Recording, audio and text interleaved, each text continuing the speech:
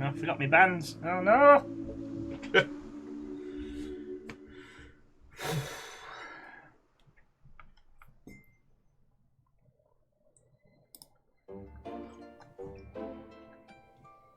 Hello, Phyllis. Sorry. I didn't think we'd see people for a couple minutes. How are you doing, friend? Just putzing about with my hunter. Oh, lovely. I'm a little afraid of my tolerance because I had many Imperial ciders last night, and my body was like, "Look, the only thing I can offer you is bloat and uncomfortable." And I'm like, "Body, no, body, no."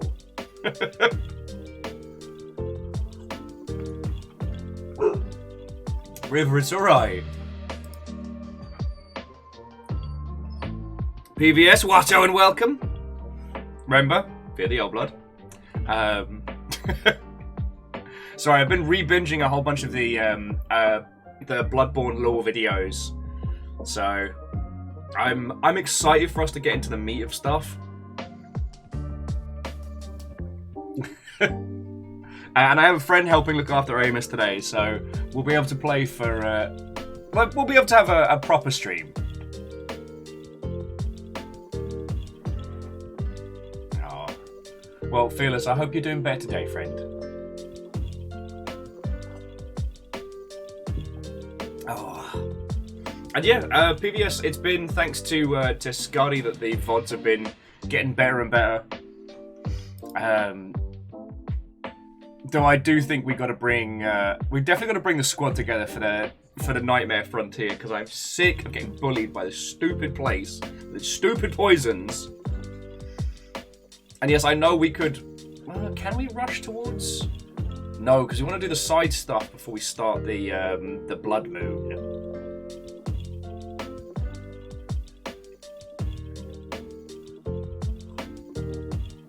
But what I do love about Bloodborne is I'm still finding out new stuff. Like, I had no idea that if you don't murder Patches after all his shenanigans, he does become a shopkeeper again.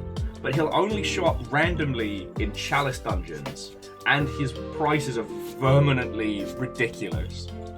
Like, he charges you the same as, like, the little kids in the pool, but... Sorry, he offers you the same kit as the little kids in the pool, but charges you an arm and a leg more. Which makes sense because he's now mostly spider. Fucking Patches. The one that blew my tiny mind, though, was finding out that Patches was in Armored Core, and I didn't notice.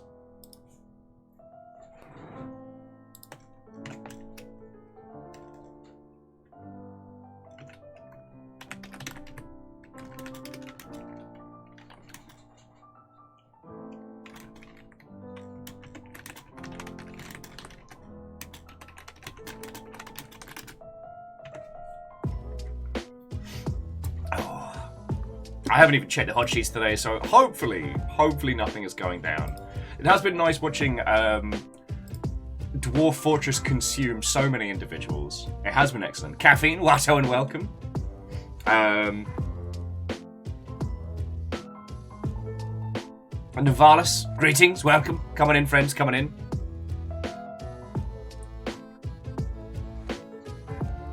Keldra, Watto, and welcome. Hello, hello. Come on in, hunters, come on in. We find ourselves once again battling the Nightmare Frontier. I have been playing a little bit of Bloodborne in my downtime, but I've only been doing Chalice dungeons. So I've managed to get my insight up to 43. So we're going to get to see some horrible things in the world. But I've not progressed any further in the main game. Partially because, you know, it's our thing, we're doing it together, but also because the 41k in souls, I should say blood echoes, that we dropped last week, I went back later in the day to go and get them, and I was already in a bad mood. I shouldn't have done it. And I got cheap shot murdered by one of the rock lobbers. I was so mad. Alright, Wraith, Megaboss, Wolfcrad, Darthy Soda, Compliment Cap, Watto, and welcome. The guineas also get weep you bear welcome.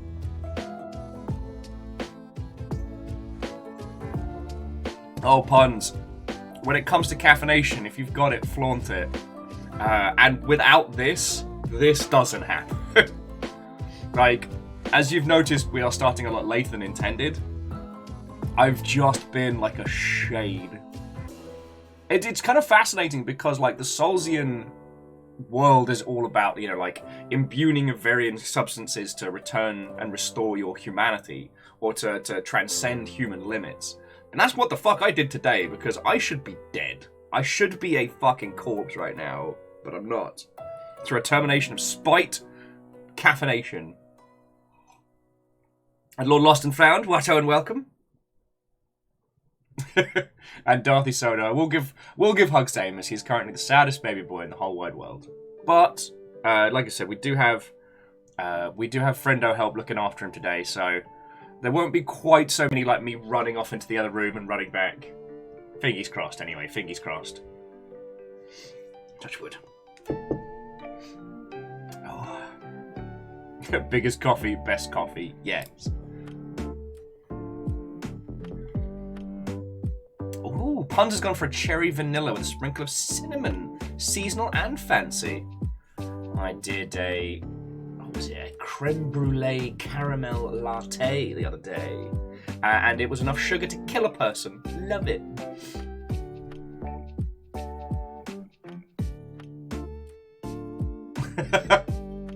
Fred's like, and remember, Will, the best sweetener for your coffee is different, darker, more bitter coffee. I see you've had sports coffee.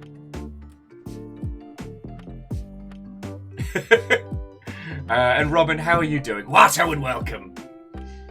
As they say in Yarnham, we are awoken by the brew, made men by the brew, and undone by the decaf.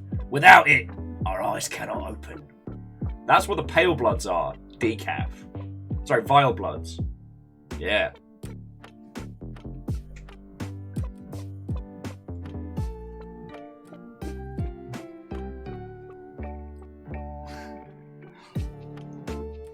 Dorothy, you know what? I'm only about here on the caffeination. I'm gonna come back to sandwich murder stack. Oh, you mean sandwich smokestack? Samwise murder. No, fuck! Dorothy's being mean to me again. My train is innocent, without sin. Okay, I'm sure I've told half of you this story and half of you not. So 1,000 years ago, I started dating somebody, and we were really hitting it off. But I had this problem where, like, I kept falling asleep at their place. Like, and you'll know me. Like, I caffeinate a lot, and I'm a pretty active person, so it was real strange. I took it to mean that, like, you know, I was entering into like a sense of comfort, or, you know, some kind of, like, you know, that feeling of, like, closeness with somebody else was letting my adrenaline drop down. And, like, no, they've been giving me decaf coffee the whole bloody time where I was at their house. Like, I'm pretty sure that counts as being roofie. I kid. PVS, absolutely major red flag. I stayed with them for ages, and we're actually still really good friends. Oh. I am refusing to acknowledge. I'm refusing to acknowledge this feckin' revisionist history on my train. But actually, Sean and Wet Paint, Naru, and Fred, did I say hi? Dorothy, did I say hi? I hope I did. Watto and welcome. There was actually a time at a previous job where I was just necking coffees and I kept getting sleepy. I couldn't understand what it was. So it was when I was working at Sega, and, you know, they didn't have good coffee, it was instant. But for those of us who have worked minimum wage jobs, you know, you learn a few tricks to make instant coffee not taste like burnt butt hair. But I'm like 2-3 of these coffees deep, and I'm making them strong, and I'm sitting at my desk and I'm just going like, oh, wow, I'm really starting to nod off. Turns out it was legit. It was legit a gas leak. They had to evacuate the whole building. And I still remember with just etched glass clarity the moment where it's all all the testers are all outside on all of the Sega Europe products. We're all outside the building. The head of QA stands up in front of us and goes, "All right, you've all got two options. You can go to the pub," and everyone left. We went to the pub. We got ratted. It was brilliant. That's one way to gaslight someone. Yeah. Puns. Terror. Thank you for the 200. And Vanderbeest, thank you for the pint glass. Why you lot put up with me when I'm being a sketchlord like this, I will never know, but cheers to you.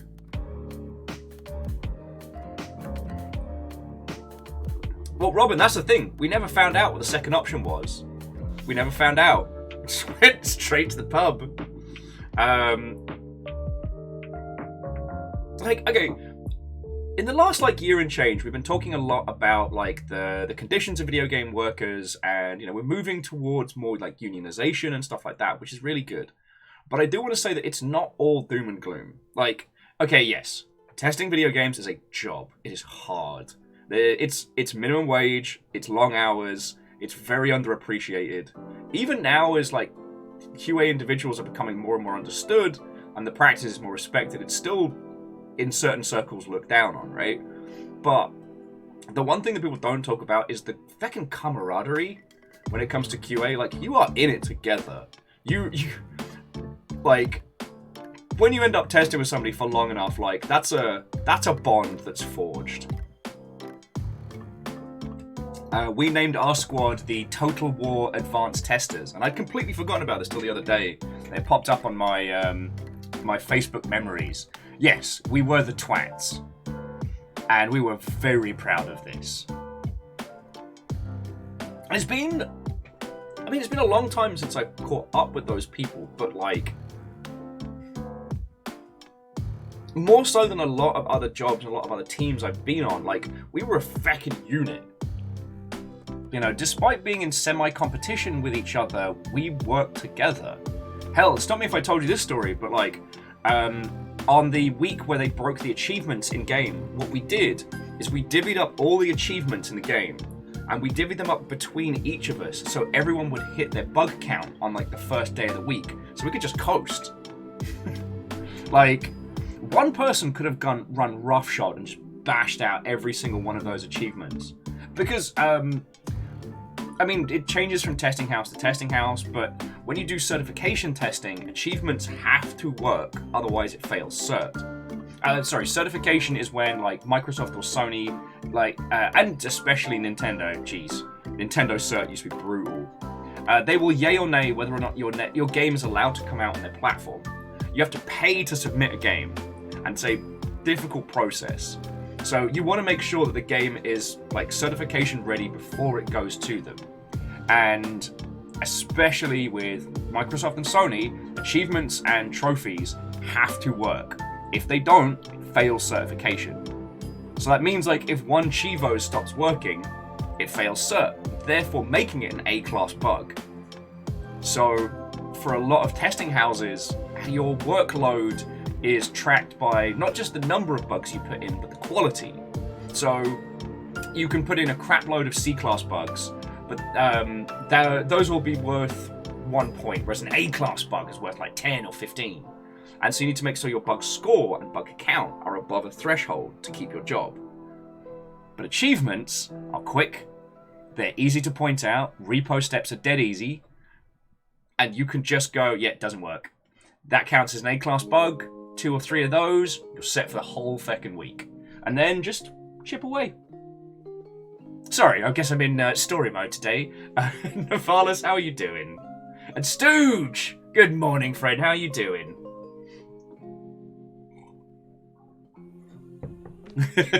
Hey, We're Paint Gaming, thank you for getting that. Father Ted's another one of those ones that I can't believe the range and capacity of Hatsune Miku for their comedy writing.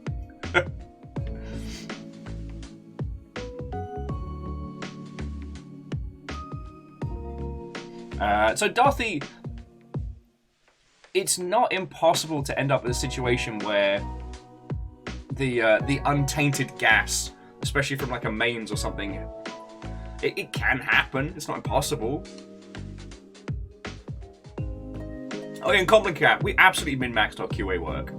Like, tell you, nothing quite gets you into a detail-orientated mindset than having a score you have to meet each week to keep your job.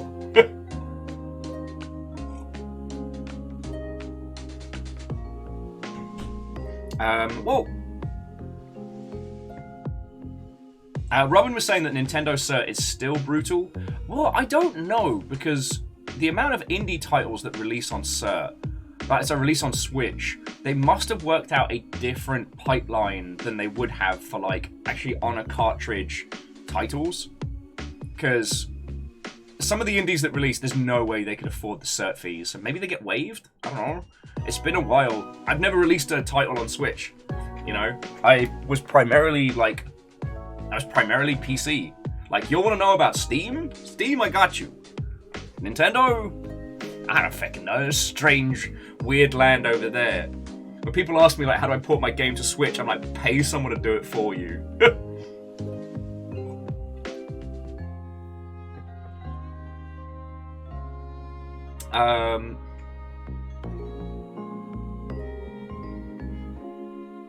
So Stooge was asking, like, what happens if you'll find all these bugs and the devs magically don't fight and get them fixed?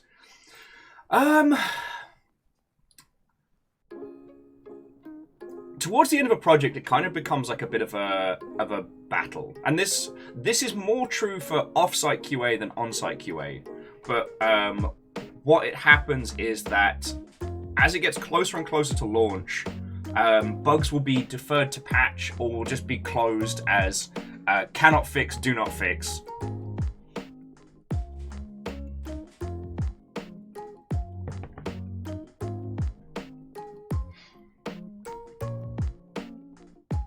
And that's really where it kind of ends up.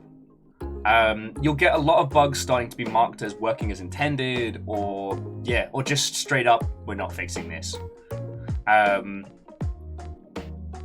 So yeah, it creates kind of a combative thing towards the end, where QA will probably try and upgrade the status of certain bugs that they think is going to feck it for launch, and the dev team will try and push back on as many of those as they can, because the goal is that at launch, at least according to management, there are 0 bugs. Now, that doesn't mean there are no bugs in the game. It means the devs have said, we're not doing this, and QA have said, these are the problems.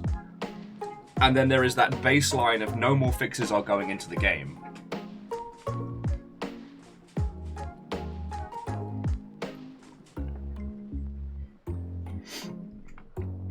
Yeah, won't fix space magic.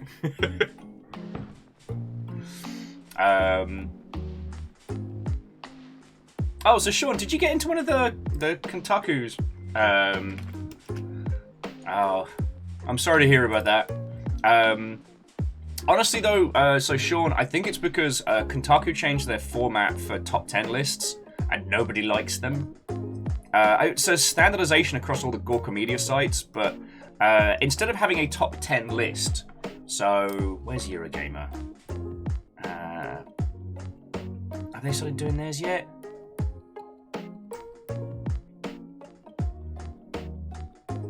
Alright, fuck it. I don't want to sit here and research things in abject silence in front of all of your lovely selves, but yeah. So with sites like Eurogamer and others, they'll do like, oh, here is Jono John's top 10 games of 2020, and they'll just do a list. People love lists. Gorka Media has a standardization of a slideshow, which they do for their lists, and people don't like them.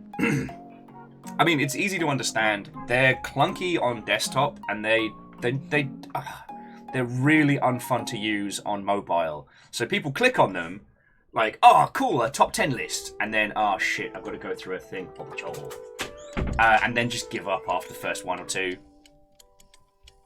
For a few of those, they've actually disabled the comments on the top 10 lists, because they just used to be people going like, I hate this format.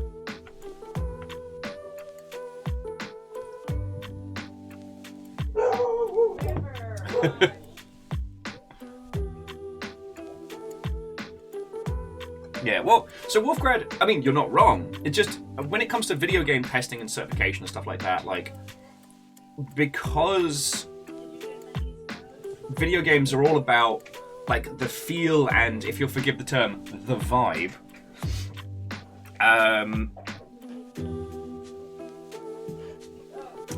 QA are always emotionally invested in a project by the time it comes to launch. Like, you'd have to really emotionally detach yourself from your job. And if you did that, you'd probably quit and just work at a different minimum wage job. You know, there's still a certain amount of pride and there's a certain amount of like care and professionalism that goes into being QA at that stage. So as it gets closer and closer towards release, QA have the best understanding of any department of what the final product's going to feel like.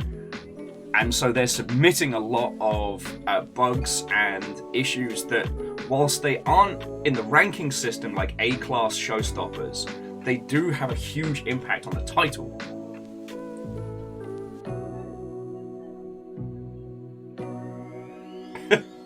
And while it's a mimetic question, Jack, hello. We're just talking video game testing and stuff before we get into Bloodborne, because we're going to be playing Bloodborne today. Oh, and for those of you who are joining in for Bloodborne today, I do have PlayStation Plus. It is online, and I would love your help just fucking annihilating everybody in the Nightmare Realm. Like, it's not that I need the help, it's that I want to hurt them. But anyway, Jack was asking if you had to fight Mike Tyson from anywhere wage 1 to 25, and for each year from 1, you get an extra $1 million. The thing is, but Jack, to be clear, we're talking about the same Mike Tyson. So if I travel back in time, it's still the same timeline, right? It's not a theoretical new Tyson. You know, clone Tyson is without sin. Because I would just 4 years old. 4 years old. That would pay for long con. That would clear out all of my debts and make sure that, you know, me and Fiona and the animals never had to worry. I'll beat up a child. I was a child once. I was a piece of shit. Someone should have beaten me up. I even go and bite a person's ear off or go to jail for bad things. Am I a bad person? Possibly. I don't like kids. I'm sorry. Nice. How's the little terror being? Oh, he's fine. Would you fight a 4-year-old for $4 million? Yes. See? Okay, I'm not... I was asked by a new person, Jack was here, and I said it out loud and realised it might have made me sound like a cold-hearted psychopath. So I wanted a vibe check there.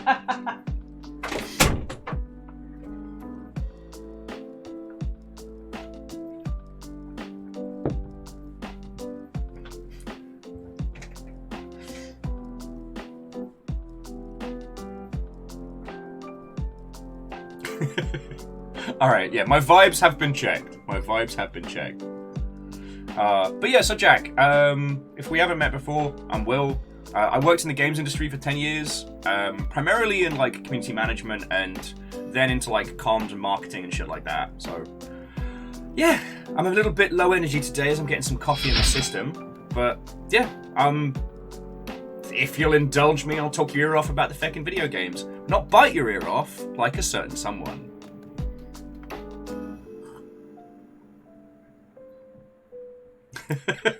Okay, so Caffeine's saying they go for a teenager. 13's a nice number. Now, are you choosing 13 for your own personal moral code, or are you trying to think like, all right, what's the age which could still guaranteed kick his ass?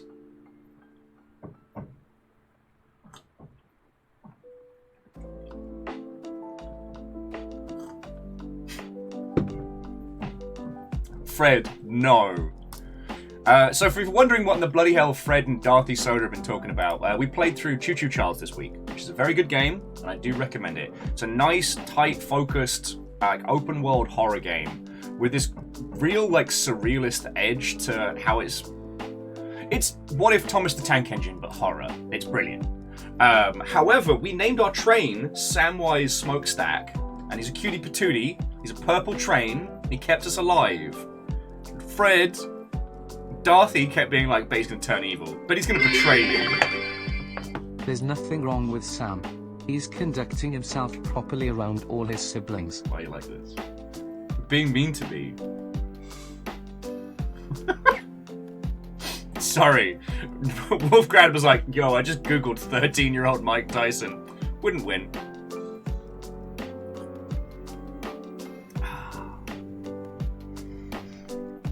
Oh. But yeah, sorry. Thank you for indulging me some stories of like of QA times in the ilk. You know, QA's not a glamorous job, but it gives you the absolute best view of a game and a game's development overall. Like, I'm always in two minds, right? On the one hand, I'd like to see QA treated as a specialist ability rather than like a bottom of the rung ladder. A good QA team can save you so much time and money. Now, they can't fix the problems for you, but like dedicated, focused, trained QA are invaluable.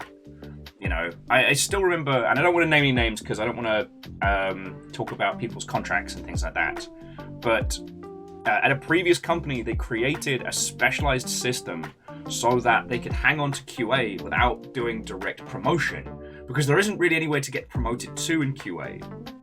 Like, so they came up with a new system so they could keep bumping up people's rank and pay to hang on to these like legends. Because what happened with me is I went Sega Europe, QA, testing Total War. Then I was moved to the Creative Assembly to test Total War there.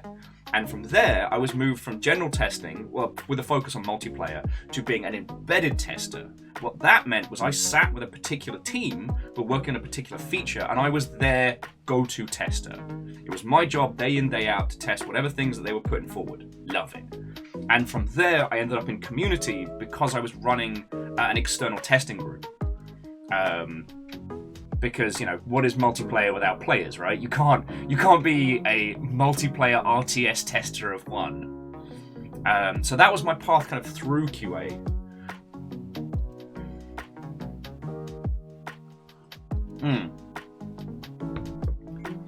So interestingly, I don't know if Kindball's in today, but like, so what Stooge was saying is that the biggest issue that they experienced as a tester was the adversarial relationship between devs and testers. Devs say the code is perfect and bug-free, and testers are like, actually, there is still a little bit of that. And I do remember being in a battle with a graphics programmer for like a month, because I kept finding this crash, and he could not find how it was happening. But that guy once spent like $50 on drinks for a whole team of people at the pub, just because he was feeling cool. That was pretty good.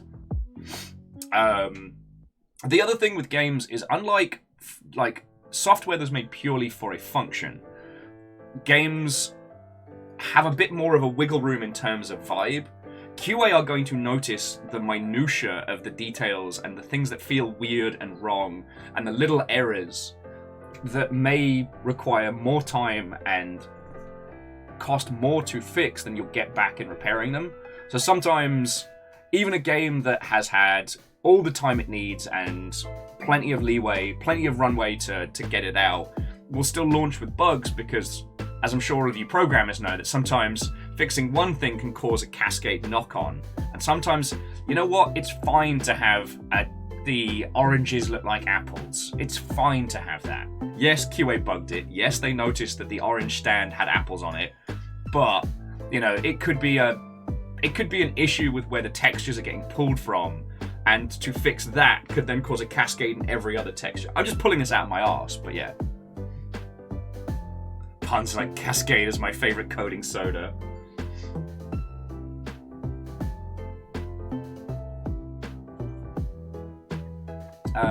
So, I mean, again, I can only speak about video games. I can't speak about, like, testing in other fields. We didn't encounter too many of the Rockstar programmers.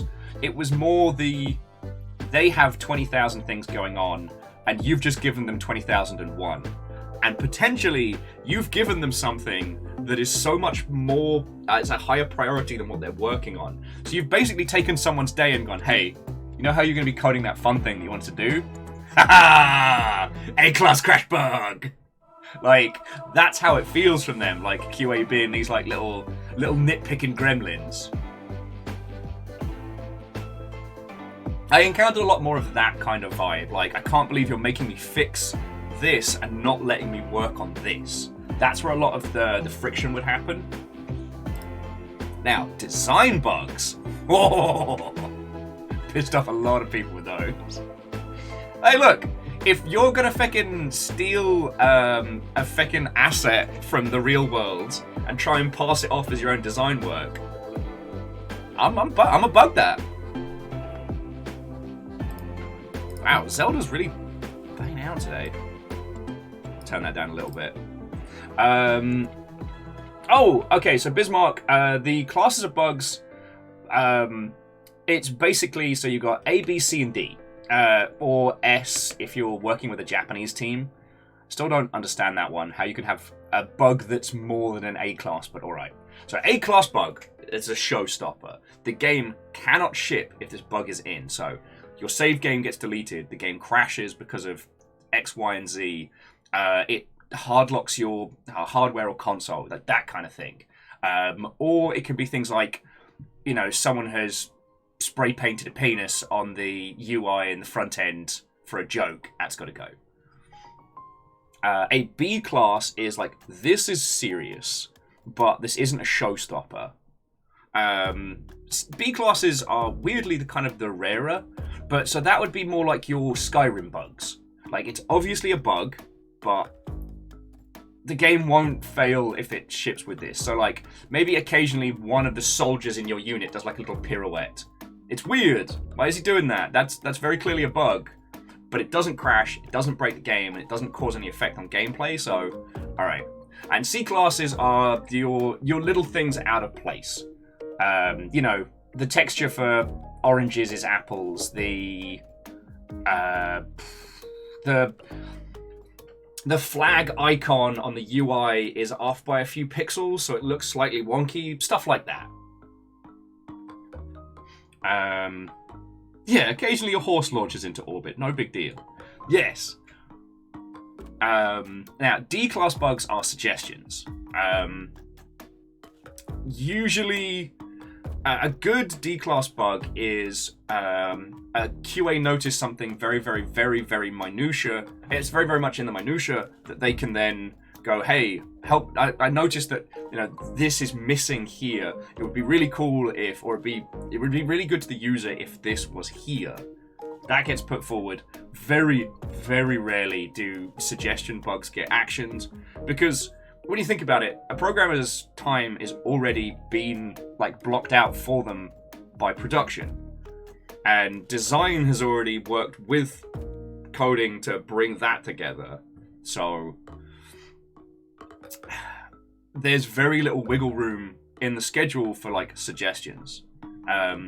Also, D-class bugs are a bit of a litmus test of if people start putting forward like big, weighty, feature-heavy suggestions, you know they're kind of not with it.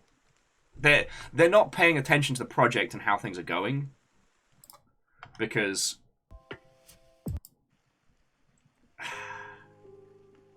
yeah. Yeah, Bismarck, I guess the S-class is the console exploding. It's something to do... I don't actually know where the ranking system for that comes from, but it's quite common in Japanese games as well. You know, the old Devil May Cry where you have like S, A, B, and so on.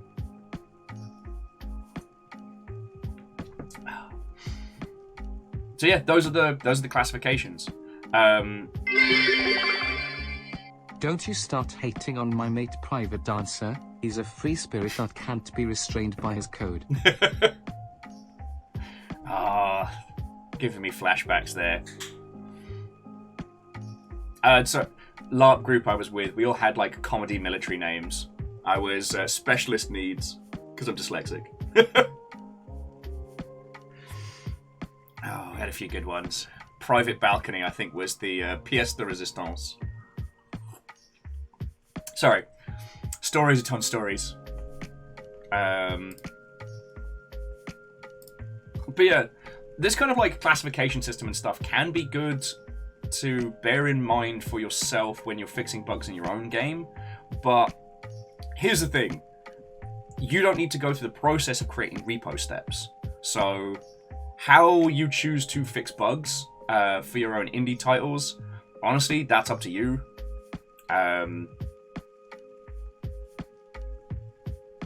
The problem with being a solo dev or being your own QA team in a small team is that those C-class bugs, those can sneak up on you and they can grab your attention away from larger, bigger issues.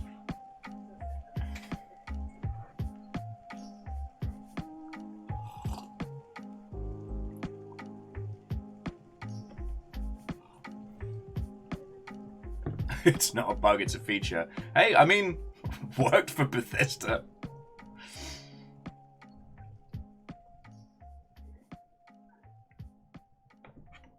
But yeah, the only thing that doing a round of QA like professionally will instill in you is anytime someone says, "Don't worry, the modders will fix it," is a bullshit line of bullshit nonsense, and is infuriating to hear. And it was something that I heard a lot in previous roles, and I was just like, no. Firstly, no. The thing that a mod team can do is they can spend like 300-400 dev hours on the tiniest C-class little thing that they then have to basically fix through the longest, slowest methodology. And what they'll never know is that core fixes were implemented instead of teeny tiny little C-class bugs.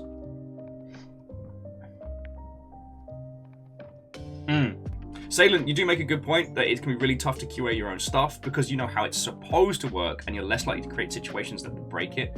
That is very true. A lot of people have said that like doing shows like PAX and stuff like that can work basically as like budget QA. Just sit there with a notepad and write down how your audience breaks the game. It works. PBS says that same grading system needs to be taught to every project manager outside the games industry. Hey, I only really know games, so I don't want to pretend like I'm telling anybody how it is. They've endured so many meetings that would have been a C-class issue. This project won't work unless we do X by the end of the week, but we're arguing about the color scheme. Yes. And PBS, what I would translate that to is that can happen in small teams a lot. It's hard. It's real hard. And here's the thing: is like external user testing is not the same as QA. So, I absolutely was not part of a closed alpha test recently, and it wasn't the first time in ages that I've been amongst the rank and file of users in this kind of environment. And it absolutely did not remind me that what users consider to be issues are mostly non-issues. So, for example, not talking about anything in specifics, just pulling ideas from the air and the ether. Let's say an iconic firearm from a long-running film or TV series. This iconic firearm didn't have its underslung grenade launcher attachment, which was referenced in later films and whatnot. Now, that's barely a C-class issue, right? But to the user, it's very important because it's something iconic and there's an expectation. But do you need to implement that to ship the game? No. No, you don't. And this is where like external user testing kind of falls down. Because for a long time, I sat on the hinge between external user testing and internal testing. You know, I was running a group which was all NDA'd superfans who were testing early builds. And you know what? They did a great job. Oh yeah, Sadlin. Yeah, it's a solid duck movie. You know. You're right. Okay, I wasn't supposed to say anything. It is the live action. It's going to be the adaptation of the upcoming live action Howard the Duck series, which will have Howard's iconic assault rifle and underslung grenade launcher.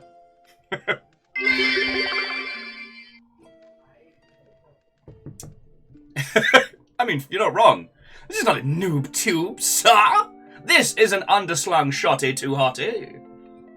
Also, I thought I found the powder keg badge in Bloodborne, but I guess I feckin' didn't because I don't have it yet. I can't make the cannon arm. Bullshit.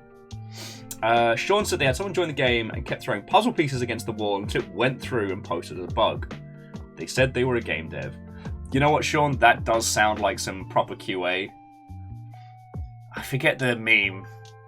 QA walks into a bar, orders -2 pints, orders a duck, orders the colour red, orders another pub. User walks into a bar, orders 2 pints, and it bursts into flames.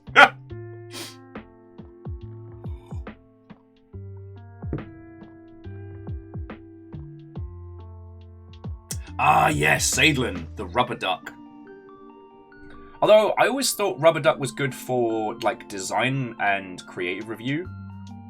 Sorry, Sadlin was saying that it's way easier to get stuff through executive approval if there's something obvious for them to correct. Now, I hate how many of the details of this have been lost to the annals of time due to drinking and sleep deprivation, but a team that I knew used to put rubber ducks in their game, and management would always be like, alright, remove the rubber duck, everything else is fine. And this was how they would get through, like, code and art reviews. Because so long as there was something for management to say, change that, piece of cake. Oh, okay, Chorus is saying the cannons drop we find in the windmill. Alright, we're not too far off the windmill. I know we've kind of gone to a side story with the Nightmare Frontier. Also, if you all want to come help me with the Nightmare Frontier, I'll be very grateful. I don't need help with the Nightmare Frontier, but I want to hurt that place, like it's hurt me. I want revenge.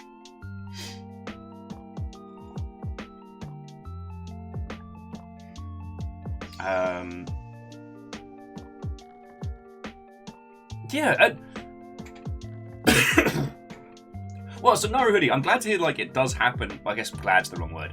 I understand it happens in other industries. A lot of you are programmers in non-gaming spaces and do a lot of, like, complex works and places. I don't want to sit here and tell you how it is. Like, you know your space better than I ever will. So that's why I tend to focus on gaming when we have these talks. It makes sense that people would do this in other industries, but I don't know it, you know? Sorry. So the function of the rubber duck is so, Mr. Hansen management can go, yes, I have reviewed the thing that everyone else has been working hard on, and because I am management, I must have an opinion, lest I be useless. So let's see, what needs to be changed or removed? Yes, get rid of that rubber duck. So they get rid of the rubber duck. Because if the rubber duck wasn't there, they would go over it and they'd pick something else. To be like, make the tables more mahogany, or add a bad guy over there. And so they've added additional work just because, like, Hansen McBossface wanted to feel like he was part of the process, or to demonstrate value in the process. Unfortunately, like, the navigation of middle management is something that one has to take into consideration when, you know, working in big AAA environments. It's doable, though. It's doable. You know, each space ends up having its own weird rules, or its own strange customs. You know, I don't know this 100%, but the rumblings and whispers I hear coming out of, like, pre-acquisition Bethesda was like, if you wanted your feature to go into a game, Todd had to like you. Or Todd had to tell you your idea back to you like it was his idea. And so there were these whole rituals and, like, dances and maneuvers that people would do to either get Todd to go, yeah, that's great, or to Todd to be like, hey, I've just had a great idea. You know that thing you were talking about? What if we do that thing you're talking about, but it's my idea? It's like, yes, Todd. Thank you, Todd. I shall implement it now, Todd. Now, again, that's just whispers and rumblings. I have nothing to back that up. But the shaman in me, that seems, like, real prominent.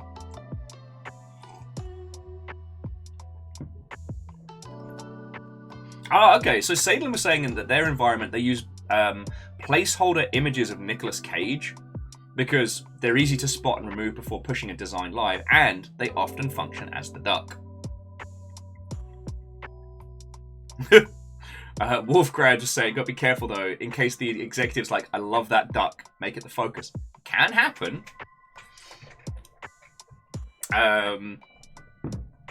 It can happen. I'm looking at you, the Hitman series, but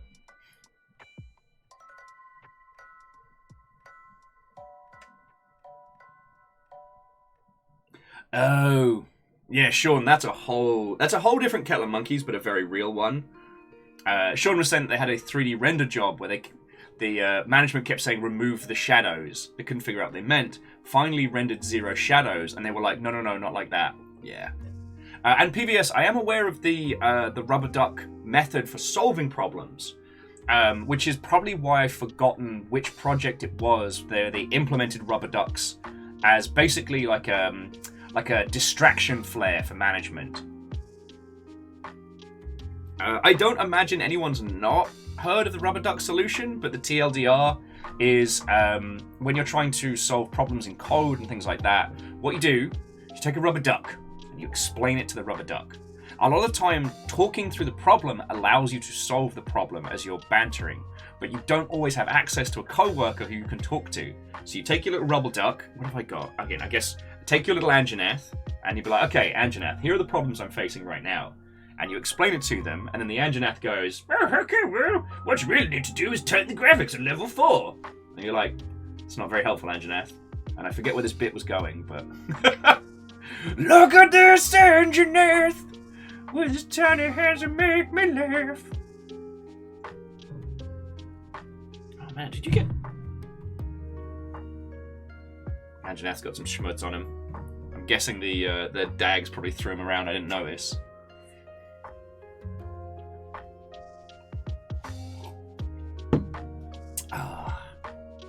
But no, it's a fascinating thing, and the long and short of it is that, like, making video games, it is hard and it can be stressful, but it's worth it. You know, this week I've been talking with a lot of old comrades over at the Creative Assembly, and you know, I do not want to give the long ship up. I have to admit that, you know, while the fiscal stability of a corporate gig seems lovely, like, I want to be here for as long as I can, like, but I do miss being part of a team, part of a squad. So yeah, I've been exchanging old stories with some CA friends, and like I said, I found a little treasure trove of outtakes that I'd apparently just put on my YouTube. So at the moment, I'm trying to see if any of them, I'm seeing if any of them don't break NDA. In which case, ooh. No, we're talking about potentially doing like a little Rally Point reunion next year. So like me and Joey and Dogbert, Craig, obviously Craig, doing like a little stream next year. God, will it be the 10-year anniversary? Yeah, it'll be the 10-year anniversary of Rome 2, which is a horrifying thing.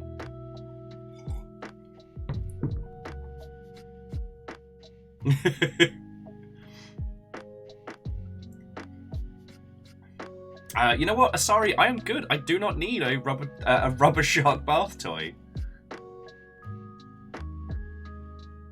Oh yeah. Well, it's like PBS is like, you know, there's no such thing as a perfect job. I love doing this, and I'm glad that I can be like the second screen for people like yourself when you're working, or, you know, just be company in the afternoon and evenings and stuff. Streaming for a living is a very, very tumultuous job. It's very long hours. It's very long hours. And there is no security in any way, shape, or form. But despite how much time and effort it takes, it's incredibly rewarding. So it's like checks and balances, y'all. Yeah, as like Fred's like, there's better jobs, there's worse jobs. And so, yeah. You're all stuck with me for as long as you want to keep me around. So cheers to you.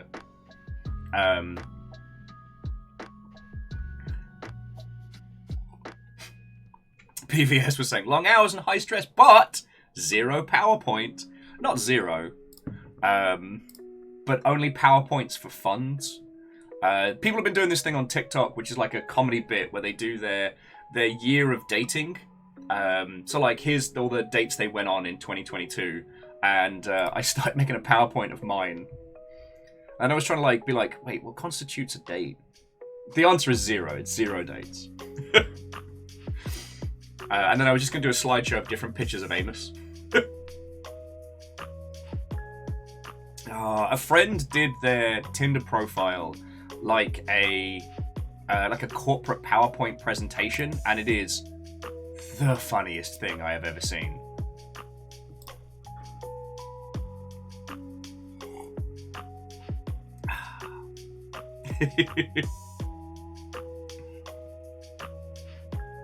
Oh, Bismarck, I didn't know that. Trackmania Nations apparently is very free. Free is a good price. Played Marvel Snap last night. Finally had a crack at it. I understand it. Marvel Snap is Magic the Gathering for people with kids, and I really respect that. I'm so done with the mobile phone introduction methodology that, you know, my eyes were rolling into the back of the head by my third match, but we wrecked somebody's day, and that felt good.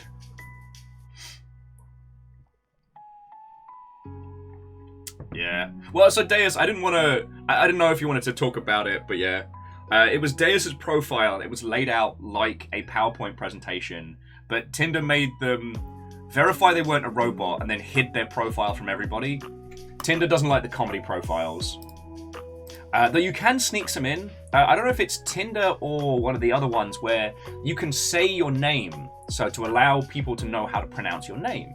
You know, good place to, like, you know, put your pronouns, say, hey, my name's blah, blah, blah, my pronouns are blah, blah, blah. One person started, and then it's the crash scene from the Titanic as told in sound, and I'm just inspired. And because it's like, hi, my name's, and you hear ding ding, iceberg, dead ahead. Sorry, I'm at work. So my name is, and then you hear the crash and the sound. The band starts playing and you hear the screaming. Fucking brilliant. Vanderby says, for people with kids or guinea pigs? People with kids. Okay, sorry. Oh, Mateus is saying someone's done Call Me Ishmael monologue. Yes! And Immortal Lens says they're scared to pick up another card game. I mean, Marvel Snap is inspired in that it is very quick and very focused. And it has you doing the same kind of like mental gymnastics as like a good game of Magic. But it is only 6 turns, there are 3 lanes, and there are 3 different modifiers. And because there's a very limited amount of things you can do, it's much easier to guess with that point counterpoint. And I thought that was really interesting. Like, there's no direct card-to-card combat. But it was just after we got through a few matches, the amount of like UI spam I was going through was like, upgrade your card, unlock a new card, you upgraded your card, now get another card, take this card, upgrade this card, have you checked your season pass yet? Oh, enjoy your free goodies. You did 3, that's your daily challenge, here's some more things. Like, fuck, I just wanted to, okay, cool, just gonna uninstall. And it's typical mobile game design philosophy. You know, it's ushering you through your first few matches and then pouring unlocks on you so you feel the need to experiment, to spend time, to spend the free resources you've got. And by that point, you're potentially invested. That style of tutorialization and like UI reward really grates on me.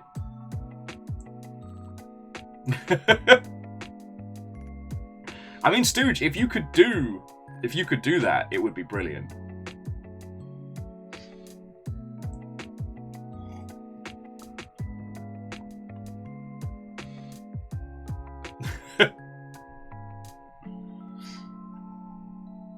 Oh, sorry. Where are my fucking manners? Wolfcrowd, thank you for filling the pint glass. Sean says they're late to the train, but just got Monster Train. Having a really good fun with that. Yeah. We've been trying to find a replacement for Storybook Brawl.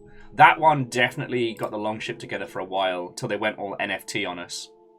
God, I feel real bad for them, because, like, it wasn't just that Storybook Brawl started doing NFTs, which they did of their cards. They got bought by an NFT company, and as I'm sure you're all aware, both NFTs and crypto in general are crashing hard. Like, if I get to go to GDC next year, and that's a very fucking big if, I cannot wait to just skip past all the crypto places. God. If I had stupid money, I would... if I had stupid money, what I'd do is I'd get a great big obelisk and a stand. And people could donate to write the names of fallen... Oh,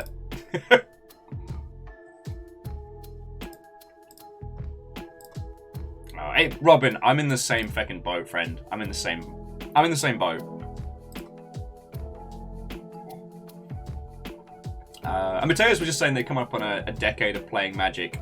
Yeah, it can be weird to try other CCGs after it, because anyone like myself who's been a big Magic fan over the years, it tempers how you see other CCGs.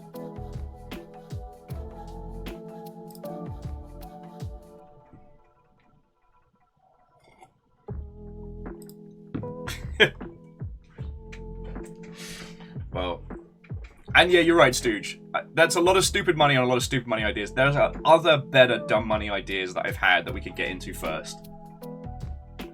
Immortal Lens, it's not quite as good yet, but Hellfire Tactics is a decent auto card battler. Is that the one that we were talking about? Wait, were you the one that told me about Hellfire?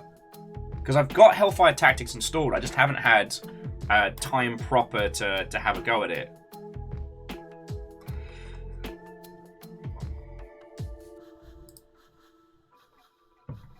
Well, someone definitely told me about it, because I didn't find Hellfire Tactics of my own volition. It didn't pop up on my feeds.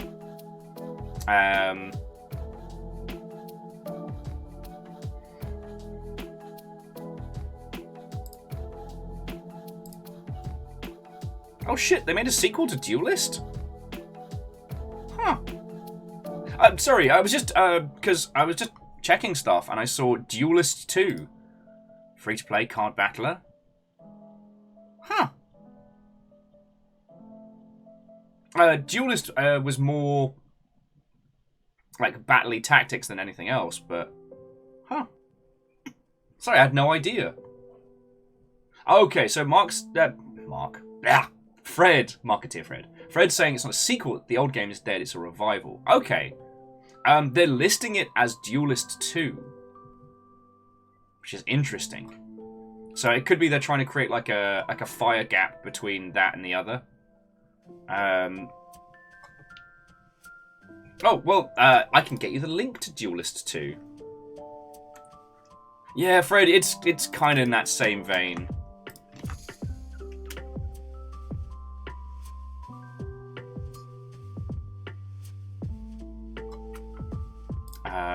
What was the one? Where's my fucking wish list? There we go. Sorry, I've been a little bit of a terror. I don't know if Occult Game Dev is in yet, or if they're popping by today, but they came on into the stream early in the week and did the here's how to derail a stream. It's like, is X an immersive sim game? And we laughed, we talked about it. It was pretty funny. But then as I was skimming through things, hang on, not by release date, by date added. As we were skimming through things on Steam, a game called Control Alt Ego popped up on my feed, and it's a very indie, and it appears to be a proper kind of like acid punk meets Pré Nouveau immersive sim type game, and it is weird, it's clunky, it has crap loads of like physics options nonsense and zero-G movement and stuff like that. And I was like, crap, this seems like exactly my jam. Hang on, I'll just bring it up on main screen. Like, look at this fucking nonsense. And so I was like, shit, look at this, how did I miss this? You know, this is, hi, I'm the target audience for this nonsense. So I searched for immersive sim, using the immersive sim tag on Steam, and oh boy, it definitely proved that immersive sim is not a term that one can use to really describe anything anymore. Do you want to know what the #1 best-selling immersive sim is on Steam? It is FIFA 22. And I sent that to Occult Game Dev and just got a great big thanks, I hate it.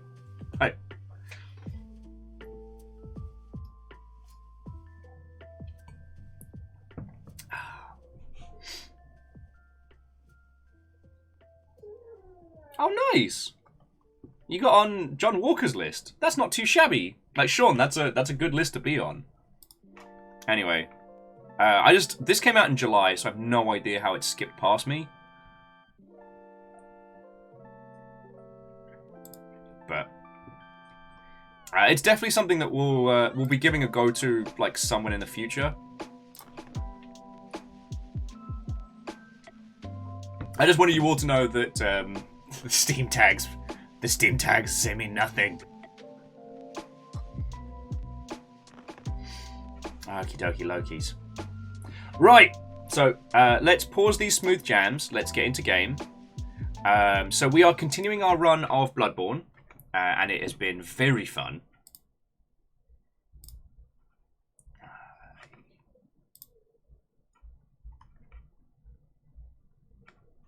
Let's go over here.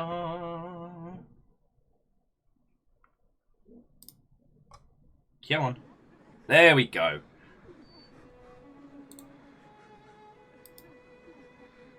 There we go. Not much has changed since last you saw. Like I said, I've been hitting the Chalice dungeons pretty hard. Cleared the first, cleared the second. Although, if I remember correctly, it's the different chalices, of which there are a lot, and you just choose an altar. But these are the standard chalices, not the randomly generated ones.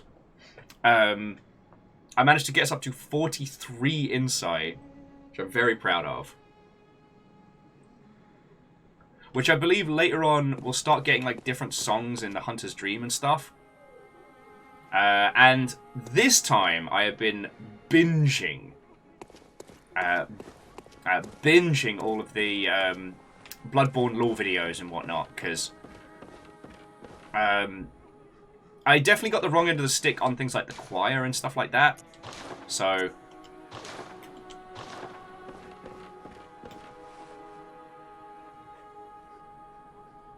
Robin says, are you planning on doing that famous Chalice dungeon where the enemy dies to a randomly placed trap? I wasn't planning on, but like, we don't need to get beefcake arms.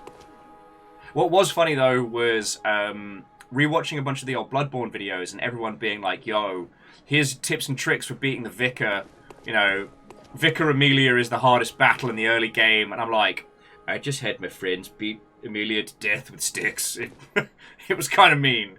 So, I'm definitely going to, not pick and choose, but I'm definitely going to be careful with where we're going in terms of, like, where we're spending times co-oping and stuff.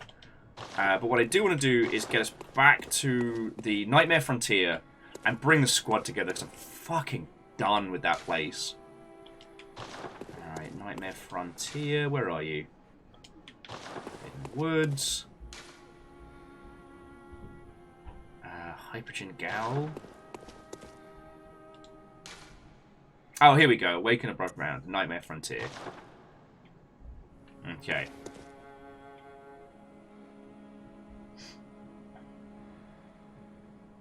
Well, yeah, Matthias, it's the general feeling of all of Bloodborne is like, even when you do things right and correctly, you feel bad. A lot of the time, the best thing to do is to do nothing. Sorry, I know we talked about this loads last time, but like Dan Olsen's video, Bloodborne's happiest ending is also its saddest, is a video that I wholeheartedly recommend, and it absolutely encapsulates this whole thing.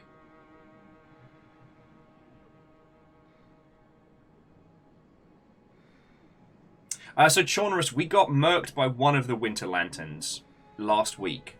And then Amos was having a little bit of a baby boy meltdown, so that's where we brought our adventures to a close. I went back to try and get my blood echoes. And feckin', I got beamed in the skull by one of those bastards. The ones chucking rocks. Lost everything. I'm so mad. I'm so mad. But it was my fault for going back in when I was angry. Oh, shit.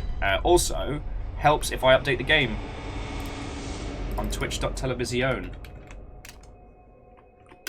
There we go.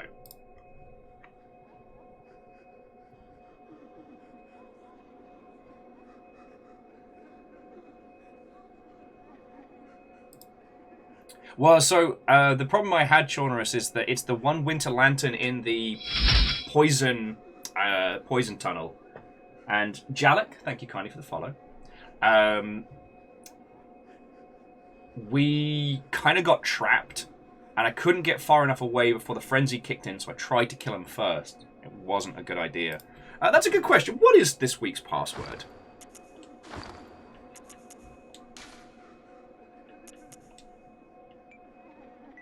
Oh, feck you, PlayStation.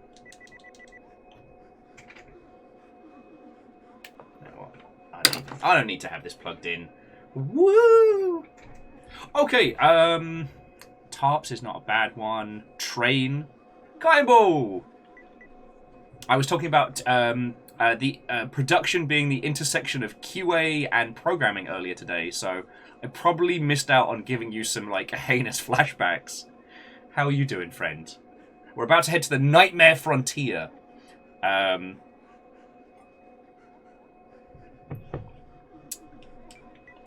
In honor of Samwise Smokestack, today's password will be trains. All lowercase.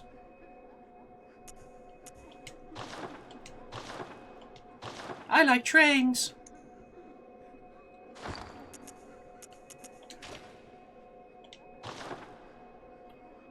You're all terrors. Kimball says that they describe production as like the nervous system. Yeah, I think that's a good way of describing it. I mean, production as a profession, you know.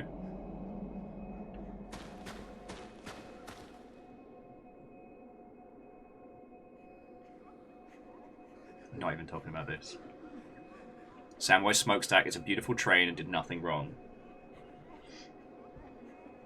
Also, quick show of hands. How many peeps have I got joining me for the hunt? Because, friends, this isn't a fight here. This is an extermination. Now, hunters, let's stick together. That way that, you know, the longship can see you just unleashing hell upon these bastards. Because, yeah, last week we got shoved into a pit by fucking Patches. Fucking Patches! Alright, so Colt McCap, you're joining. Alright.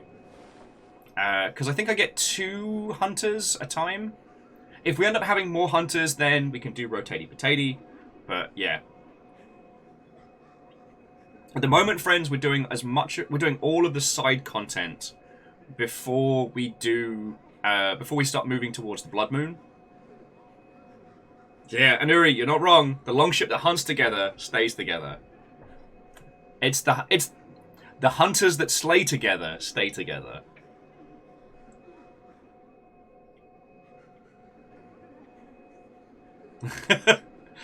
Kimball, you're not wrong. Friends, being a video game producer is kind of like being a Dungeons and Dragons DM. Like, once you start, you can't stop. The curse is eternal. And the only reason is because I had Buffy the Vampire Slayer on the brain. Someone was making a proposal to do instead of trying to do a remake of OG Buffy, do a different hunter. God, I forget the hunter's name. Was a African-American lass in New York during like the late 60s, early 70s. Which would be feckin' cool. I'm like, let's do that. Oh, well, Wet Paint Gaming. Sleep well. The banter was lovely. Wish us luck on the hunt. Kimball, yeah. Even on drunk nights out, you can't help it. Oh no, Nuri, as Buffy is in the series. To my knowledge, there's no plans to remake either. But I guess due to reasons, kind of Buffy's just been recirculating in the public consciousness once again. We were talking about it this week because somebody mentioned Dollhouse and Alan Tudyk. The Teenage Mutant Ninja Hey! Turtles, our 4 reptilian heroes, have overcome the arch villain Shredder. Oh damn, there's some good pulls there. Kimball getting those big house Carl hunts in. So you got Nightbreed, you got Not So Much Success, which is a great name, and Eldski, but you also got Jetman J and Joe Cat. Like, those are some Those are some shiny border, like, tier pulls. Merry Christmas! Cannonball, thank you. Right. Who's coming to join me?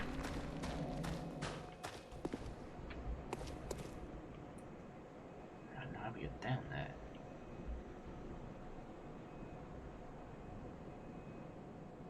Ah, yes. It's time to continue on the Nightmare Frontier. So we want... There we go, Beckoning Bell. We've got so much insight. If you'd like to join in, the password is trains in honor of Samwise Smokestack. And we are going to fucking annihilate this place. Remember, stay together as best you can, just so that the longship can see the kind of murder we're about to unfurl. And beware the vile bloods. Yay! Compliment cap is in! Woohoo!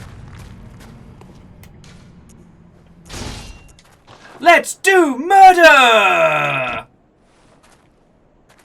First up, it's this guy.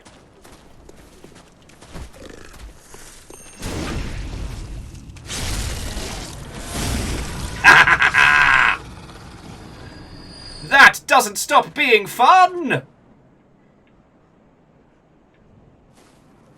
Yeah, I pulled a shit right out of him. And Scotty Doggy, how are you doing, friend? But yeah, it's not that I want to be done with the Nightmare Frontier so much as I just want to do murders.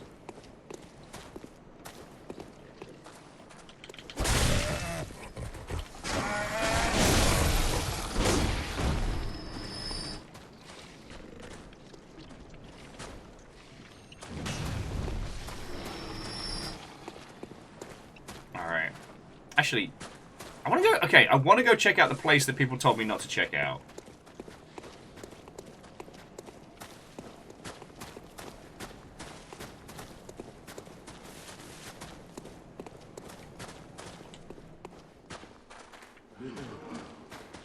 Alright, so here's the button.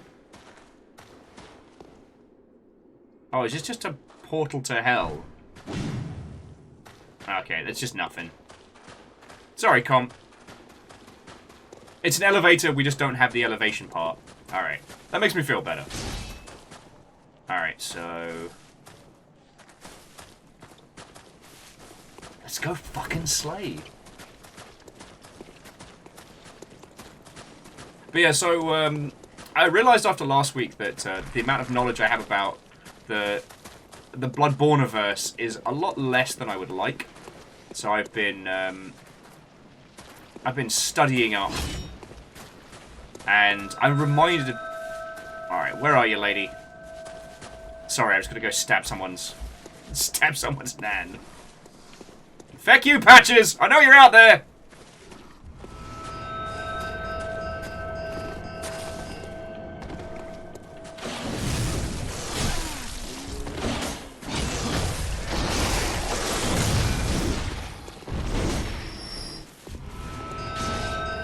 Ornamental at this point. Yeah, so we're gonna go murder the lady so she doesn't bring in any pale bloods and stuff. Oh! Grandma is toast. Ha ha! Take that, defenseless old lady! Oh yeah, we've turned off the Amos difficulty modifier. Alright. Now it's time to deal with Wet and Squishy!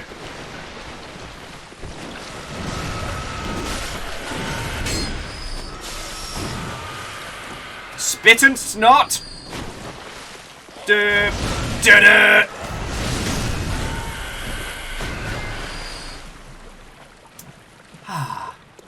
You immune to poison? Alright. Alright, well... I've got more than enough blood to tank this nonsense. Oh, is that what it was? Was Amos trying to warn me about patches? Should have known.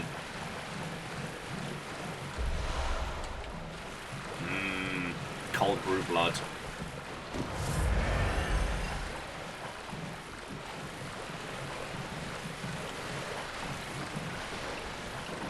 Hey up, big and ugly.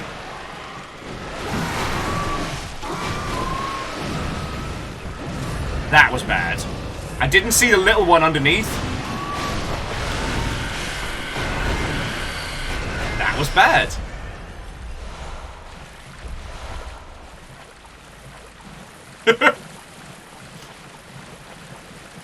That was definitely coming up on a talk shit, get hit moment right there.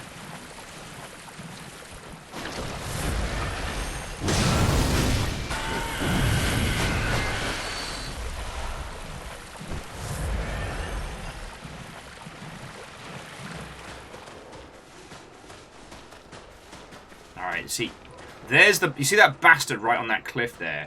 I think that's the guy who got me... Ooh, remember tastiness. Or it could have been this one. Revenge!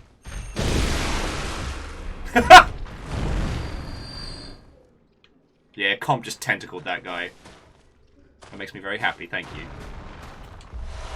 41k. 41k! Stolen!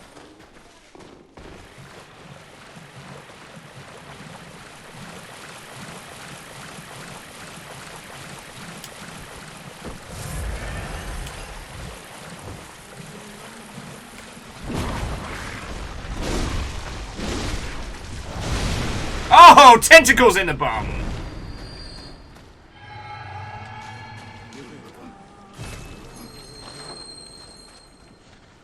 Who's singing? That's haunting. You all heard that, right? That twisted, dark singing. Was it a Winter Lantern? Do they sing? God. Although, the thing that's feckin' wild... So the Winter Lanterns may or may not be... like, dolls twisted.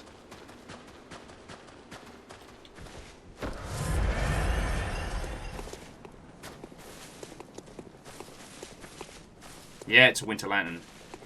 Alright, rush him down! Rush him down!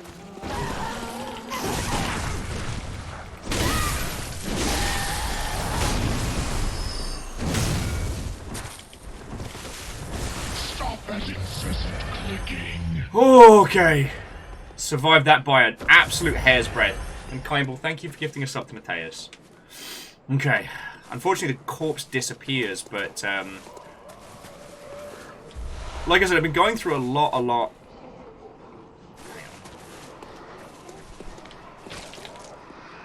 Oh, fuck you, you cheeky bastard. A blob of madness threw themselves off to the cliff rather than help me. But no, one of the things that I started looking at was some of the things you might have missed videos from Bloodborne and the similarities between the Winter Lanterns and the dolls. Like, I haven't read anyone's or heard anyone's theories on why. Oh yeah, there's an express elevator to hell.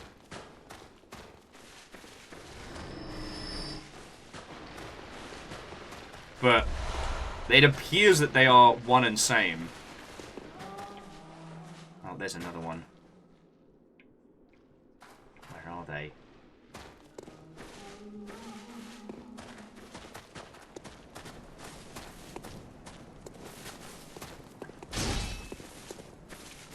Okay, I can hear them! I can feckin' hear them. Four Seasons lanterns. Feckin' hell.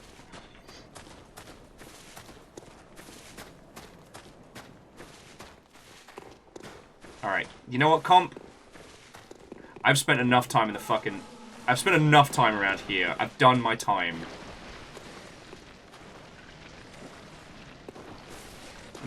Squish some fugly monsters. I don't think there's any items in this area that we desperately need narratively, right? Like, correct me if I'm... Oi! Disgusting creature, I am talking!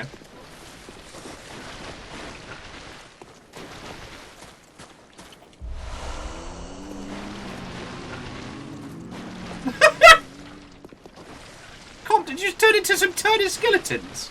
That's the best. Alright. Guess we can kick this guy's ass, though. He knows what he did. But yeah, no, I haven't heard any theories as to why the Winter Lanterns are, like, twisted dolls. Ah! You were looking at the wrong person there, Shaggy Bear.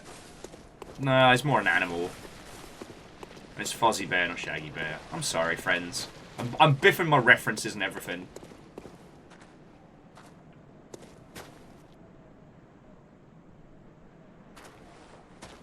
So Chorna says, I didn't look in this poison swamp, but there's an entire side trip.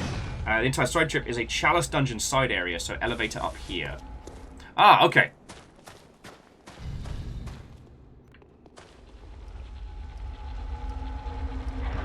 Hello! So you're suggesting we come have a little adventure? Don't see anywhere we have to jump off. Oh yeah, and this just brings us back to where we were. Cool. So Red Burning Dragon says the Winter Lanterns sing when your insight is high enough. Oh shit, so because we're up to like 40, that's where we get to hear the Winter Lanterns actually singing a song. That's fucked up.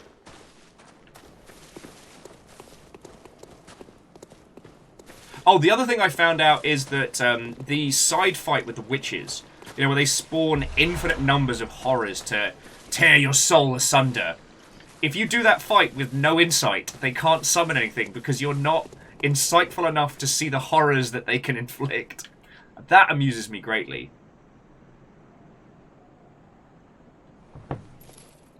Oh yes, Jonas, thank you for the reminder. We've got to hit the arms, not the body.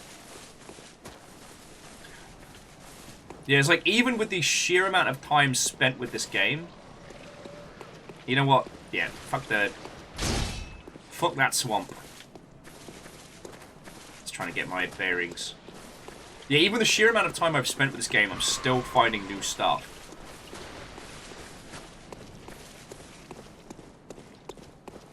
And what's wonderful about this is, so, I don't want to give any credit to Lovecraft because, as we well know, he's a piece of shit.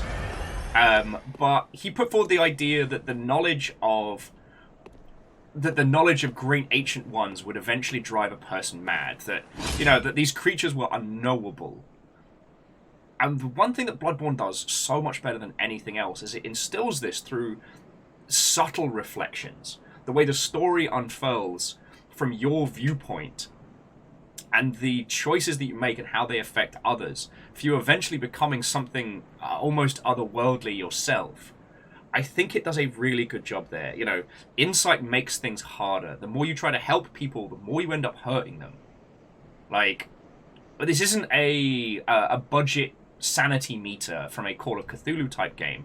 There's a subtlety to this that makes an upsetting amount of sense. Alright, thank you, comp! Now let's go kick this guy's fucking ass. Right. Stab the limbs. It's time to stab the limbs. Army Gala! Hey up, bastard! Oh, that is a lot of eyes! Oh.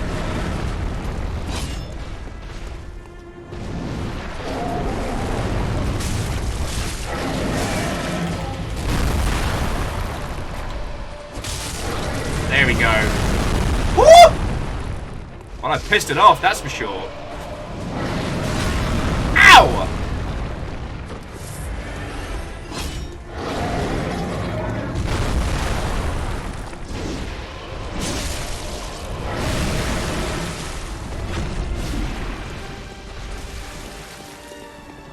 Oh! Come from downtown!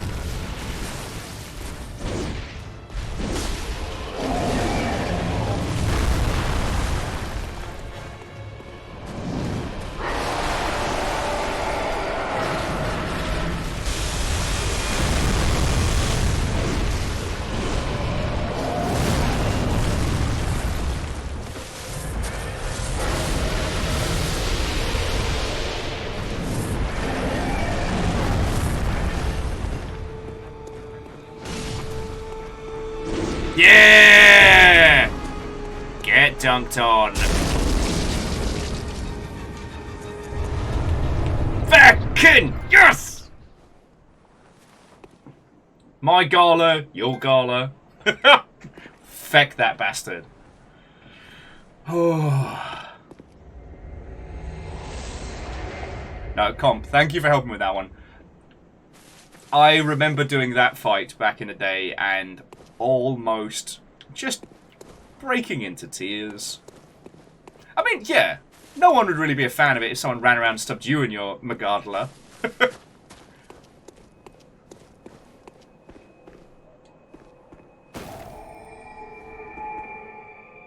So Rachel says, I don't remember fighting this boss. So I forget how we got here.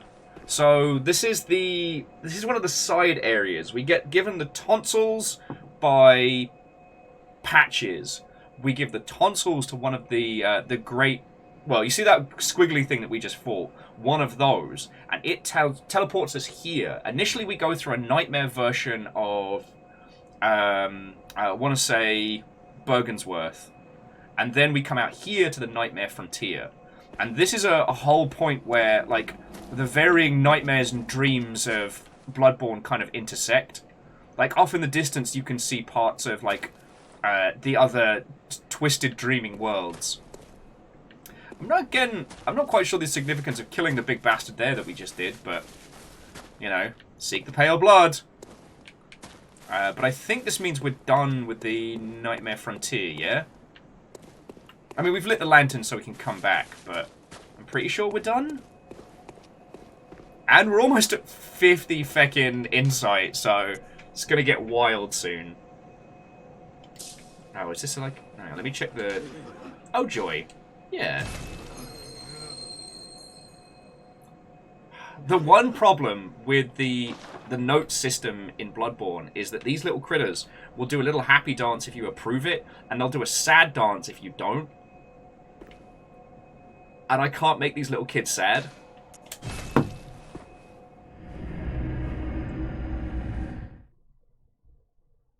Okay, so yeah, no, Chaunerus, yeah, let's hit the other hidden side area and keep going. It gives everybody a chance to catch up. Plus, I can crack a couple of cans of liquid death and get hydrated.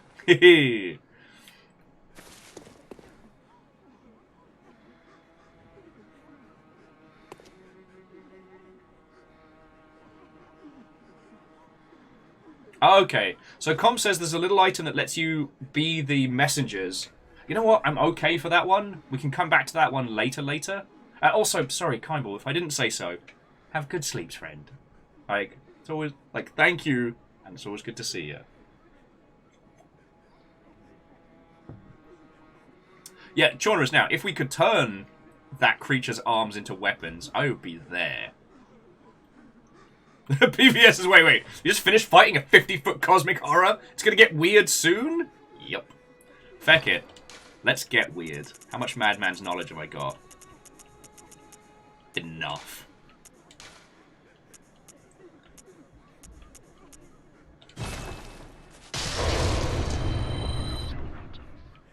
We're at 50.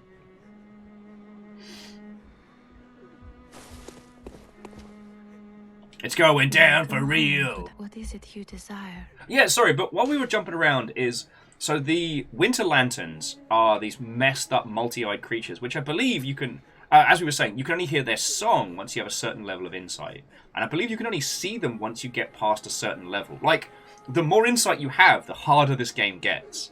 Like, it mechanically fights back at you. Very well. Let the echoes become your strength. Let me stand close. Now shut your eyes. And we know a little bit about this doll. Also, what do I want to go for? I got enough for a couple.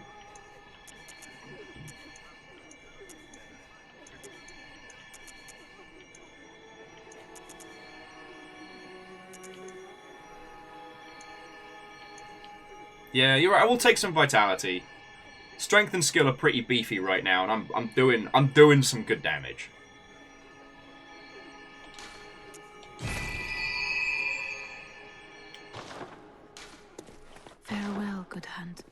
So we know that the doll was created probably either by or for Gurman to keep him company in this nonsense.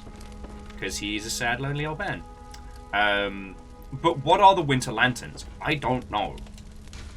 So if any of you do know, like, let's feckin' chat it through. Let's see if we've got any better blood gems.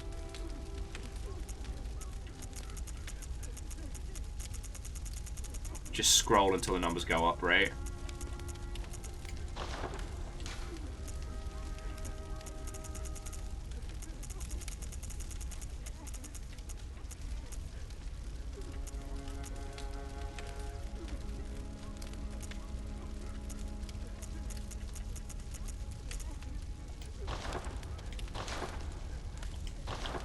And we did get a couple of new marks, so let's see what those were.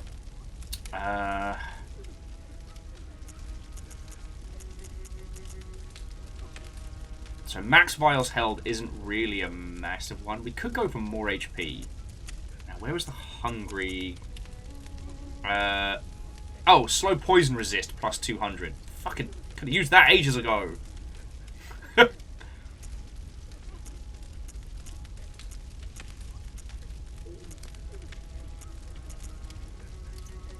Yeah, I'm going to change that to poison resist, thank you kindly. And so Children says, so the Forbidden Woods, there's a spot where you beat a bunch of dog cages, and you continue along past where you would have met Patches. Cool. I know what you mean. We'll head to that next. And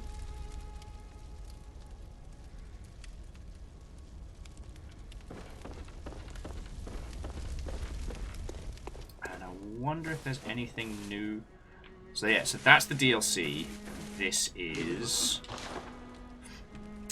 actually, there was one thing I wanted to ask those of you that have played this a lot. Like, at what point did you all start... Oh. Quickly search and join the challenge dungeon. Okay. At what point did you lot hit the DLC? Because I don't think I want to wait until we're at the end of the main story. I think that'll be something we'll do as a squad. Because the DLC I don't know, and it does give us the potential to get the Moonlit Ultra Greatsword if we want to start reworking our character. But also the DLC I don't know. Obviously I know the Hunter Lass that we face off of, who I think is the final fight, because it's hard to avoid that, but yeah.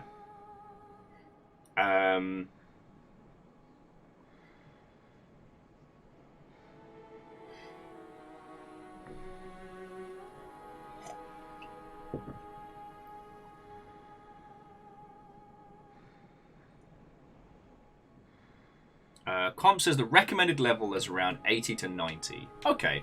Once we start creeping up that way, we'll head on over. Like, it's not impossible to do it. It's just a lot of death and a lot of murder. All right. So I tell you what, friends. I'm going to quickly nip to the loo. I've realised I haven't tweeted or told anyone about what we're doing. So, yeah, come bring your friends. Rick Joe beat the game around 140. Okay.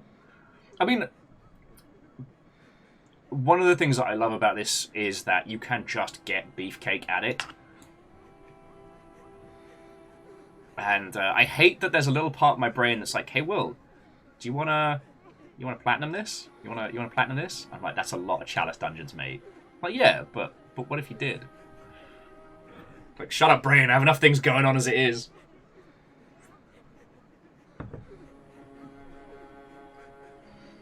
Ooh. Yeah, Rick Joe. I'm looking forward to doing Elden Ring in the new year. I don't know when we'll do it, but I don't know. So like, if this is if Dark Souls 3 was our like high school, like the class of 2020, and Bloodborne is our like further education of Bloodborne U, what is Elden Ring? Is that like our first work placement? Like, how does this go through?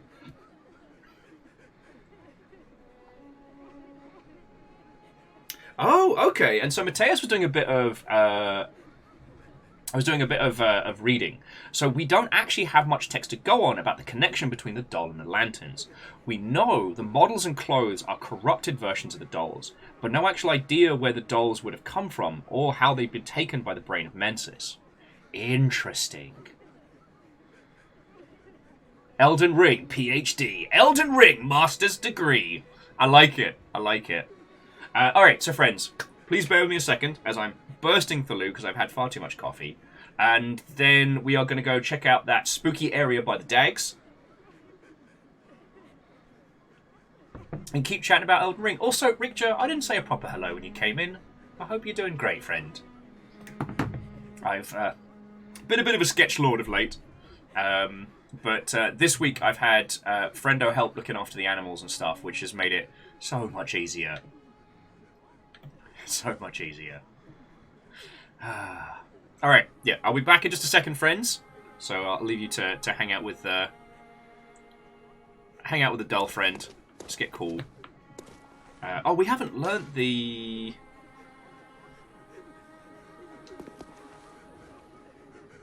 Oh yeah, we haven't learnt the communication yet, have we?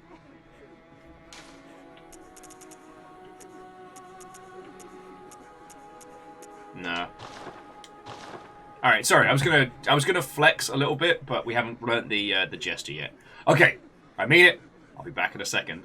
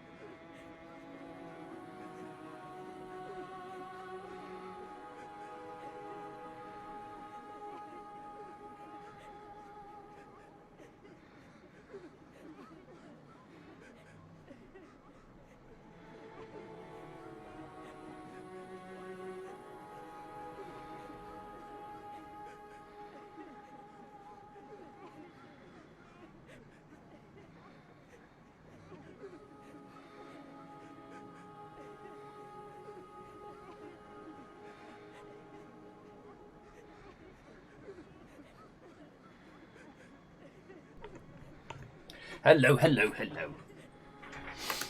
Ah, how goes it?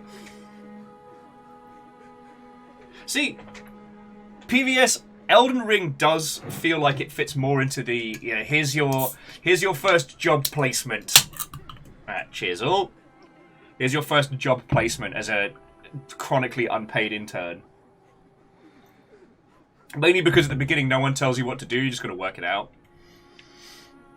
Okay, so it's Forbidden Woods. Yeah, so it's Forbidden Woods near the dogs. Go from there.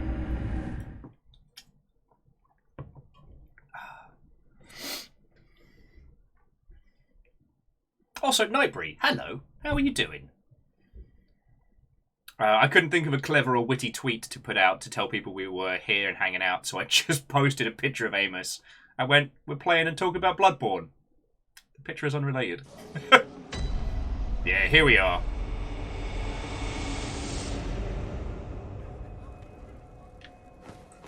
So, we need to get into the windmill, because that's where the powder keg badge is, and I want it.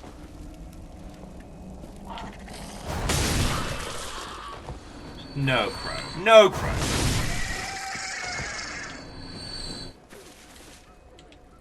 So one thing that's been fascinating as a slight aside is late in the evenings I've been watching this individual who's been doing a playthrough of Soulsian games. And what was fascinating is that they actually cut their teeth on Bloodborne. So this was the first of the Soulsian series they started playing.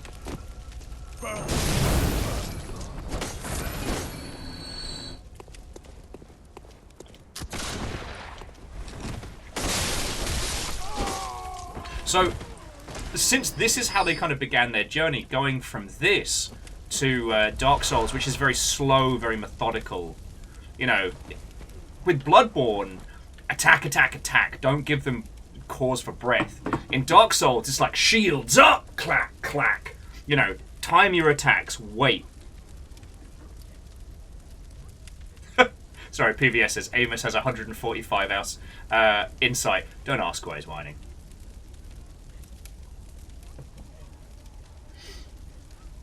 Rick Joe played Demon Souls for 10 minutes and then never played anything else until Bloodborne. That's fair. Like, Demon Souls is fucking merciless. Like, props to FromSoft as they have kind of mastered the art of conveying the same experience but with less and less punishment. But yeah, Demon Souls is not your friend. Demon Souls does not like you. I got lucky because a friendo who was working at the game shop that I did a stint at was a huge... Oh, keep forgetting I need to use the big sword. I forget the regular sword doesn't interrupt. But yeah, a person who worked at the game station that I was at was a huge proponent of... Oh, fuck it, we'll just kill them all. Was a huge proponent of Demon Souls back on the old PS3. And if it hadn't been for him basically bullying me into playing it and then spending more time with it, I wouldn't have. Ah, and C222, Ben, how you doing, mate? Happy Saturday. Cheers all.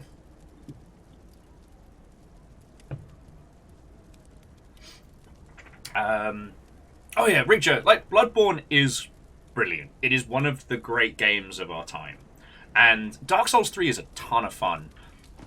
The reason why is like, okay, so Dark Souls as a series, there's more lore, there's more story, there's more variety. But Dark Souls is closer to an RPG, but with the story told in a very strange way. You make your character. Your character is the one that rekindles the flame. Like, whereas Bloodborne is the story of a hunter, a specific character. And while you get to choose their abilities and their stats and how they approach this world, it is still very much a direct story. Hey up, bastards!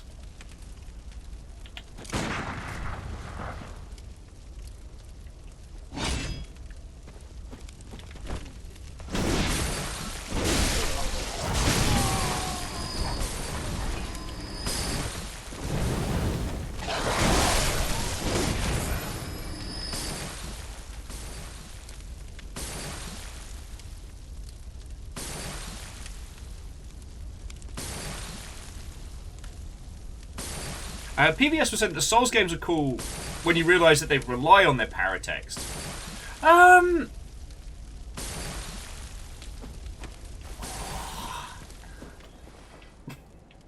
See, when it comes to Souls games and paratext, this is a fascinating conversation because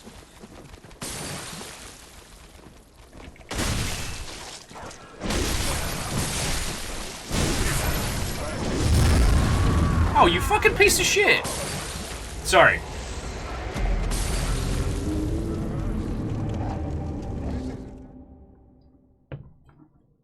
Well, this is the thing that gets so fascinating, is that with these games, they put... Alright, we've talked about this a lot, but I think it does warrant re-saying, is that the style of FromSoft storytelling comes more from budgetary constraints than it does from, like, inspired genius, you know? Kingsway and Demon Souls and stuff were not made on a big budget. Oh, Unholy Glee, Watto and welcome. You know, they got it done with the resources that they had. And so a lot of the story couldn't be told in these big, honking, great big, complex... Alright, what is up with me right now? Sorry. A lot of the story couldn't be told in these great, long, expensive cutscenes. They just had to make do with what they had. And so this led to a lot of the story being written out by the creative team on the varying Soulsian games,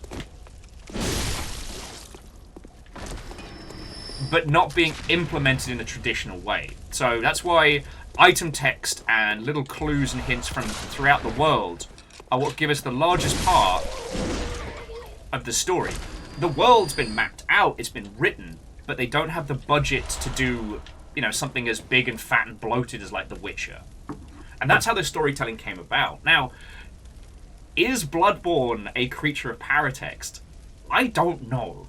Now, usually... Okay, we shouldn't say usually, because paratext has kind of only really entered our little group's vocabulary in the last few weeks since the, you know, It's Rude to Suck at World of Warcraft video went out, which I highly recommend watching, because it will change how you think about games. Like, paratext being something outside of the text that shapes the way in which you see a game. With something like Bloodborne, it was like every little snippet of lore was put and stitched together by people that created these tomes. Now, is that paratext? Because it's taking from the game, but it's repurposing it in a way that we can understand.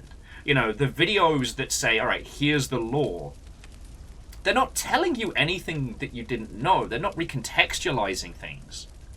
But they're bringing every little tiny snippet together. And this is where it gets fascinating.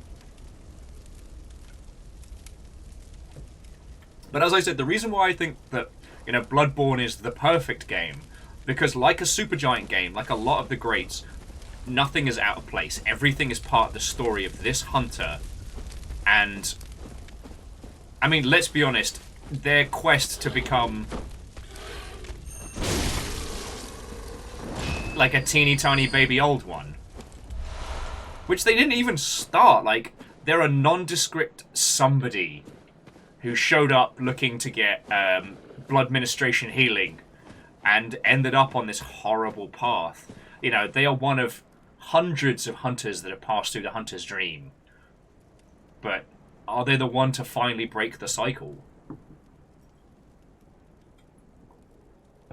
Now, Mateus is putting forward the idea that anyone putting forward a lore video, when they piece together, they're going to add their own interpretation of it, which creates paratext. That is a very good point. Like, I wouldn't say that you need to have experienced all the videos to enjoy Bloodborne. The thing that I wanted to nail down is, From Software know how to make a game feel fucking good. Like, I believe Ace Combat's them as well, right? So you've got, like, Armored Core, you've got Ace Combat, you've got, you know, the entire Soulsian series. We had the Tenchu games back in the day. You know, they know how to make a game feel good, and that is their main focus. It's not that they think that story is irrelevant, more that they spend the resources they have cleverly, you know, on how it feels to be in the world, and then they work out the rest later. If they have to use a flat PNG of a dog in a cutscene, fuck it, they'll do it. Fucking love that dog.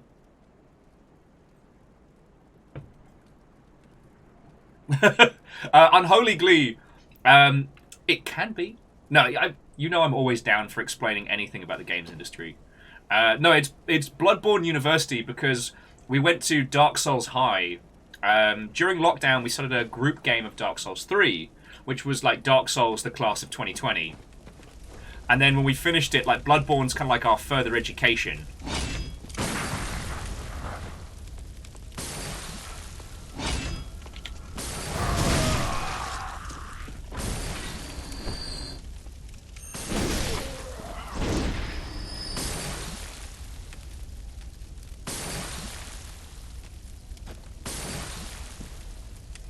PVS was saying, for example, Dark Souls 1 does not explain that you need a divine weapon to kill skeletons.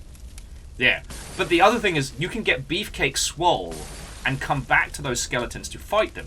The skeletons around the opening area create a wonderful barrier that says, hey, this is an open world, you can do what you want, but you're gonna need to back that shit up.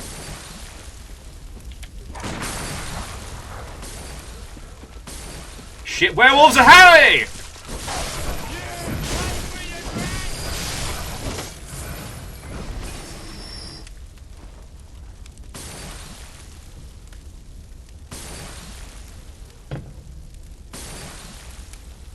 I like that, Naru. This is a symposium. It's a celebration.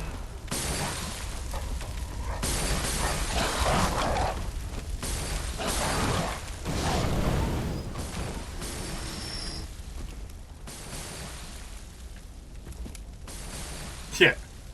But the reason why I went on that little rant about how FromSoft make games that feel good is that you don't need to engage in the story or the paratext, you know? Especially Bloodborne. Just feels fucking great to play. Threw shit at me. Bastard. Oh no, it's oil. It's not poo. There are enemies that do throw shit at you. Or is that... Is it this one where shit stops you from healing yourself?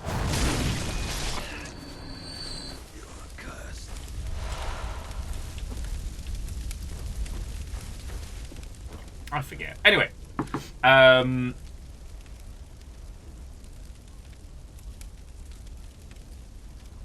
Unholy Glee was saying they find all the FromSoft games intriguing, but physically can't play them. Hey, that's where you can have like little surrogate gamers like myself for you. Whoosh.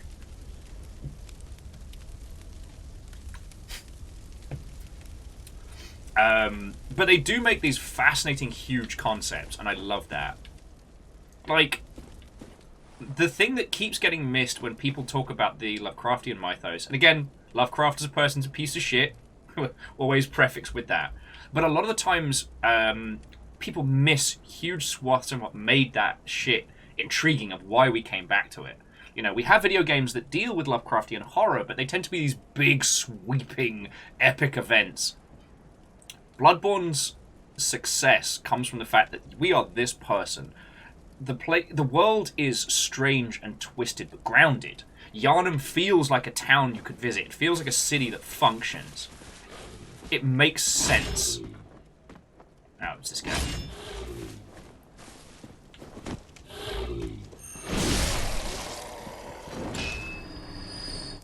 Yeah. And unfortunately, yeah, Unholy Glee, a lot of Lovecraftian-inspired video games are just bad, because they go, oh, big tentacle monster equal good. Now, there is an incredible one that I recommend that's called The Call of the Sea, which is more of like a puzzle, puzzle narrative walking sim than it is like a combat game. Call of the Sea does a brilliant job of changing your perspective of the world. And showing that element of how, like, the irreversible change of encountering things beyond your comprehension. I really, really cannot recommend that game enough. Yes, Mateus, the King in Yellow, the OG motherfucker, teaches us that good, like cosmic horror, is personal first and cosmic second. You need to have the personal effect to feel the weight of the universe.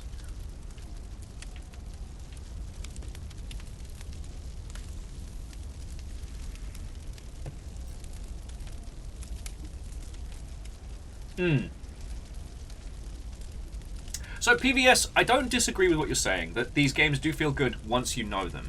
And they have a very alien control scheme comparable to what everybody else did. I know you all know this, but I think it's worth mentioning for framing. That, you know, up until the Soulsian titles, you know, it was face buttons for light, medium, heavy, and block, and these were superfluous fuck buttons, I don't know. Whereas the Soulsian games went, alright, at least for, I believe Demons is the same. It's like, alright, right hand weapon, light attack, hard attack. Left hand thing, do thing, parry thing, or light attack, hard attack. Or attack and parry.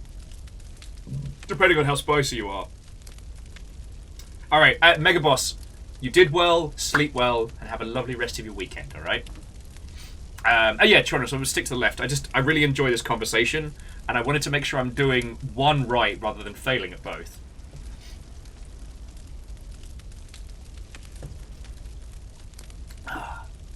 And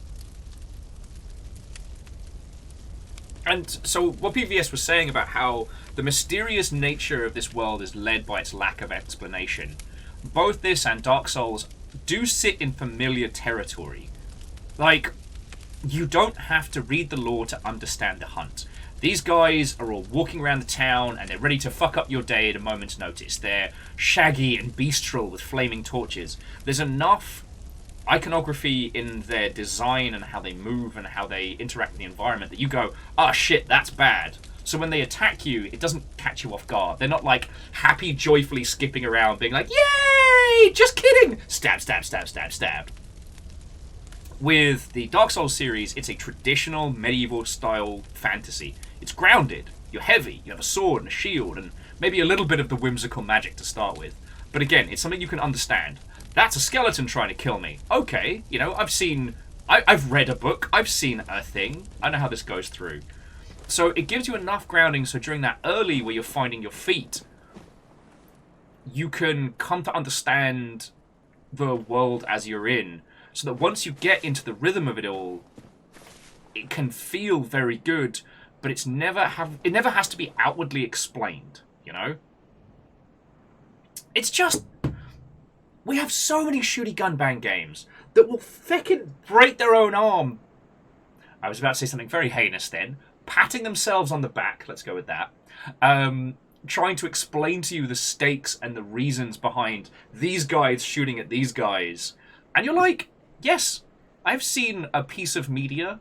I know guys shooting bad. I know me no want to get shot.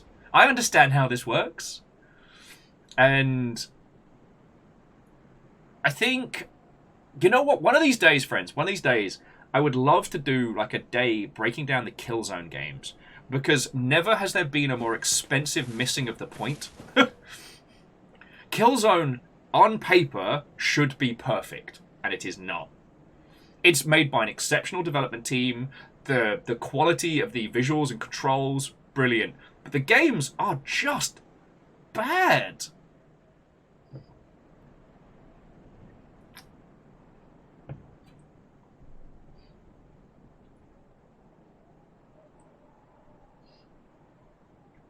Mateus, I've read the Swamp chapter of Berserk. You know how it is. Yeah, Richter, it is kind of bad. I played through Killzone 1 and 2, and you know what? Control-wise, felt great. It was nice having like a proper good shooter on the PS2, but they just couldn't stop themselves from just vomiting exposition constantly, missing the entire point of whole swaths of it. Ah, the shit werewolves are out.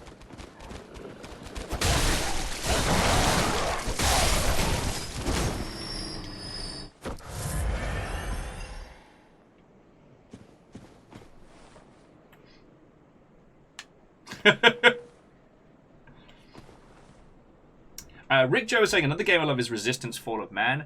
That is a game that needed more freedom and creativity. Oh, Evans, would you stop that? Every peep you make brings us bad luck. I have it bad enough already. But one of the things... All right. One of the things that I do want to do next year is get a 360 and pick up a few of the weirder, stranger games from there. The ones that we keep talking about that never and probably will never get ported to PC. But what we can do is, at some point, go back over some of the PS3 era. Because, hey, you want a game that really fucking misses the point? Ah! Fuck you, Crow! Congratulations, we just found the only fan of Haze in the entire universe, and I killed them. It's Haze. I want to talk about Haze. Wait, did we go up there? Oh, did I pass the cave? Alright, let me check up here, and then I'll nip into the cave.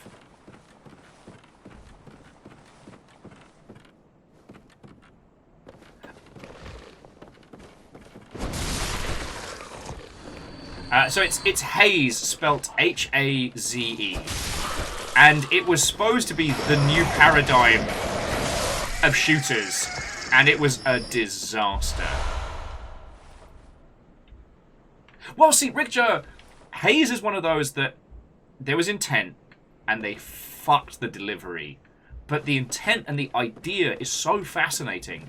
It's something that we've seen in others. Like, if they'd pulled it off, they would have beaten BioShock to the whole, like, meta-narrative AAA punch way before everybody else. Alright, so here's the dags. Oh, here we go. So it's up this way. Clinic waits ahead. Thank you, Charteris! I would have completely missed this. Oh, okay, so Nightbreed, I do apologize, and I didn't mean to dunk on a series that you love. What I meant was that Guerrilla made a great-feeling group of games that missed their narrative points a lot.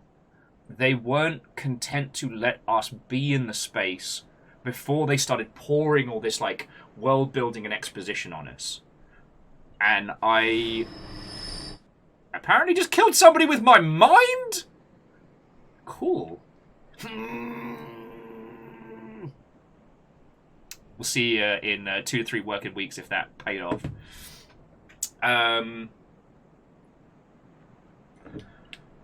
But Haze is a very important one to talk about because you cannot understand the hype campaign that went into Haze and how it was going to be a PS3 launch title that was going to change everything.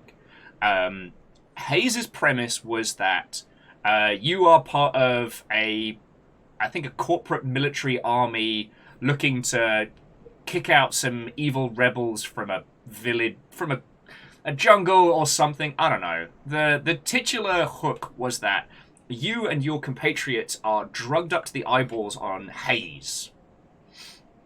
A super enhancing drug that makes everything good and awesome. The initial pitch, and this is where it was fascinating, was that as you play in your drugged up state in the first half of the game, you are playing a traditional shooter. Your health recharges, you're like daka daka daka daka daka, gunning people down. They're all like, oh no! They fall to the ground, the body fades as you would expect with a video game, and you just get to live that beefcake Space Marine power. Later on, you are deprived of your haze, and then you see the realities of war. And this was the intent. The intent of the game was that suddenly you're confronted with realistic conflict. People get shot and they bleed and they go down screaming. You know, there is horror and blood and violence. And that it's only because you've been drugged up to the eyeballs that you look at war as fun. So you play as the horror, and then you have to see it from the other side. And the Haze soldiers then become these incredibly intimidating, unstoppable psychopaths.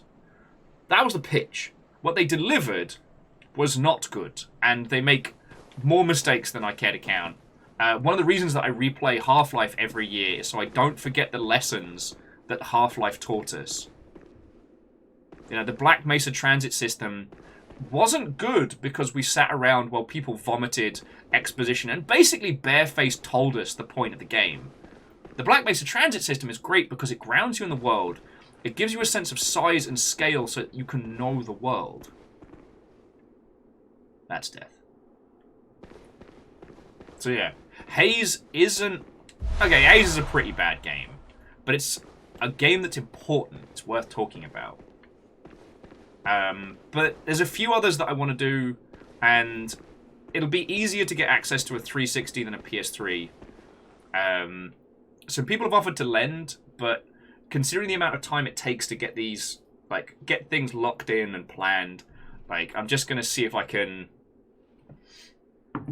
get it sorted.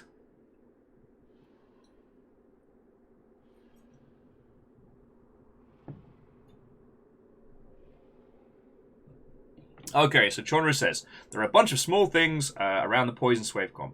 If you go straight across the cave to the other side, there is a ladder. Also, just going to start saying this here, don't kill the woman in the clinic. She needs to live until after Rom. Roger. Don't kill the lady.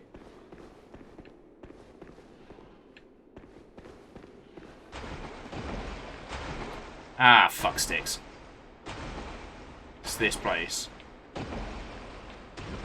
Alright, bear with me a second. Rick Joe, are you thinking of Red Faction? Oh no, you're thinking of Fracture. That was fascinating, the one where you could create ramps and things up and down. Why is it I can't remember the day of the week, but I can remember a game that somebody's talking about? Well, so PVS, Hayes was intending to do a bit of the Spec Ops The Line idea before Spec Ops. They just biffed it, and I have no proof of this, but it would not surprise me if Spec Ops was inspired by the discussion around Hayes. Nightbury. Ah, Fracture. Did that to my tailbone once. Wait, what?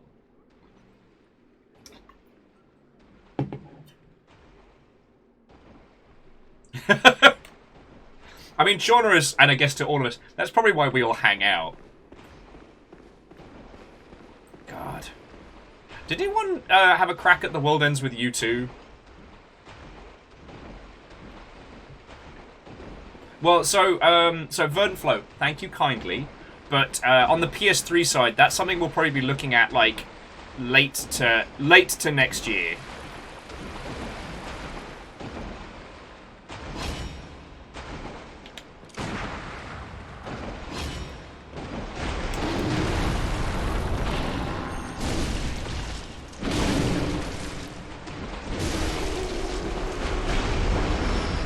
I win!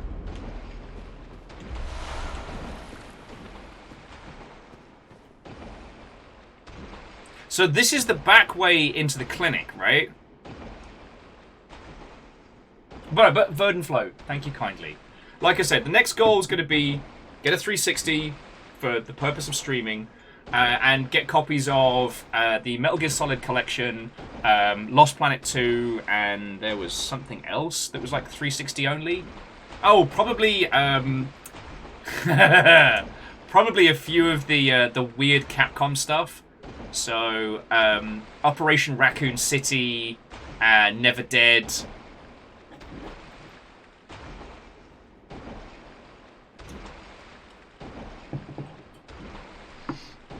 Rickja, if you've got one that you don't mind going to a good home, I will use it for streaming.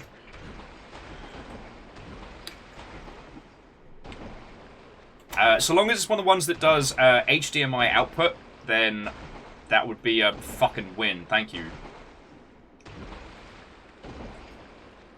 All right, let's go make some more friends.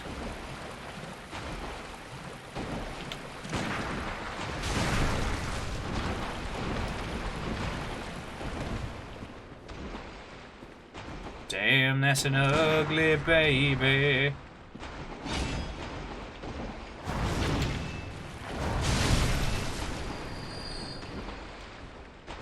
Damn, that's one ugly ass baby.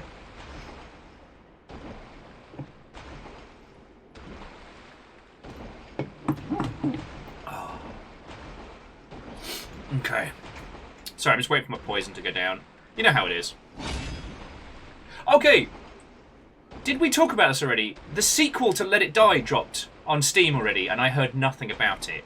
Like, I don't know if it's just due to the sheer amount of, like, you know, sleep deprivation and problems I've been having, but, like, the Let It Die sequel dropped, and I heard nothing. I mean, admittedly, it's a battle royale, so it probably wasn't appealing to our group, but still. Yeah, Chaunerus, we saw the trailer for it last year at E3. Well, the creature formerly known as E3. Oh. Whose worm is this? God.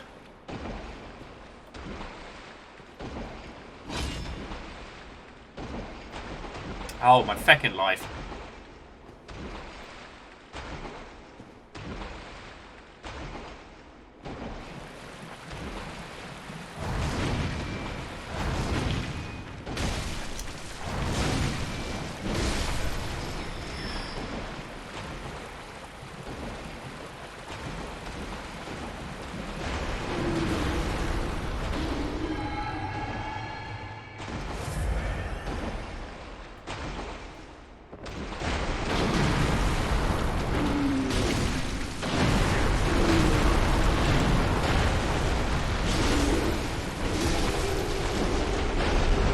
I win! Oh, peoples. I was kind of half soaking in the gore there. But yeah, so it's called oh god, it's called Let It Die something. Hang on, I'll while I have a bit of safety. It's not doing great. Deathverse, Let It Die. It is a free battle royale brawler based in Let It Die, I guess. And yeah,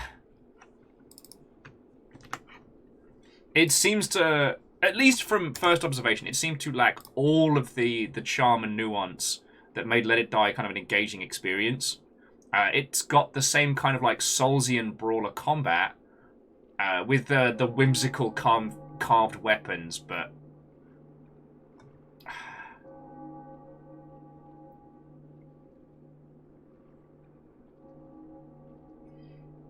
yeah. Apparently it's got like a 2-minute long dance number at the beginning of the game, which honestly I think more games should embrace. I think more video games should start with a gigantically obtuse song and dance number, but that's just me. You know, I played Bayonetta. I know what I'm about.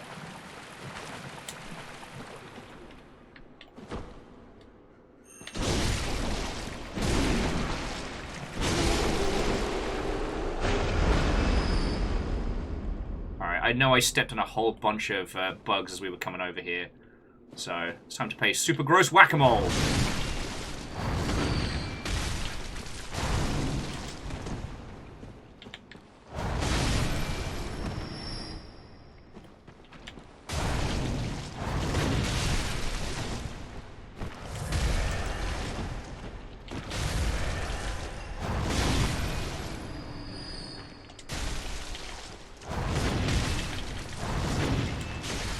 Oh no, no, no, no.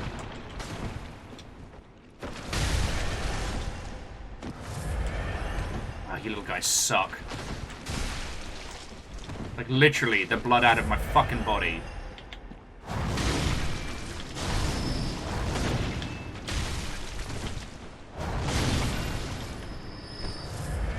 Don't worry, friends, I've still got like 150 blood vials at home.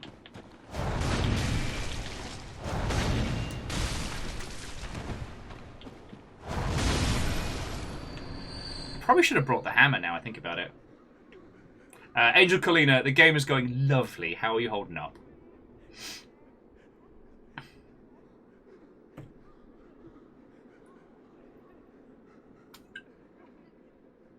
I can, Verdenflow, I can. We can mix and match that goodness.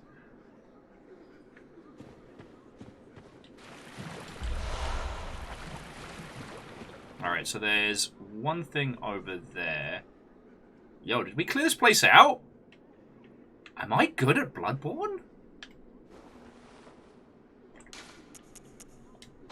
Yeah!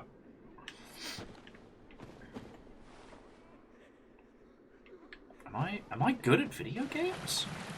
No, no, that can't be it.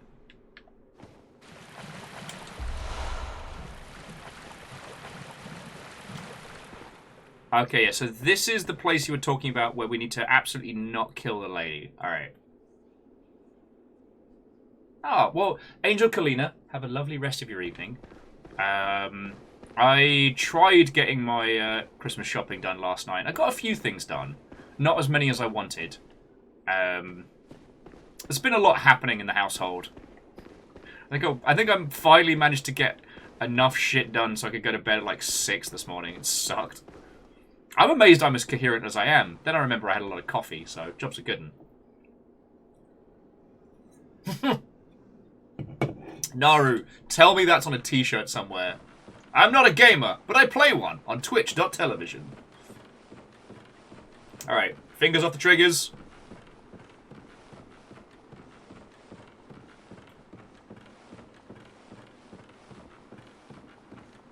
Jordan says, this is one of the coolest ladders in the game, conceptually. The fact that it's taking through layers upon layers of, like there's definitely, like, a skull pit as we're going through this kind of frozen Dante's Inferno. Like, all these varying, like, dark catacombs beneath the clinic. Here we see all these twisted and charred bones that, if I had to guess, I'd say were thrown down here. Potentially displaced.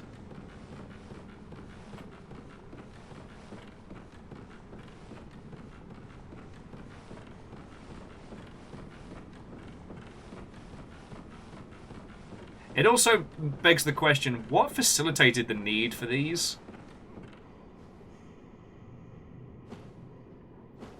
Sure as shit opens this pit up.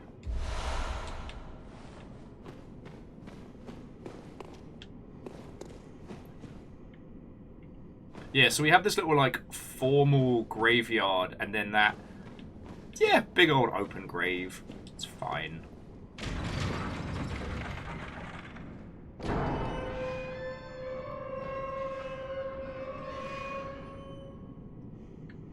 Yep.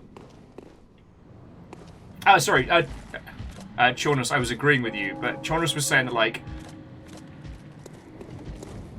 I hear some squishy-ass shit. Sorry, Chornus was saying that imagine, like, the first time you find that, you're in this dank, twisted, poisonous cave, and as you climb further and further up the ladder, it becomes more and more familiar until you're back at the clinic at the start of the game.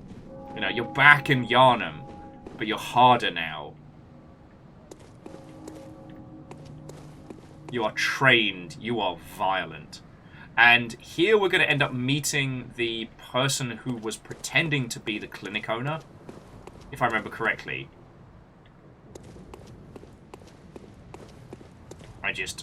This feels rife for an ambush. I'm trying to... Ah, there you are, you shit!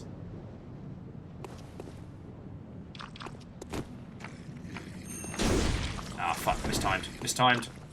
You can't have my insight, you piece of shit!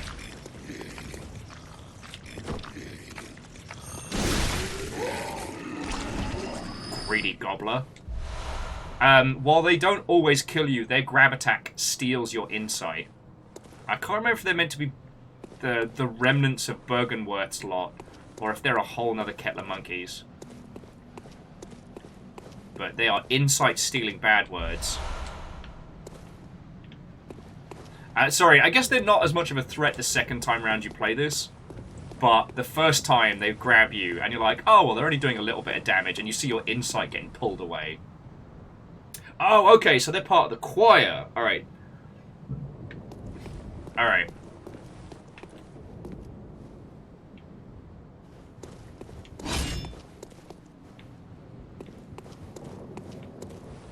Crows.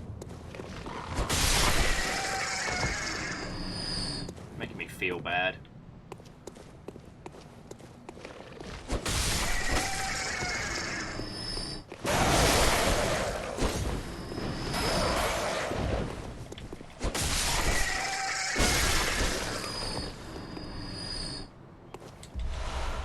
Crow, crow, crow, crow, crow, crow. Some Stanley Parable summoning. Yeah, sorry. I was trying to read up yesterday on the difference between like the workshop, the choir, scholars, Bergenworth, and that lot.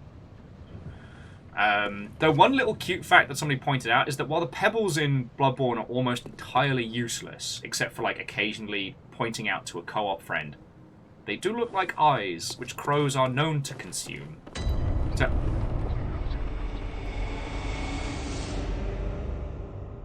alright, and here we are at Yosefka's clinic.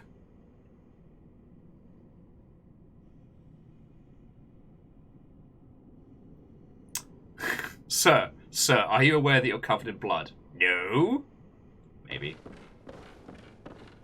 Okay, so jumping back. So Yosefka's clinic was the first place that we started out at the beginning of the game. We had our blood transfusion, we got eaten by a werewolf, we become a hunter, you know that part. But if you turn tail...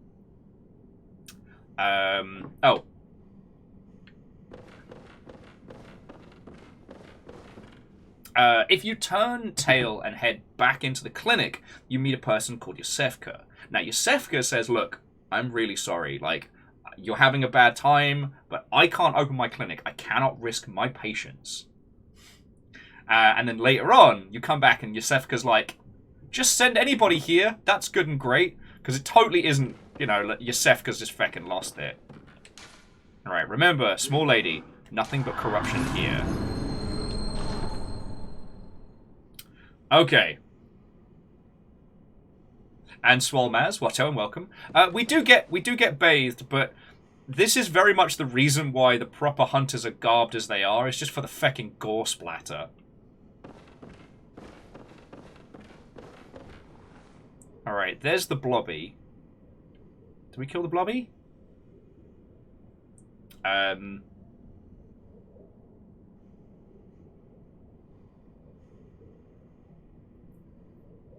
So it says, don't go up the staircase if you find it. Also, Swalmass, how are you doing, friend?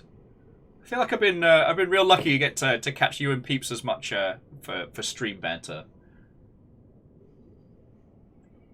Well, okay, and so whilst Peeps are catching up, see, here's one of the things that's fascinating about Bloodborne. So that there is some gore splatter in the Dark Souls games, but it's kind of comme ci, comme ça, because anytime you go back to a bonfire to rest, it cleans your appearance and it cleans everything. Refills your Estus and you're ready to go back out there. But Bloodborne is all about the hunt. You can find more healing items while you're out in the field. You can spend an inordinate amount of time away from the hunter's dream. You don't keep going back to refresh and refresh. So the fact that the gore stays on really solidifies the fact that you are out for the night of the hunt. That it's not just a dash between bonfires, that you could be out killing monsters and creatures and God knows what for an inordinate amount of time. Like, this is a mission. This is a marathon. And they nail it. Alright.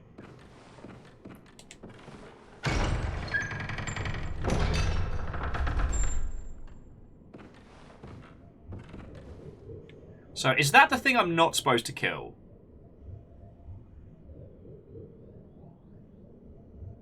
Right? Chornerus, back me up here. I'm trying to remember. I think I have to run, grab the thing, and then... Okay, don't kill it anyways. Alright, cool. Yeah, there's the summon to Canehurst. We need that for later.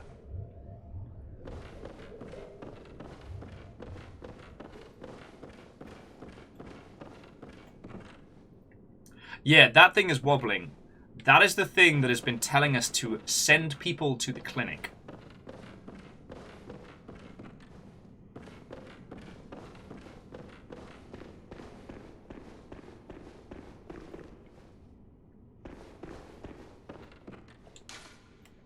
Reeks of small lady.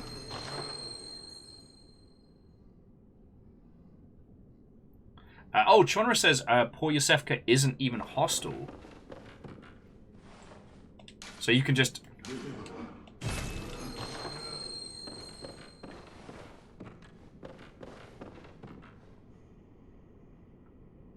sorry, I'm keeping a hawk eye on chat so that I don't do anything that's going to affect things later on.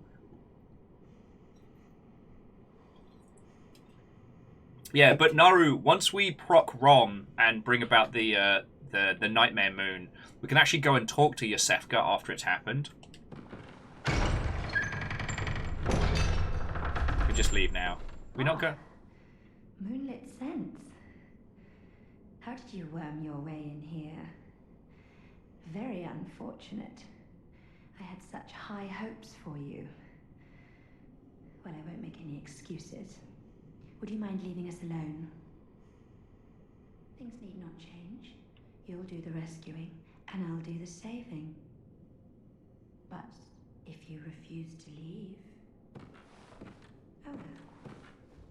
Always wanted to try. Oh, okay, so she only aggroes if you go up the stairs. Alright.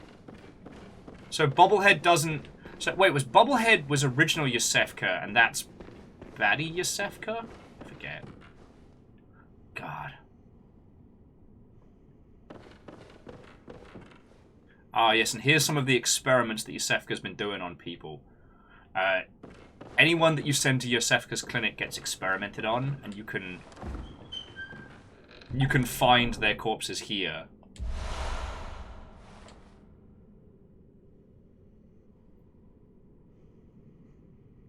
Yeah, Unholy Glee, that is a very good point, that they pay enough attention that when you change your attire, the bits that are still gore-covered remain. Like, when you think about it, that's a big technical challenge, but it's such a key one. And again, this is why I keep talking about, like, the economy of FromSoft's work and why it's so spectacular.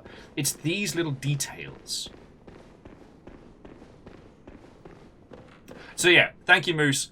The person who was just talking up there is a choir member who's been impersonating Yosefka, experimenting on people for the process of trying to reach a state of enlightenment. The original Yosefka is unfortunately the sad, bobbly-headed lady over at the beginning. But later on, we will fight them for a piece of the umbilical cord, which makes total sense. Yeah, Chonros, at this point, we can just use a yellow ticket and head home, right?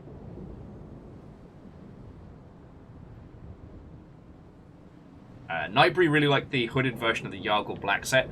I'm just a sucker for the kind of the... we absolutely stole the design from Brotherhood of the Wolf design. Oh! Read the item description on the Canehurst. Yes! Oh. So we just picked up the Canehurst Summons. Oh, that's a key item. There we go. Alright, display. An old blood-stained-soaked summons, inviting an honoured guest to the forsaken Castle Canehurst. Rather bafflingly, it's addressed to you. Do not hesitate. The stagecoach leads from Hemwick Crossing. Well.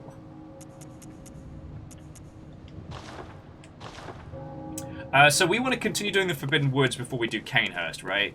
Because I don't think I'm ready for Canehurst. Sure as shit not ready for Rom.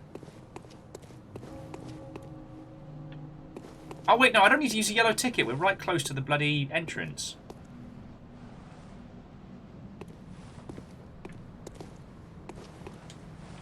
So return to the dream, then go to Hemwick Charnel Lane. Alright. There are creatures roaring in there. Okay. Big sword!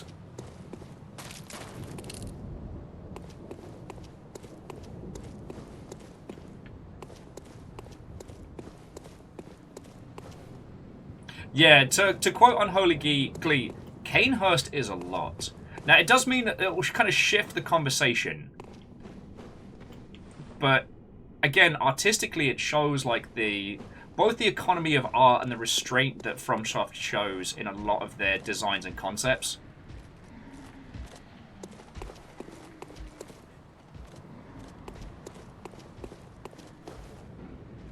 Oh yeah, so the bell should be just out here. Ah yeah, the good old entrance. Good old Central Yarnum!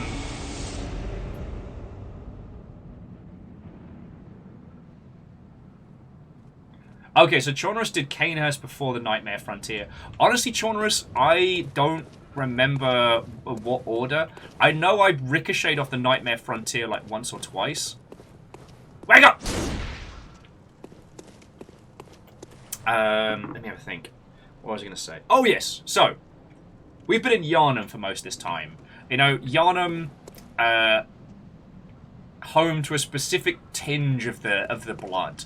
And you notice that everything around here has that beastly, shaggy, werewolf kind of vibe to it. Canehurst is also an area corrupted by the old blood, but a different strain and a different breed of creature. The people of Canehurst, the nobles of Canehurst embraced the drinking of the old blood to become basically immortal vampires. And that's where shit gets wild. Like, Canehurst is kind of like Reversey Vampire in that no one can go there except those who have been invited. It's impossible to find due to the sacrifices and powers of some of the martyr hunters. It's also fun and gross. Yeah, Fred, being a mortal vampire is less fun. It's a lot of effort, very little payoff. Mate. Cursed beasts! How did you think that was going to fucking go? Alright, so friends, you want to go to Canehurst? Because the other path is we head through the forest towards Byrgenwerth College, but Byrgenwerth ends with Rom, and Rom kind of moves the story forward. So the great thing about Bloodborne is that it's very obvious to say it out loud, but it feels organic to play. So it's the story of Bloodborne's broken down into big story beats. Like, when you do X, the story moves forward. When you do Y, the story moves forward. So the first one, I believe, is killing the Vicar Amelia. Oh, yeah. Verdenflow. Byrgenwerth is always fun to say. I just have to not look at the word because my dyslexic brain wants to call it Byrgenwerth.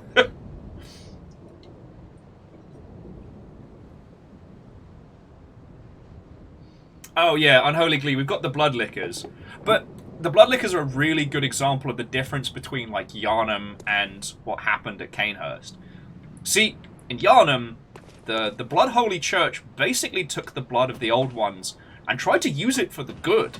I believe it's Willem's the one who's responsible for taking the Old Blood and founding the Healing Church. But, like, he did that to do good. Sure, bad happened from it, and eventually, like, power was abused and shit got wrong. But, like, they didn't found the Holy Blood Church to control the populace. They founded it to take this miracle substance and heal people, do good. And it went wrong. But in Canehurst, it was the nobles' indulgence. Oh, it was Lawrence, sorry. Willem's the one who's still hanging around. Afraid I can't say that I have. The locals aren't apt to share any local history. I'm afraid I may not be of help for much longer. I'll see 222. Now I want burgers. Thanks. Terror.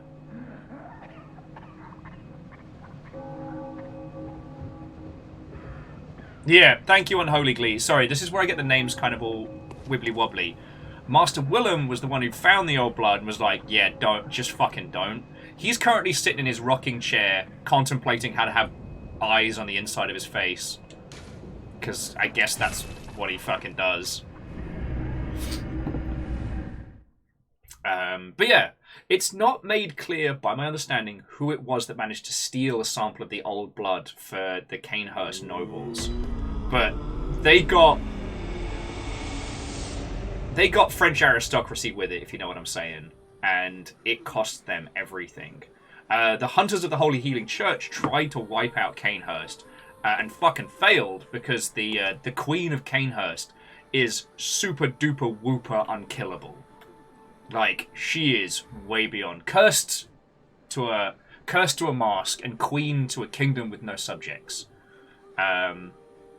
Also, on learning things I didn't know about this game, if you get the wedding ring from the Chalice Dungeons, you can propose to her and she will shoot you the fuck down.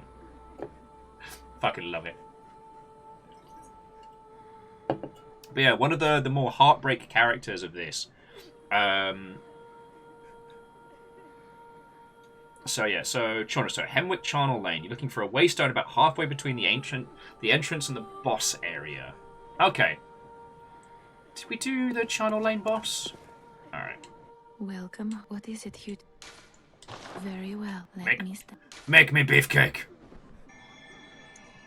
Alright, so vitality up to 20. We can work with that.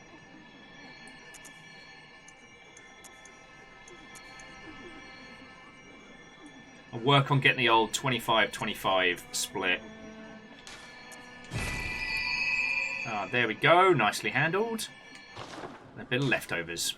Farewell, good hunter. May you find your worth in the waking world. Oh, man. Why do we always end up talking about food? Moose is like Burgersworth, Canehurst chicken. Man, Bloodborne restaurants seem like a fertile ground for bad ideas. Okay. Because, Mateus, when you said Canehurst fried chicken, my brain went like Wallachian wall chicken. Like, combining the two. It'd be like this huge-ass, deep-fried whole chicken. Like proper, tender, juicy... Oh.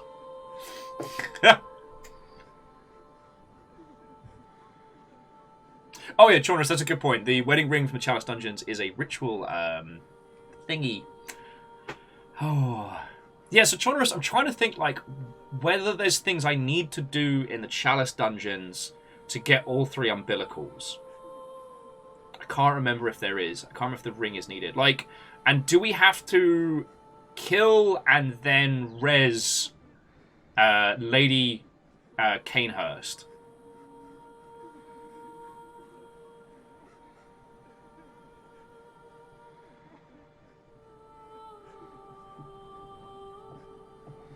Oh no! Unholy Glee, I didn't know that! So if you keep pushing Lady Canesworth for her hand in marriage, she'll keep turning you down and keep turning you down, and then be like, look, because she's immortal, I can't lose more people I care about. It just keeps getting sadder. Oh man, that's not fun! That's sad! Oh wait, it's Bloodborne. Umbilical cord. Actually, Matthias, it's umbilical cord sashimi. Only sushi if you have it with the Bergensworth rice. Why am I like this? Alright, let's find fucking... where is it? Hemswick. Charnel Lane, there we go.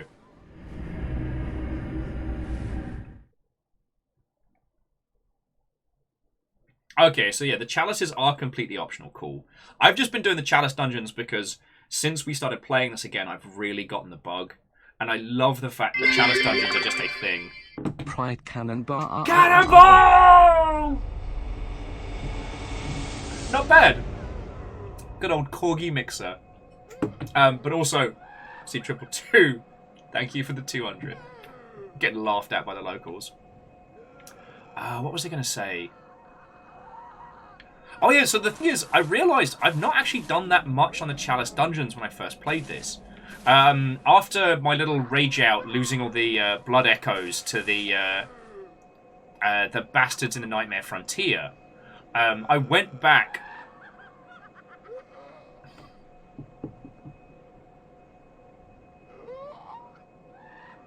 Oh, okay. Thank you, Chornerus! Chornerus was just saying, we're set up now to get all 4 pieces of the umbilical for the final ending, which will be a whole thing. So we got the workshop one, the Lady of the Night is still alive and should survive until Mikolash dies, yes. The 3rd one comes from Fake Yosefka after killing Rom, and the final one comes from the first of the 3 final boss fights, yes.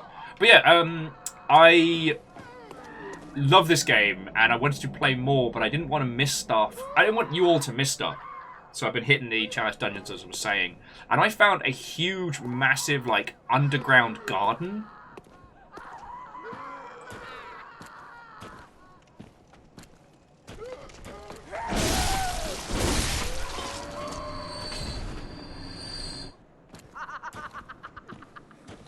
I feel just guilty coming through here now.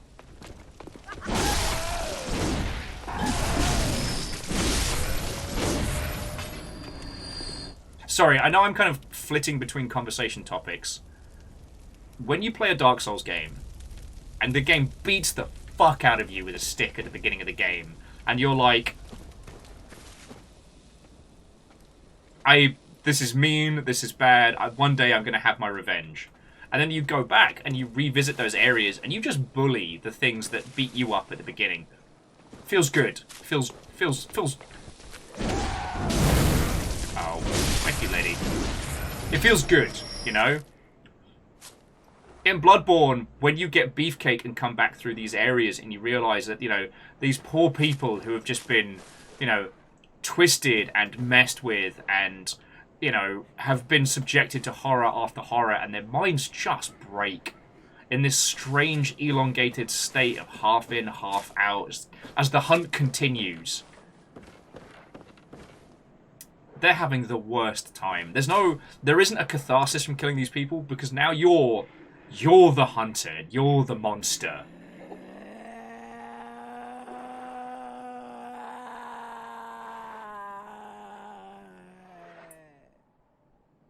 Fucking love that song. Best song on that album. So fastest way is to go straight ahead towards the boss fight. Roger, roger. What the fuck is that?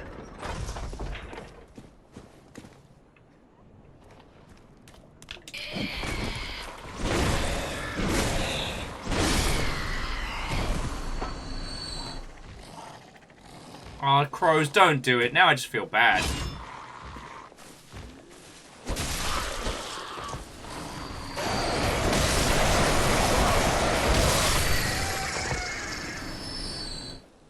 Ah, check it out. This is a peaceful crow. It won't attack us. I found that out yesterday. Already stabbed it in the face.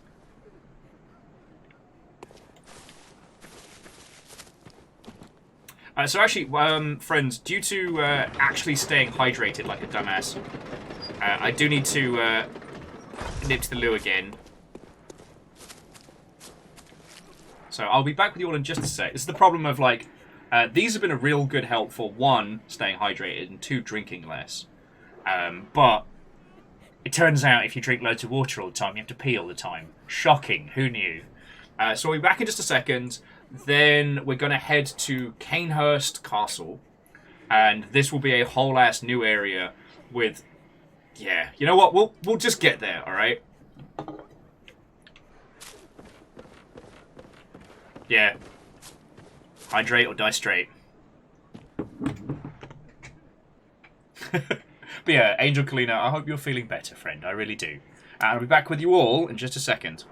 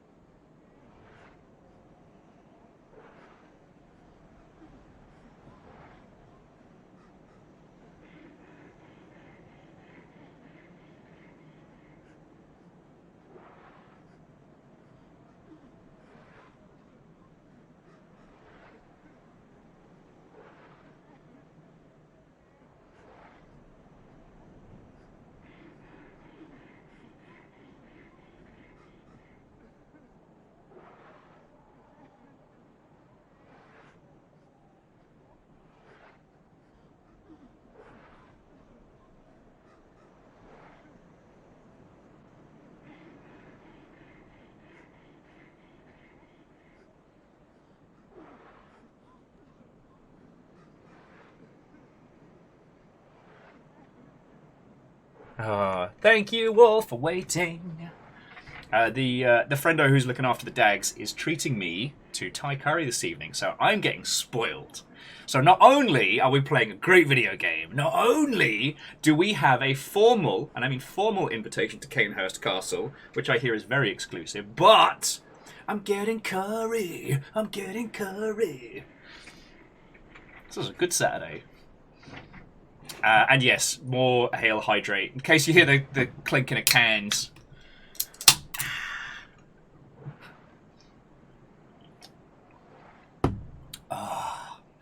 Sweet mercy in a jar. Right. So, Chonorus.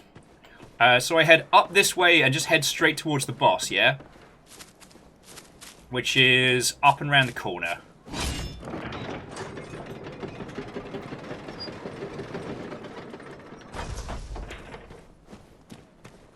Alright.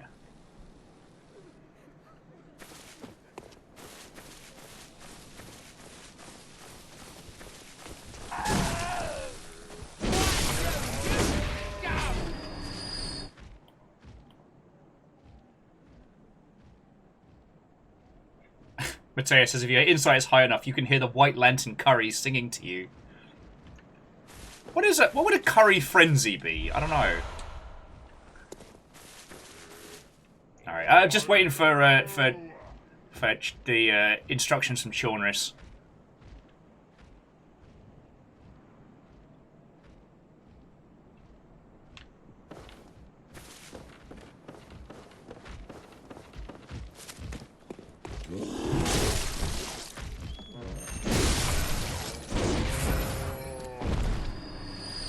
How do you think this is going to work?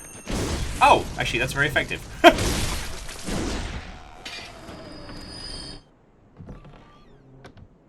God, that's so fucking haunting. You know, I apologize for talking shit there, because I was like, hey, what do you think you're going to do? And she pulls out a Molotov, and I'm like, respect. Okay, so we want to head back to the crossroads and head to the shortcut. Okay. Sorry, it's been so long, and we kind of ran through this section a little, because I had the full team of 3 for this. And everyone was very excited when we killed a lot of locals. J-Post, Watto and welcome. Hello, hello.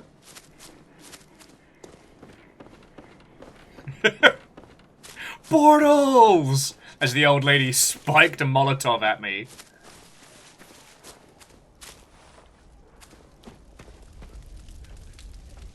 Ooh, that sounds lovely. Sorry, J-Post just returned from a birthday sake tasting. Ooh, that's right. Oh, fuck sticks.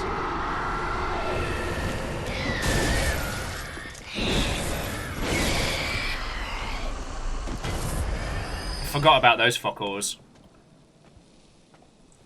Spiky dog, spiky dog. Slightly more violent than a spiky dog.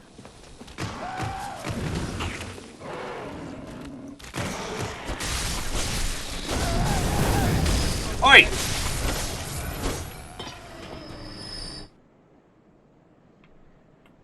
The first elevator opens the next to the lantern area, then the gate opens along the path.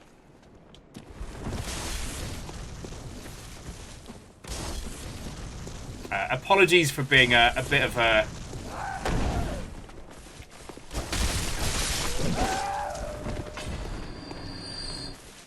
Well, on the plus side, we're just getting some more time to hang out with the locals. Oh, shit. There we go. Yeah, at least we aren't getting hammered. But no, J-Post, that sounds feckin' cool. I was chatting with a friendo last night about this yakitori place we used to go to in Soho back in the UK. And how, you know, back when I had, like, corporate money, we used to get fucking destroyed in there. We just, like, we'd get seats by the bar, and you're just literally sitting next to the chef, and you're just ordering skewers, while just getting, like, round after round of sake and all sorts. Oh, it was so good. Yeah, exclamation Soho. I mean, that's one of the reasons why I was so mad that Soho wasn't in fucking Watch Dogs Legion, because I wanted to take you all around there. You know, Soho, Carnaby Road, like, Carnaby and stuff was a huge part of my...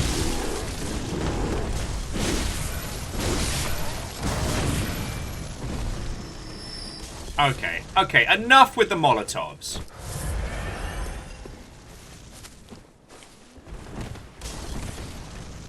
At this point, they're just rude. Morals! Oh no, what happened to Soho?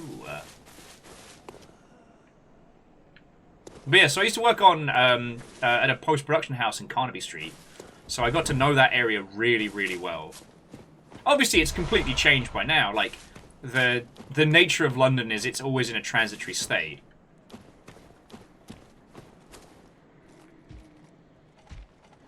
Alright, so we're looking for a waystone through the roads to the portcullis behind you. Now, do you mean through this part here? Is this... Beware of woman. Well, that's just rude. And Chaunerus, like, thank you for directing me on this one. I know I'm not being the brightest spark today.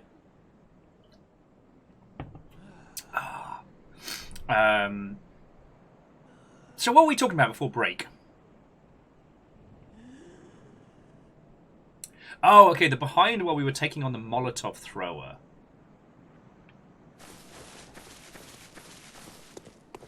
So is it down that way, or is it through this little gap in the fence here? Because the lanterns do light the way. So we have the portcullis ahead, and we have the path down. Which way do you need me to take?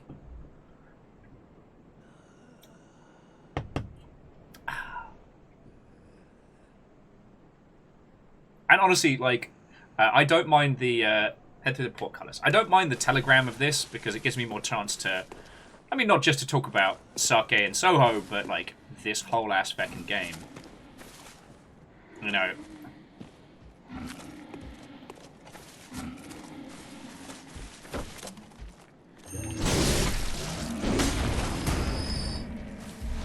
You know, as...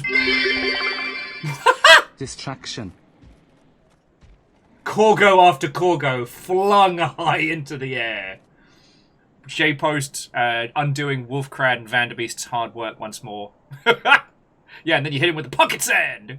No, J-Post. That's really fucking kind of you. That is $10 to keeping this whole thing going. And I don't know if you were in earlier J-Post, but I was talking about how, you know, I do miss working on big video games and stuff like that. But I wouldn't trade this for the world. I love doing this for a living. Oh, you bastard.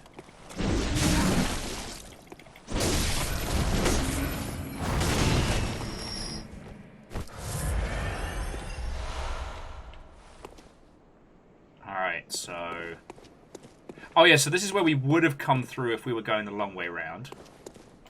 Oh, and C222, thank you for filling the pie glass. Okay, so the waystone is big and glowing blue. That looks pretty glowy, pretty blue. There we go. Found it! Alright, now, does everybody have their fancy pants on? The invitation said formal attire. Top hats for everyone. Ah, greetings, spooky horses and no rider.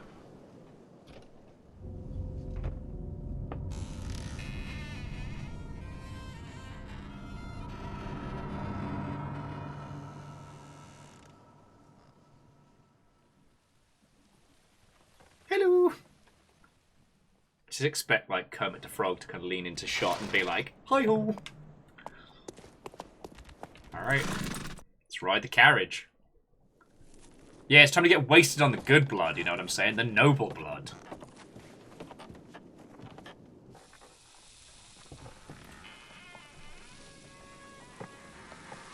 Now, Chaunerus, if I remember rightly, do we need to do the whole find the guy, have the guy kill the queen, and then resurrect the queen?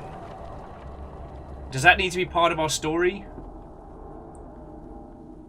Oh, Lost Flowers! Are they your formal PJs? Or are they just the regular PJs? Oh, Mateus as well? Did no one dress up for this? I'm wearing my formal hoodie and everything.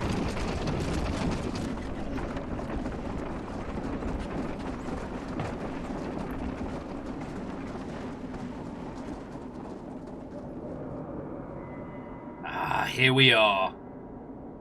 Home of the Vile Bloods.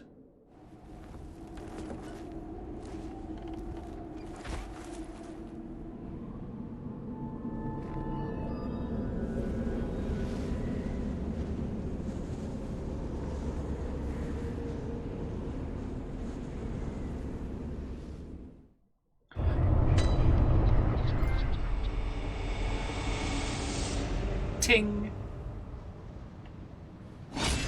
Let's fucking go. At least we scrub up real good. What was I going to say? Oh. The horses did not make it. Something that, God, who was mentioning it earlier? Was it PVS? Was talking about, like, again, the concept of paratext in video games. And how the collaborative acquisition of information, the sharing of it, created like a paratext of lore that is not directly invoked in the game's story, but is implied, and when put together creates a cohesive story. Now think about what we had to do to get the invite to go to Canehurst. Like, you could easily miss that on a playthrough. If you just kept going through the village, heading towards Bergensworth, which is where the game is pointing you towards next. Because you can't progress the story until you fight Rom, I believe. Although, I don't know if there's anything to be doing out there, but the area outside Sack Jail, I want to go back to there today at some point and just kick some ass. Like, Canehurst Castle is not a small section of the game, it is a large amount. And when you think about how much work that is, FromSoft is genuinely content with putting that into a position where, without sharing information, you may not find this. And to look at this, it's both different and eerily similar to Yharnam. You know, it has that hyper dark gothic aesthetic, but this feels more combative. This feels more isolated, which it very much is. Like, this is a house of nobles served by peasants now long dead.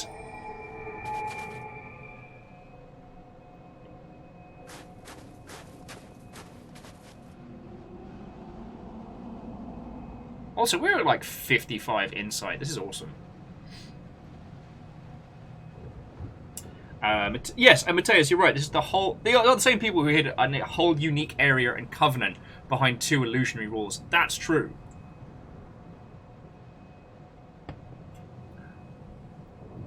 And Verdant, very much evocative of like the inverted castle of Symphony of the Night, like impossibly grandiose, very threatening. You know. I'm not saying Yharnam's a happy place with happy, good fun times, but Yharnam is a city. People lived and breathed and worked there. This is a castle. This is a fortification made opulent by aristocracy. And oh boy, the fact that the people of this area tainted become these, I believe they're referred to as bloodlickers, but you can kind of see them over there. They're basically, actually, what am I doing? I've got a, what I'm doing is being a dingleberry. Got a bloody glass for this. There we go. They're basically these bloated kind of tick-like creatures, once people of the area, now scavenging for whatever of the blood they can find. Very, very different from the fear and rage-induced beasts that were brought about by the Healing Church. You know.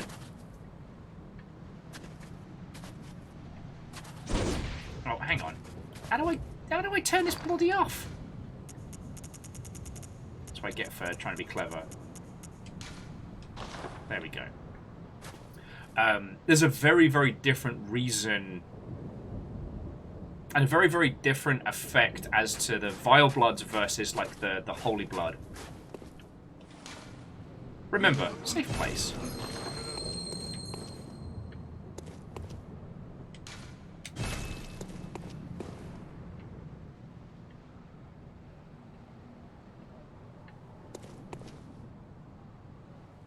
Shona says, also, fighting those things genuinely sucks. I see what you did there.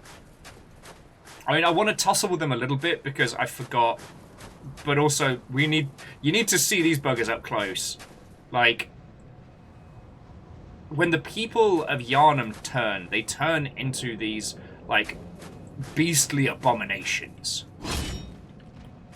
When the people of Canehurst change, they turn into fucking these things. Reactor online. Sensors online. Weapons online. All systems nominal. Look at those two thumbs and just finished their exams and us. Yeah! Rainier, fecking congratulations. How you doing, friend? Obviously, thank you for 42 months. Like, I try not to just go immediately for the life, the universe, and everything joke, but what else do I say to what is an inordinate amount of subs? So, thank you.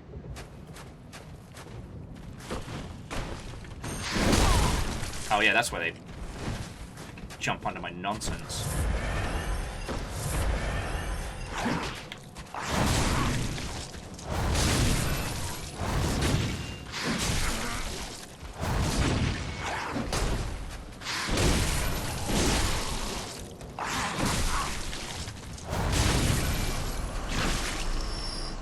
So meaty.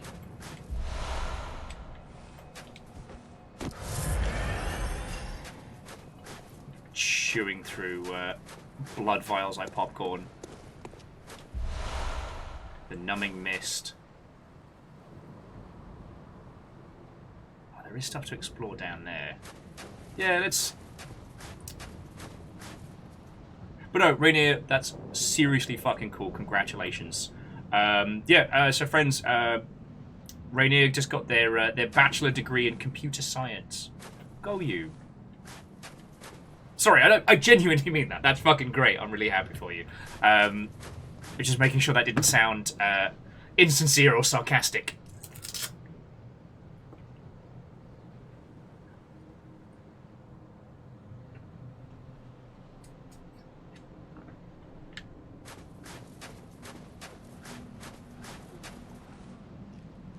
Yeah, but also, like, Rainier, like, alongside, you know, getting that for CVs and future things, like, that is a thing that you can now say, you feckin' did it.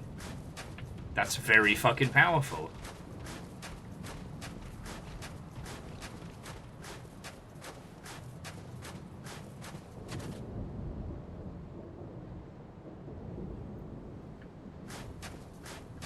Oh man, Mateus, that is both the most heinous and most fascinating idea.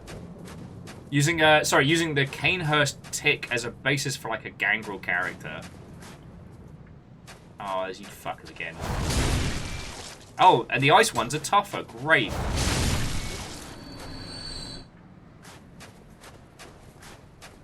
That weirdly...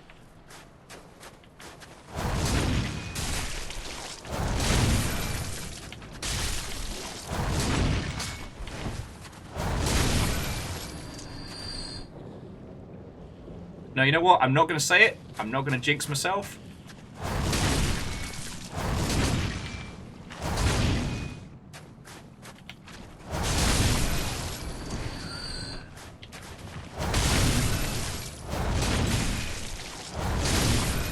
Hate these little fuckers. Sorry. I was about to say something incredibly stupid, and I decided, no, I am not going to jinx myself. So, we'll get a...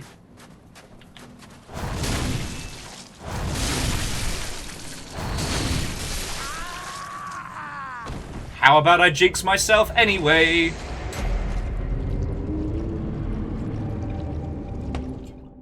Oh no. They look like baby Kezu Chornerous.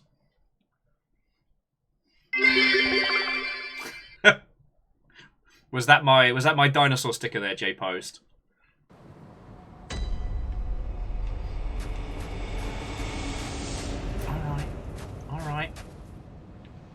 You horrific bastards. Let's fucking go.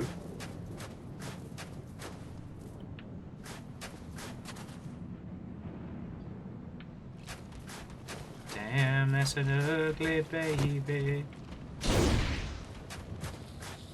It's because their attack patterns are so weird and wrong.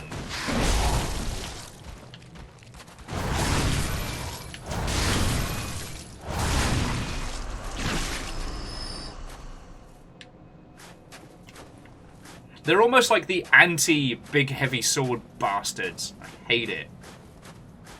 It's the weird hop that goes over just about anything. Now, if I can catch them with the overhead strike, I feel strong. I feel powerful. I feel good.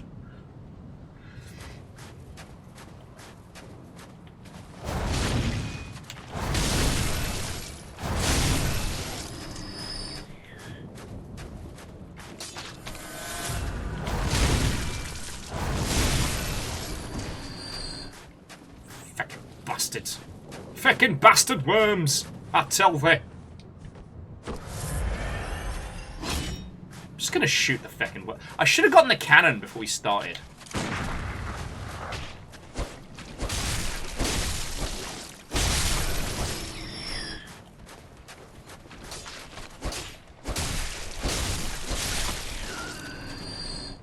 Now, I forget where these bloody worms fit into the ecology of Bloodborne, but they're fucking gross. The thing I was going to say... the thing I was going to say is that this doesn't make my skin crawl as much as that Northgard game we played. The one that was kind of like the... like the super twisted, dark indie FPS.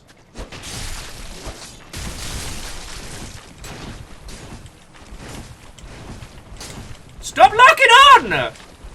You're a hunter! Step over it! Fucking worms, man.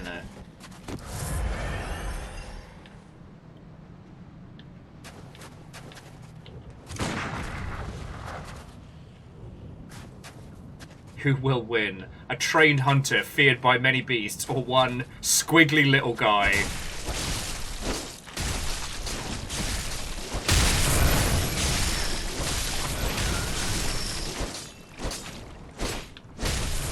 Why won't you little shits die? I will shoot you in your wormy little faces! Ah, God!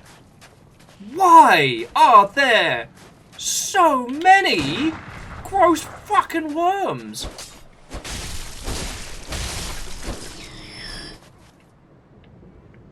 Smear these worms up and down this bloody spot. Temper and blood gemstone. That could be good. That could let me hit people harder. Glad we did this. If only for the vengeance. Alright, let's get to this fucking castle. These gross ass things making me scratch my scalp.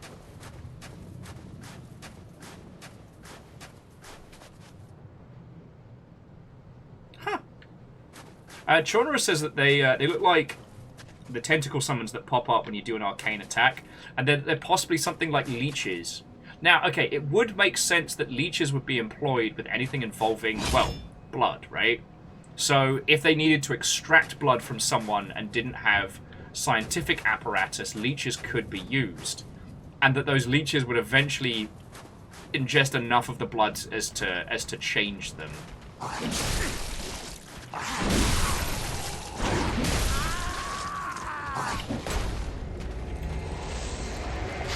It just smacked me.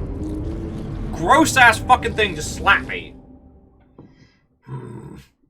Gonna kill so many people. Well, they're not people, they're big tick monsters. The Kwisatz Haderach called. He wants his worms He could back. fucking have them. Can have his whole ass wormy planet.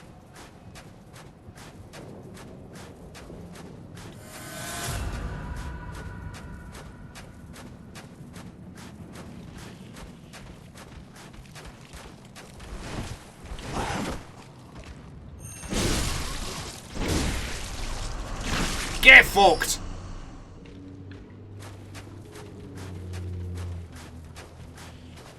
Of course, there's fucking 3 of them there. Oh yeah, no, while I'm a little hazy on the details, I do remember it becoming a lot more fun once we get into the main.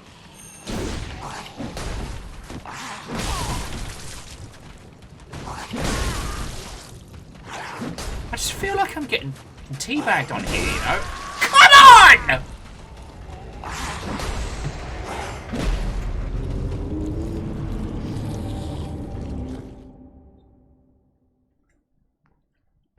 The thing is, I want to show people the inside of the castle before we start bringing people together. But I am this close to calling in the Hunter Squad for a fucking extermination on these.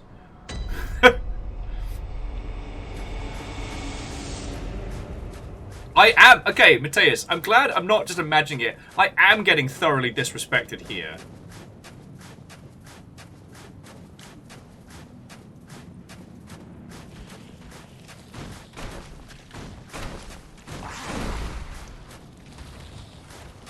Nope.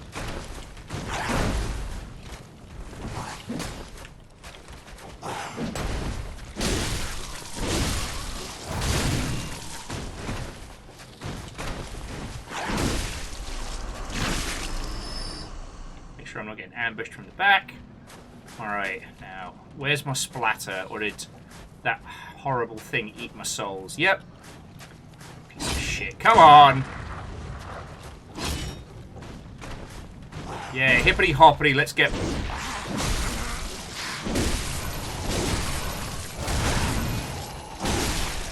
There we go. Look, there was a lot of blood echoes on the line.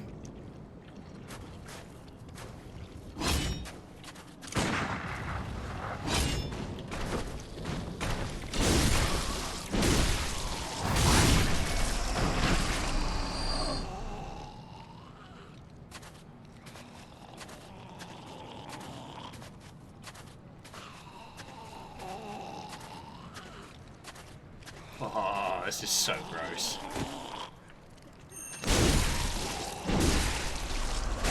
Oh, it's so gross. Oh, it's in my mouth. It's in my mouth. This is why I think we get a silent protagonist, because the kind of shit they would say.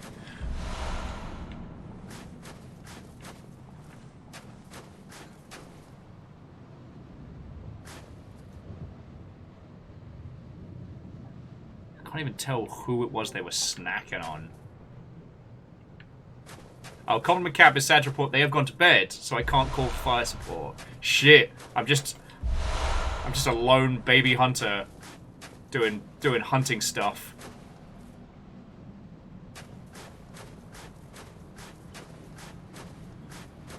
Well, you all suck, so we're going into infected there.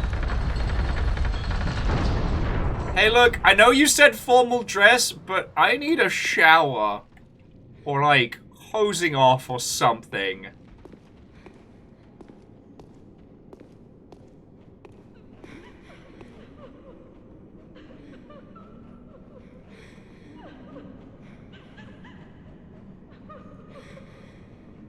Man, I forgot how fucking cool this place is. Now, ignorance is effective. Beware of treasure. Oh, is this where the mimic's at?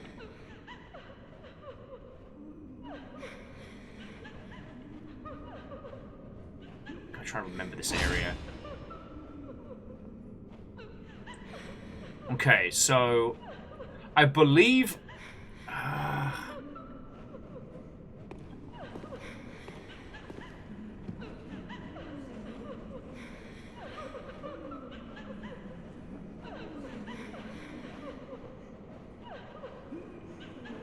Yeah, they have these poor servants scrubbing the floor, and I can't remember what their deal is.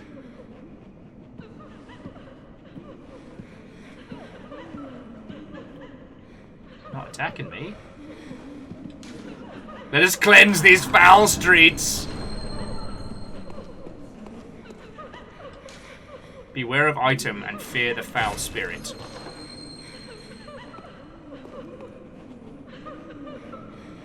Oh god, is it when we grab the items it sets them off? I'm trying to remember now.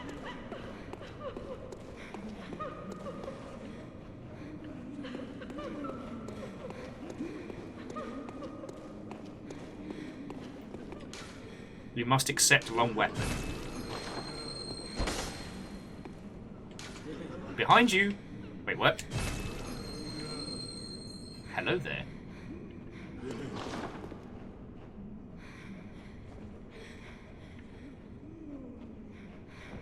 Alright, I know it's a trap, but...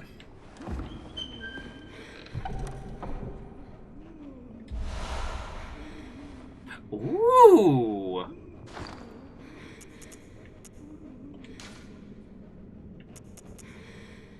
Oh, sadly that requires more intellect, but that's the... A weapon wielded by the Knights of Canehurst combines an elegant knight's sword with a particular firearm wielded by the Canehurst Order. Lovely. The old nobles, long-time imbuers of the blood, were no strangers to the sanguine plague, and the disposal of beasts were a discreet task left to the servants or knights. Oh, sorry, I have not explained fuck and all about this. Okay, so we're in Canehurst Castle, right? So the nobles of Canehurst were blood chuggers for quite some time. But it was more for their own benefit, you know, rather than for, as the Healing Church did, you know, for the good of everyone. But, just like with the problems they had, just like with the same problems they had with the Healing Church, needing hunters to quietly dispose of the beasts, their same thing was here, but instead of them setting up a special order to deal with it, they had basically their like, clandestine night operation that would just fucking assassinate people.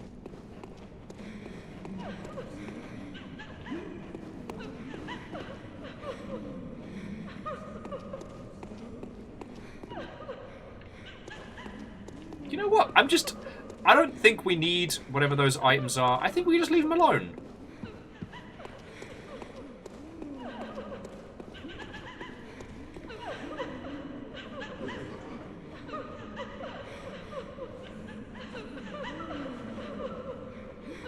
Yeah, it looks like as soon as you touch these items, all of the servants go, "Hey, what's up?" No, we'll just leave them alone. G-Po's like, coward. What's the worst that could happen? Are we doing this? I mean, if you'll want me to, I'll do this. I'll bring the chaos. Alright. Air horn sound, crash register sound, air horn sound. Alright, let's fucking... Oh, God!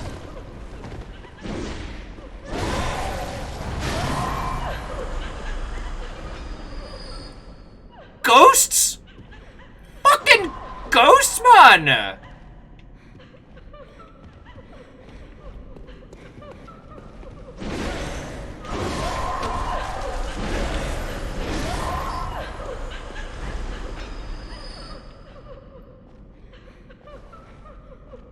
Alright, I'm just gonna try not to kill the servants, because they're having a bad time as it is.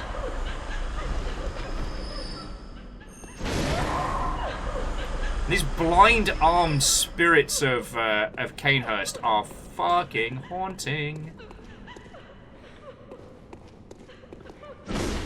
Yeah.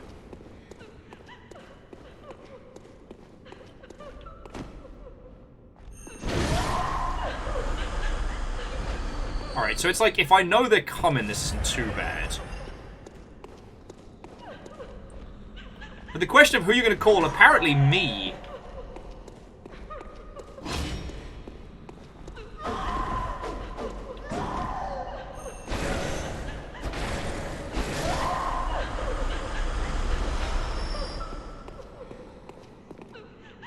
Yeah, here I am, in your house. Kicking over your candles. Guzzling your knowledge. What up, lady? It's me, the Ghostbuster. Busting makes me feel good. Yeah, so do we know the deal on the souls trapped? Because it doesn't take a lot to understand these poor indentured servants. Have mercy, woman. But what's up with the spooky ladies?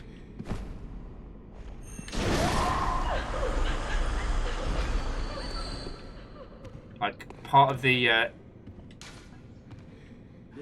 Must. Alright. Alright, whatever that means. Well done. They're also damn near invisible until they get right up in your business. Oh, fuck me running! Ladies.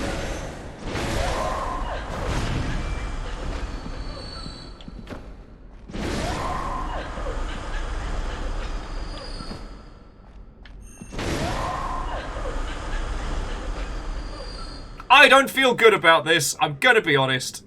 I think we might be the baddie here. Oh no. Don't you do it. Then I'm gonna feel real bad.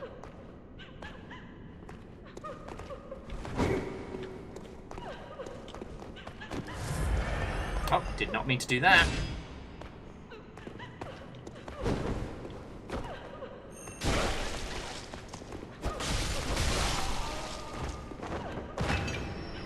I think I just killed the butler!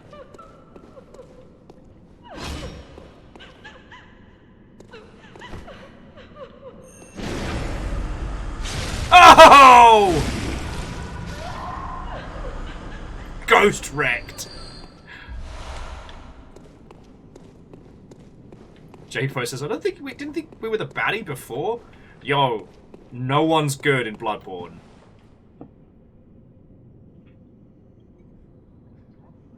Like, for all intents and purposes, we are just yet another hunter that, you know, was basically pressed into service and then kind of just kept going. Okay, so you all know Dark Souls. One of the things we talked about a lot is how, in the Dark Souls series, your character has one thing. Oh, fuck. Has one thing that makes you special. Now, it's often referred to as like the Ashen One or what have you, but especially in Dark Souls 1, you're the person that doesn't give up.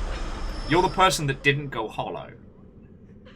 It almost implies that by choosing to continue to play a Dark Souls game, that is what makes you the hero. It is continuing forward, getting stronger, never giving up. No matter how hard it is, no matter how many times you get killed and crushed and broken, you don't give up. With Bloodborne, why do you keep going? What keeps you moving forward as a hunter? You know, every death returns you to the hunter's dream, and it's not like...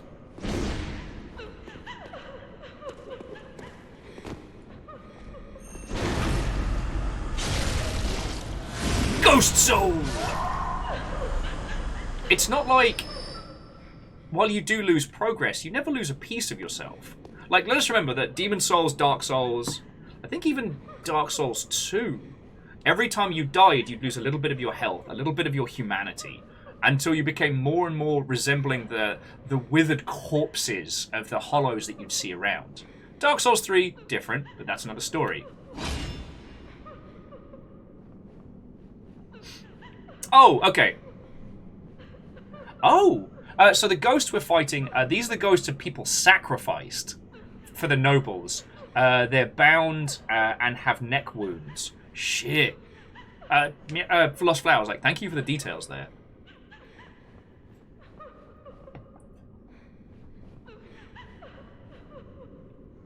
Yeah, Moose, I like that. Moose was saying, one way of looking at it is that the chosen undead thing in Dark Souls is true after a fashion, but it isn't the one who was chosen, but rather the one who has... Not the wasn't who has chosen, but the one who was chosen. Yeah. Yeah, and Mateus, Dark Souls 2 did have some like mechanical reflections of dying and succumbing to the curse, as well as aesthetic choices. Yup. I don't think in either you could progress so far down the path that your character was gone. But... it also explains why the ghosts are crying, like they were sacrificed for the nobles.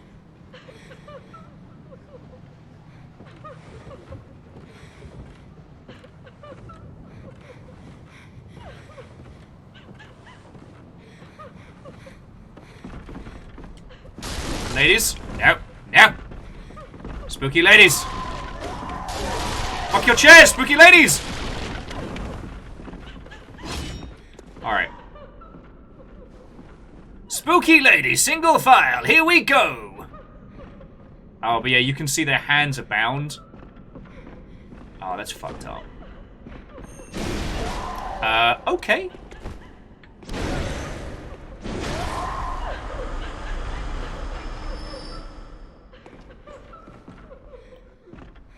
This doesn't feel good!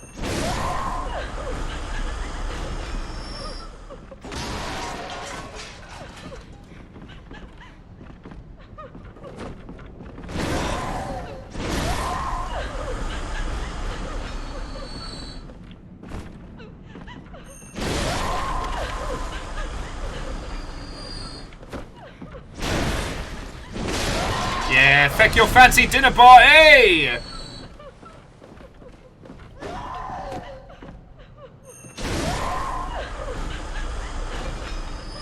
It does feel a little bit like freeing them is the kindest thing we could be doing.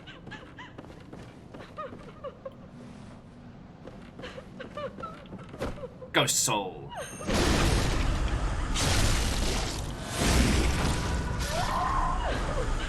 But yeah, sorry, so jumping back. Meowkitty Sakura says, we're as trapped by the old ones as the rest. We want to know, so we go forward. I guess that is the great... And that's the great point that this game makes. It really is, you know, a simple task and curiosity that pushes us forward. We can never leave, but we can also stop. Like, we kind of have a level of fake freedom. We can't stop being the hunter for as long as we keep going, but we can just stop. Oh, a noble dress.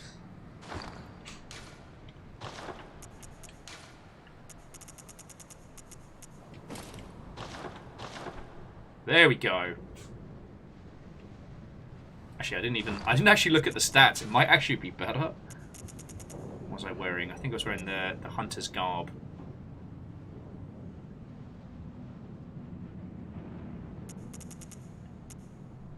Oh wow, the Ashen Hunter garb is fucking great.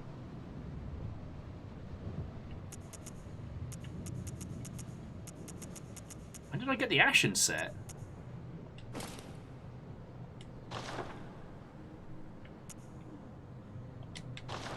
It does make us look like a little bit of a...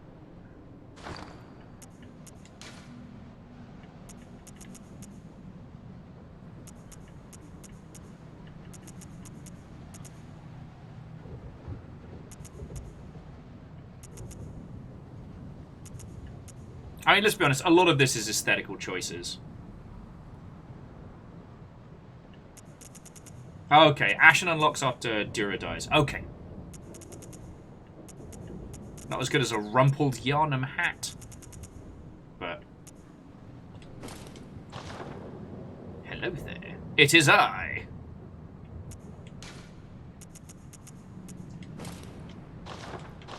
Sir Fanciful. Sir Fanciful the stabbing. Wait, that's not the same one we put on.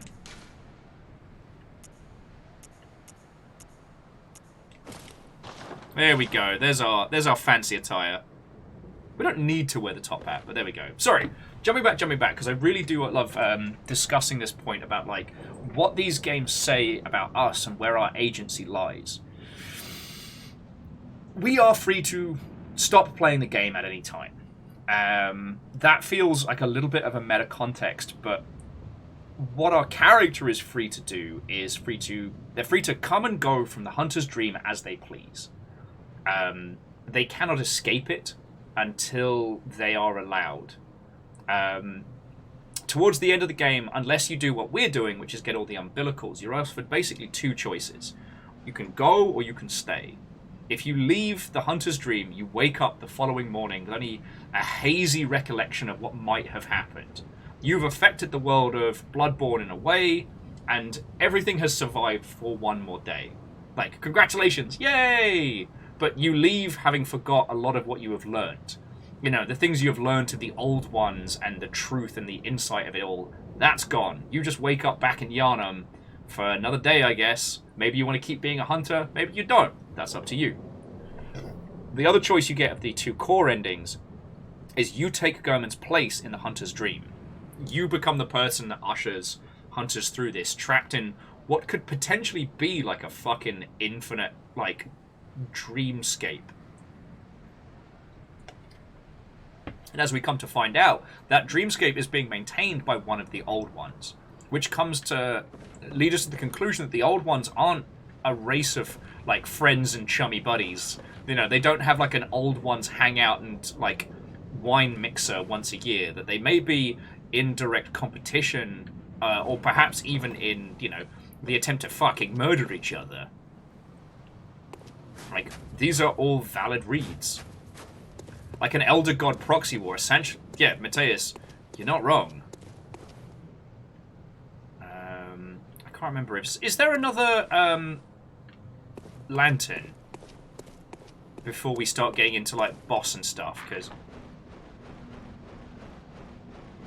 Oh, the fucking gargoyles.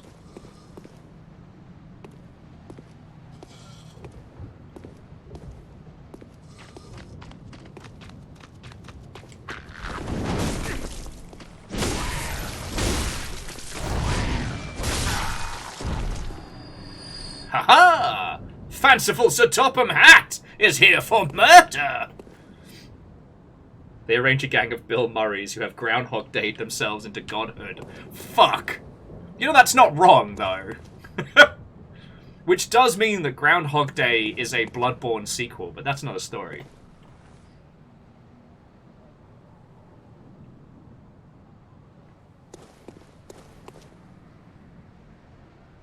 Now, the gargoyles are a fascinating creature, and one of the reasons why I'm kind of doing this the slow way, because they are ambush predators.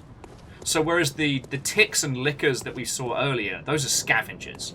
You know, they try to, you know, find the blood sprayed upon the ground left over by others. The gargoyles will wait patiently in this, like, cold terrarium. Mate, you are absolutely facing the wrong way. You're getting stabbed in the bum.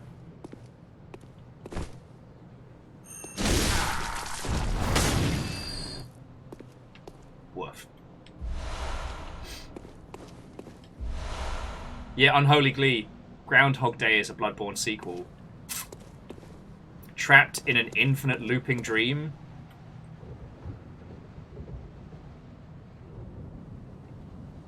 Now, if you want to start talking about time loop stuff, I'm always down for that, because apparently during lockdown I got obsessed with time loop stories. So, like, Groundhog Day, ReZero, and, oh my god, how have I forgotten my favourite one? The Andy Samberg one. Fuck.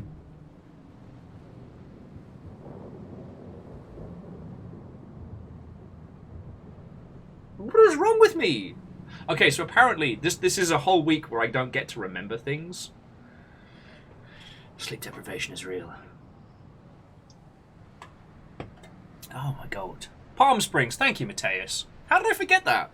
I watched that film like 10 or 15 times during lockdown. Mainly because, while it's a very funny film and it's worth your time, it's the...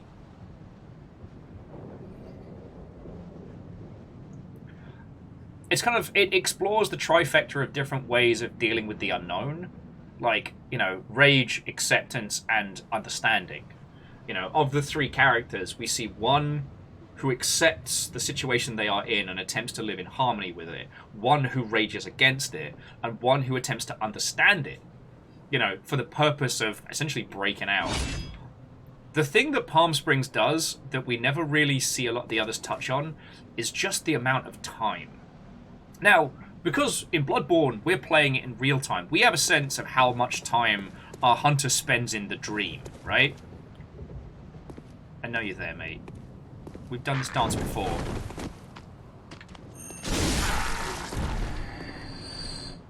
Oh, because I changed my coat. Everything else is still covered in gore, except for my fancy coat and hat. Love it. But when it comes to other materials that have tried to do time loop stuff, the question of how long people spend in there becomes a difficult thing to express. God. Sorry, I just want to jump back. The statues in here speak volumes as to, one, the opulence of this place, and two, the amount of consistent maintenance. There are whole parts of Yharnam that have basically, you know, where there are coffins on the street, things are piling up, it's getting messy, and parts have, you know, broken down and fallen apart. Here, we have this rampart, and this bit is clearly gone. And on this side, we can see this line of statues. Like, this would have been the route up to some of the fancier parts of the castle, lined with all these, like, ostentatious carvings. They've been taken and saved before that fell into disrepair. Now, they haven't been maintained well in here, but they were actively saved. Which speaks a lot to how this place went. Oh, no. No, I don't want to fight that guy. I got 58k in souls. Oh, no.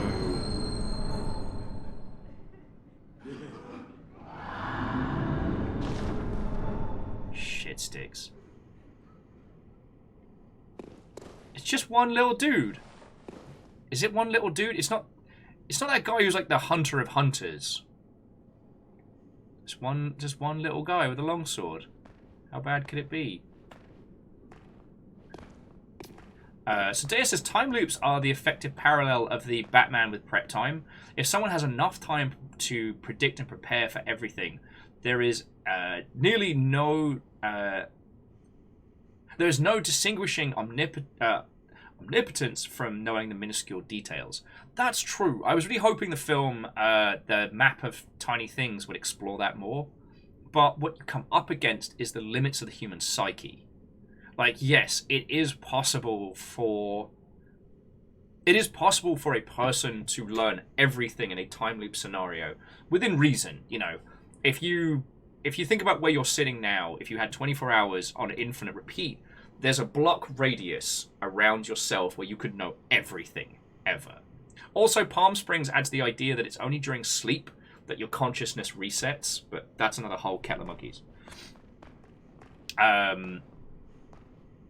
The thing that they did touch on in Groundhog Day is how Bill Murray tries to top himself multiple times. And it's implied, but never really stated, that we don't know how long Bill Murray spent in that bubble, in that loop. Palm Springs starts alluding to the fact that they might have been in there for hundreds of years. Because eventually you become unable to keep track of time, no matter how good your mental fortitude is. That's why I find Palm Springs being the one I talk about, is how, you know, there are at least 3 archetypes for that scenario. One is that you fight against it, one is that you accept it, and one is that you understand it. And in Bloodborne, we're definitely the fight against it. We're given one instruction, you know, find the pale blood. But when you think about it, we're not given anything more, and that instruction definitely comes from up on high. Like, because the pale blood is the blood of the gods. That's what we're hunting down, right? But we're not being given a challenge. We're not being given a task to fix things or solve things. We're being given something to fight against, fight towards. Bloodborne is the antithesis of that. And yeah, and Chaunerus, you do have those 3 archetypes in the Bloodborne endings. And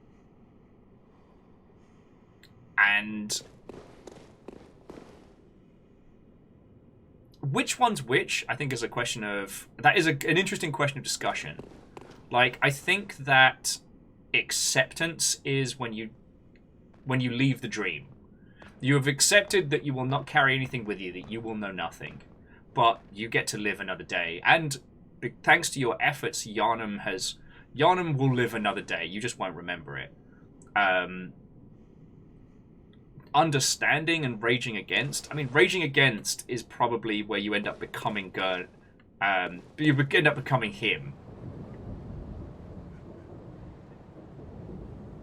Yeah, and if you study the dream, you end up replacing the moon presence. Chaunerus, thank you for putting that together succinctly. Now watch me get the shit kicked out of me by some dingleberry with a long sword.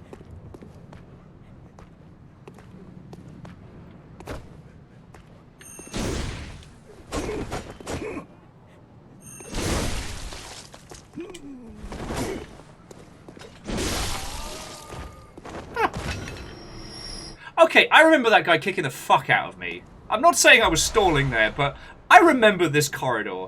I remember this guy beating me to death with my own arms. But yeah, sorry, jumping back. Chornerus was putting it like this. If you choose just a dream, if you accept the end, you get just a dream. That is the ending of acceptance. You accept how things are, and you know you find peace in the cycle of hunters going through the dream. Rage against Gurman, you replace him, stuck in the dream, now responsible for ushering people through. And if you study the dream, you end up becoming the moon presence. And when you think about the amount of research you have to do, like not going directly back to the Paratext conversation, but to understand all of the elements that you need to bring together to be able to get all 4 pieces of the 3 umbilical cords. Yeah. That's a lot of research. That's a lot of time. That's a lot of focus.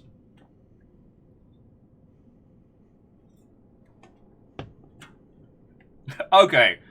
Chornerus is like, see? The old guy's not bad. Mateus, thank you for comforting me. The little old man can ruin our day for caught off guard. Okay. That makes me feel better. Because there's so many parts of this where it's burnt into my memory. Maybe not the specifics, but definitely the feeling. You know? Once burnt, twice shy and all that. This is a fucking ambush and a half.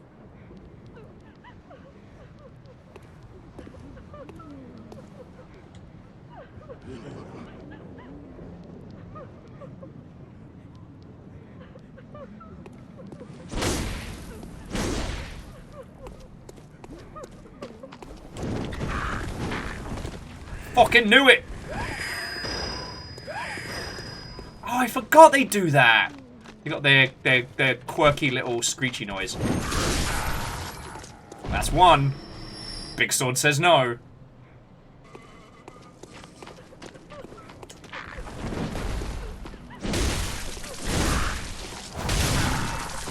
But yeah, so jumping back in, so Mateus says, you need to pull otherworldly knowledge into this fictional sphere to ascend the great chain of being. How thematic. Exactly. And this is why I rave about this game. Okay, you all know this. I guess that's the other thing about this Bloodborne discussion, is it's not me trying to convince you that fucking Mind Jack is a good game. We know this, but I love discussing it. Also, what's the Executioner's Garb?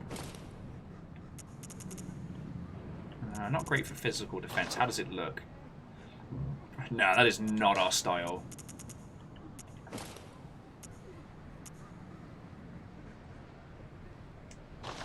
Also, I guess we can keep the... you know what? No, this hat is the hat of a dingleberry. I don't like it.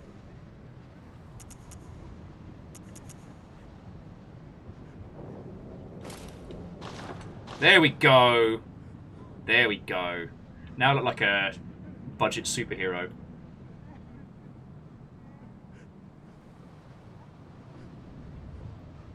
Oh yeah, Unholy Glee. Yeah, staying out of line of sight of the Winter Lanterns. That's a whole section that's fun. I can't remember if that's in this area or if that's later on after or on the way to Bergensworth. Oh. Okay, there are 2 fictional Letterman jackets I would get. Because it's not an aesthetic that I feel like I can rock or one I've craved. But 1,000 years ago, there was a team that did Balam Gardens Lettermans from Final Fantasy VIII. And considering how much time I spent in that game, the other one is I would absolutely get a Bergenworth U Letterman. Alright. Slow and low. Slow and low. This place is full of fucking ghosts. Sorry, lady.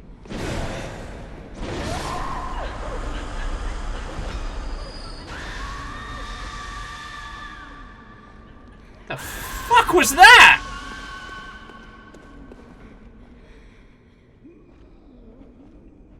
Alright, whatever that is, I don't remember.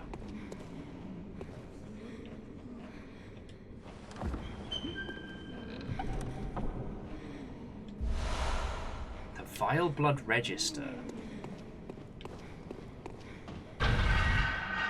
Oh, here we go. Get to the boat. Hello. How are you doing?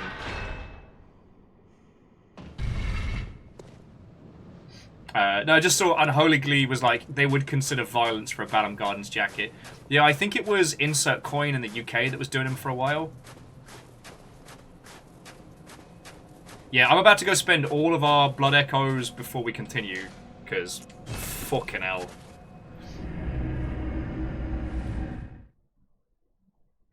But also, sorry, jumping back to conversation topics about like the influence of the old ones. Gets the boat. I'm doing good. Bloodborne's treating us well. I've got friendos quietly over helping look after Amos and keep him calm so we can actually do battle with the forces of darkness. We're doing good.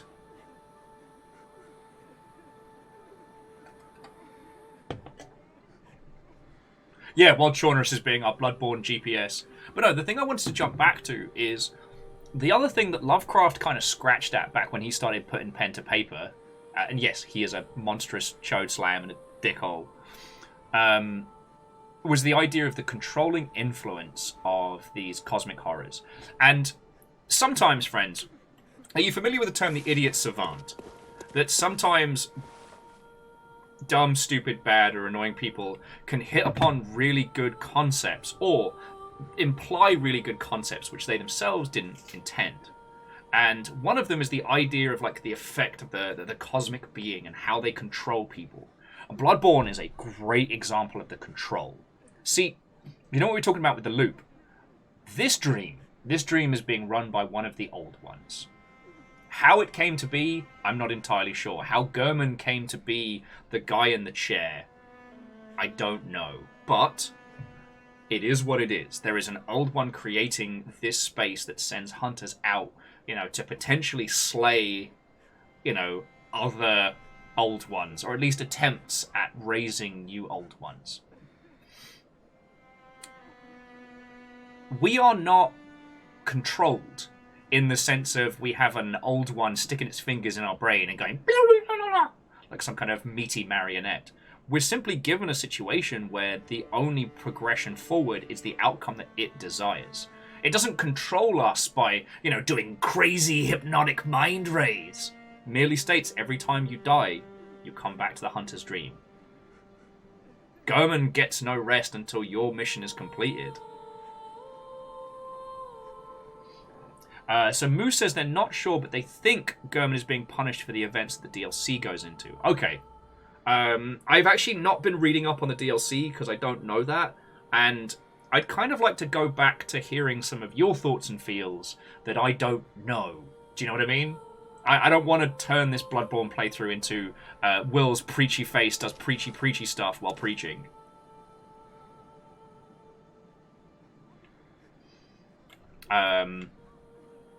But that was one of the things that was very interesting.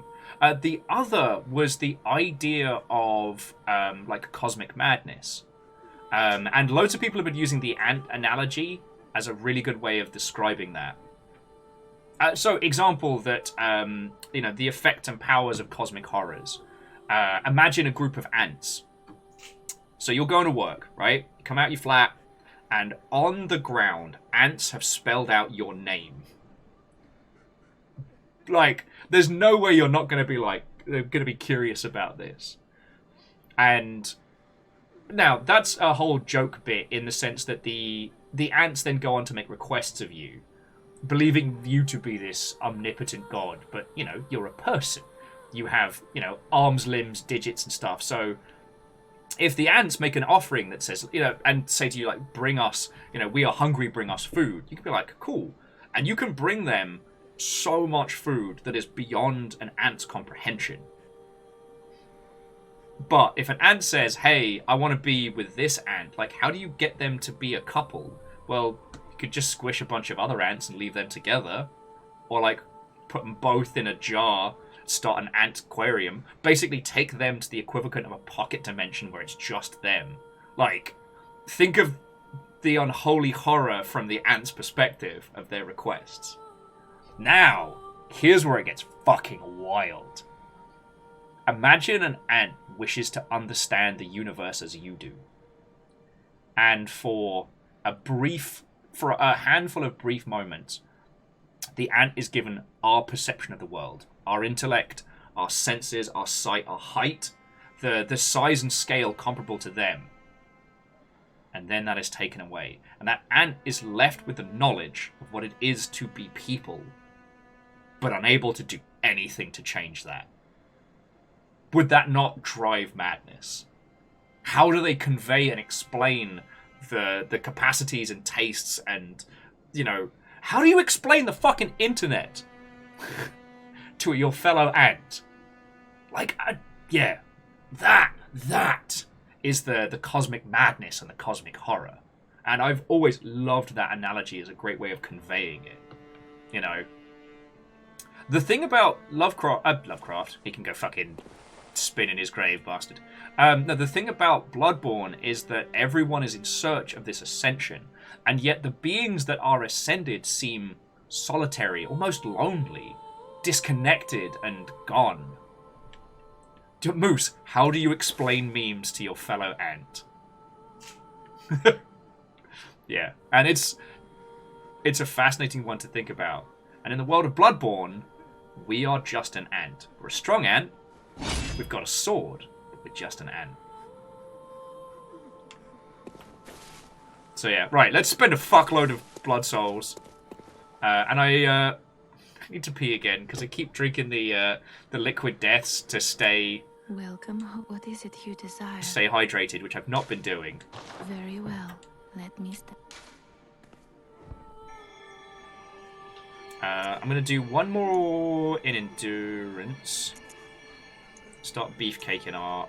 Yeah, there we go. One in endurance, one in skill. So keep our strength and skill nice and same as.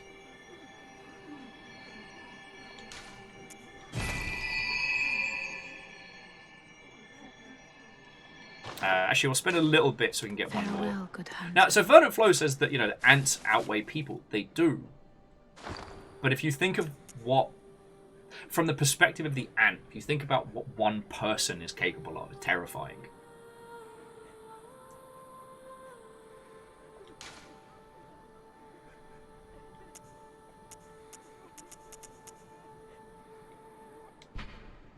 Red leather record of the Vilebloods loyal to the Covenant of Annalise, Queen of the Vilebloods.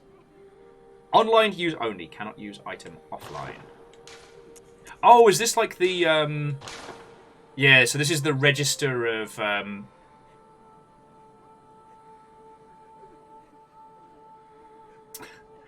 This is the register of PvP players. Yeah.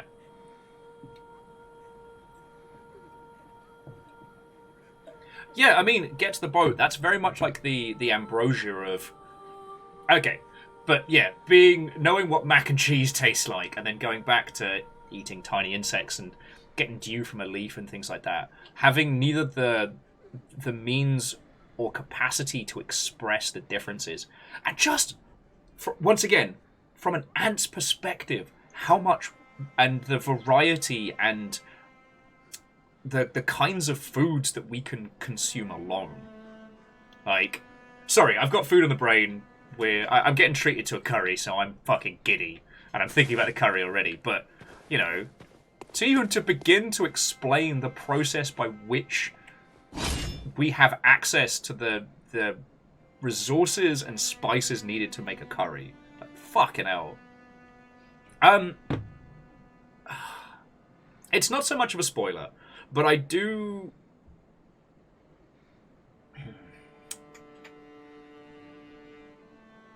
If you get the chance, friends, play Half-Life Alyx. If you don't think you'll be able to, and if you don't have the ability to play VR and stuff like that, watch a playthrough of Half-Life Alyx. It deals with a few other thematics from the human standpoint, but humans as the ants, and yeah. Well, Moose, you can get a sprint on, because I need to pee again, because I've been drinking so much water. But yeah, we'll continue with Super Duper Ghost Murder in just a second. Oh, wait, get to the boat made sag paneer curry? Feckin' yo! Damn. I'm glad I got food coming, otherwise I'd be mad. Alright, friends. Don't you go anywhere. I'll be back in just a second.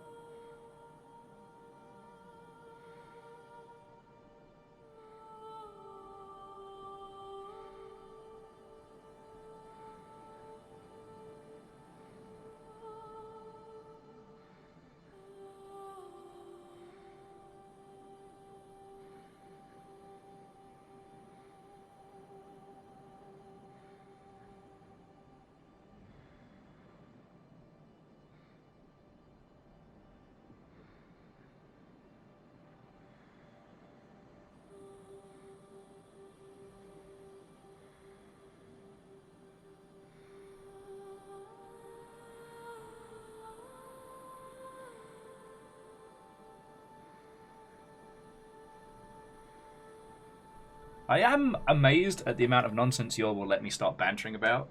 Like the concept of cosmic horror stuff. Alright, let me chug some more blood. Though I may have to nip off for just a quick second. In a sec. The cosmic ant horror.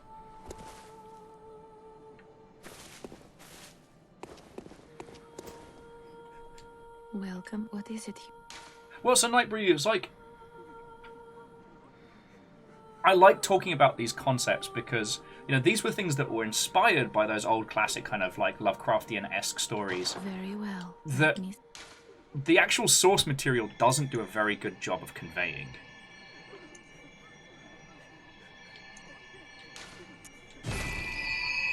Like,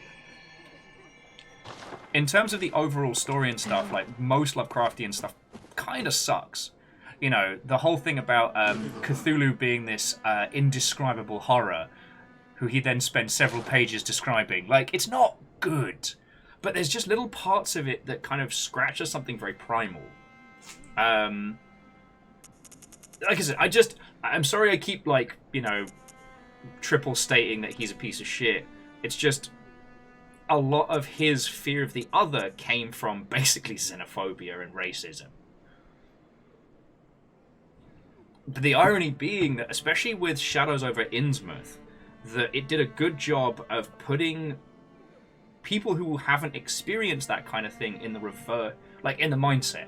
Like, hello, I am, you know, I look as straight as a fucking arrow, and I'm a white bloke. I couldn't be batting for more privilege. Plus, I sound like a Brit, which means that people immediately think I'm smart, when I'm not. Like, as character stats starting, this is Broke OP build. But it means that it's very rare for someone who looks like me to experience, like, you know, racial prejudice, ostracization, you know, be on the bad side of xenophobia.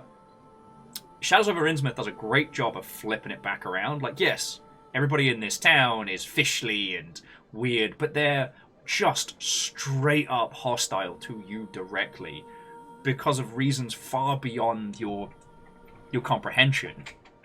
And I think that especially that story got people who wouldn't have experienced that to think about it in an interesting light.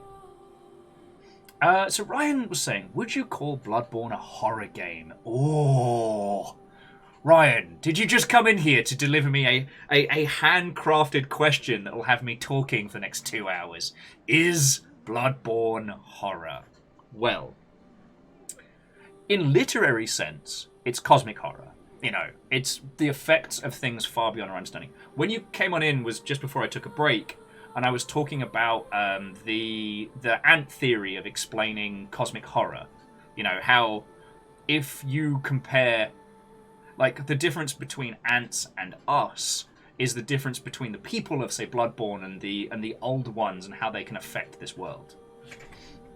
Now, horror in video games is such a drastically different thing. And oh, yeah, like I said, I fucking love this topic.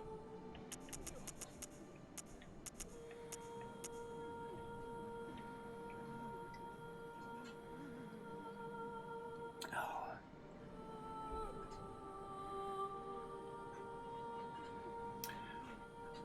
I don't know if I would describe Bloodborne as a horror game. I mean, you don't need me to tell you. Thematically, it is horrifying, and there are a few bits that make you go, oh. But it is not structured in a way to instill fear. It is structured in a way to instill challenge. You know, the point of Bloodborne is to make you, if we take the arty-fartiness out of it, like, to make you feel like the hunter. You know, the goal of the game is that you are the hunter. You are on the hunt, and everything mechanically is designed to kind of push you in that space. Sorry, let me just biff the last of my stuff.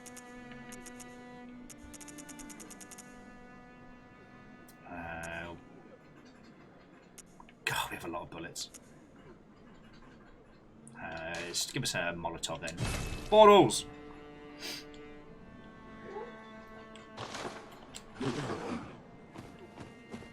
Portals!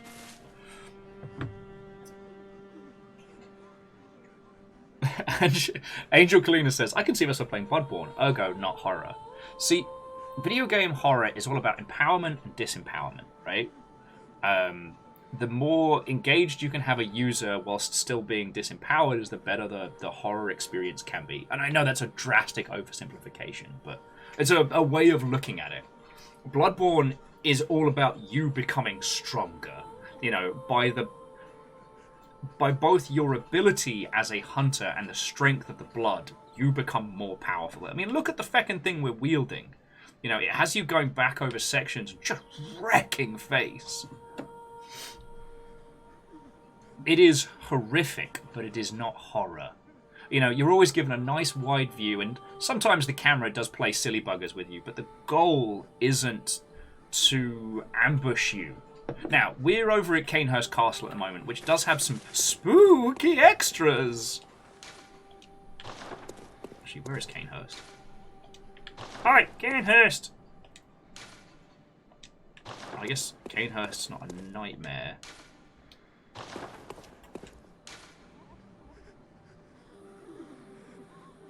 Oh, bloody hell, where are you? Canehurst! Canehurst, where are you? Sorry, I'm yelling at the tombstones. So yeah, so Nightbury, this is where it becomes a fascinating conversation. And like, when I say this is a horror game, that evokes a certain understanding. So like, The Mortician's Assistant is a horror game, but Doom is not a horror game by today's standards. Do you know what I'm saying? Bloodborne is seeped in this horrific story of cosmic entities beyond our understanding and horrible things happening to good people. It is soaked in blood and viscera and monsters. But it is not a horror game. Do you know what I mean? Alright. Oh, Forsaken Castle. Canehurst.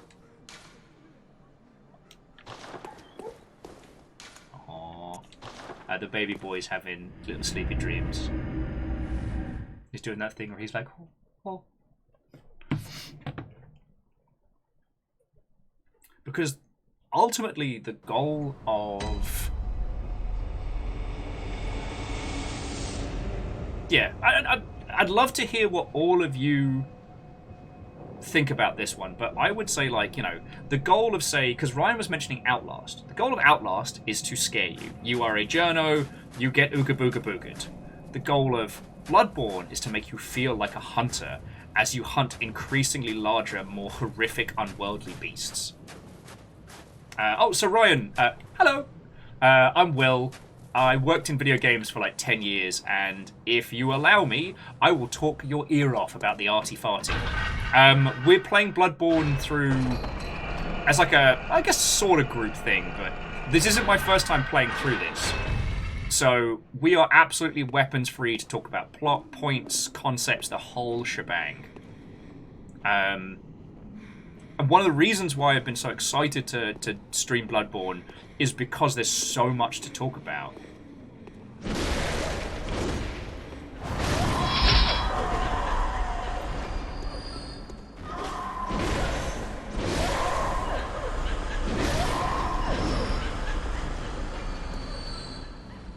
One of the things that we've been talking about a lot is how Bloodborne is one of the few perfect video games. You know, everything in the experience of Bloodborne comes together in service of one incredible piece of art. And it plays feckin' great at the same time.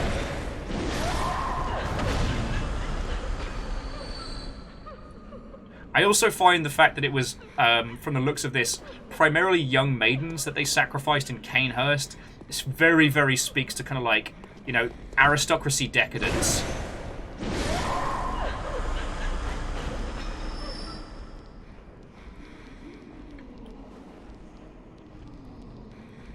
Oh, Nightbury. Now, Nightbury, if you want to talk about that one, like, especially some of the late night chat sessions in Discord, we inevitably get onto the topic of 40k.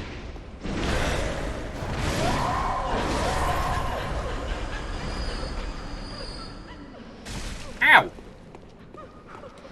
Oh, you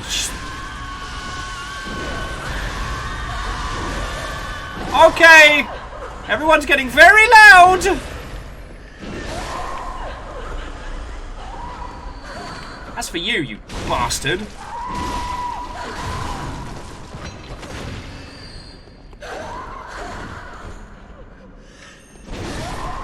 Sorry about that.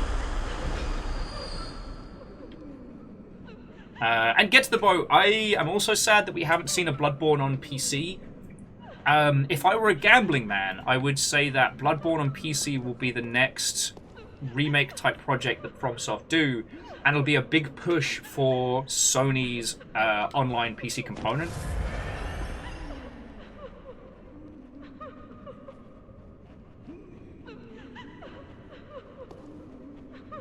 And Ryan, like, I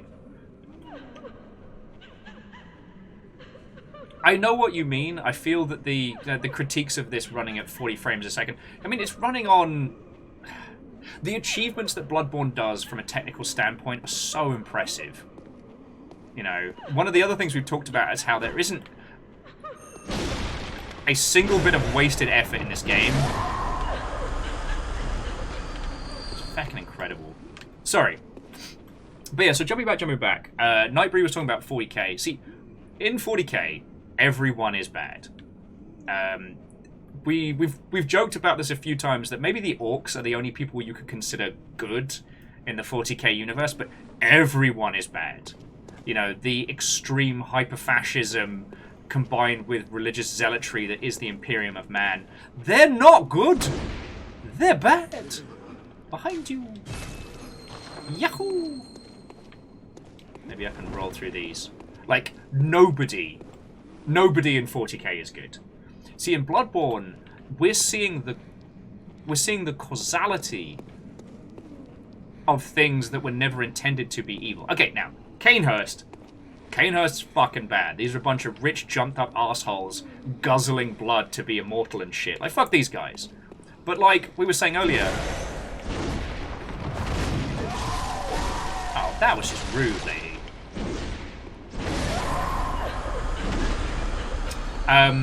The intention of the Holy Healing Church was to help. It just turned into nonsense. Also, I don't know if you saw, like, because Ryan, you're talking about the 30 FPS thing. The physics in this is so good. Like, I swept past that ghost, missed her, but the momentum of my sword whipped her hair up. Like the wind swishing past. That is more important to me than the old 60 frames nonsense. But that's not a story. See, Bloodborne is a story about, you know, we come into this world once the consequences have already been kind of set in motion, you know what I mean?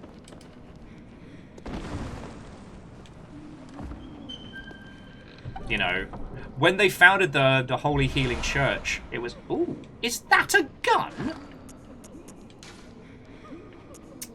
Ah. What's the details on it, though?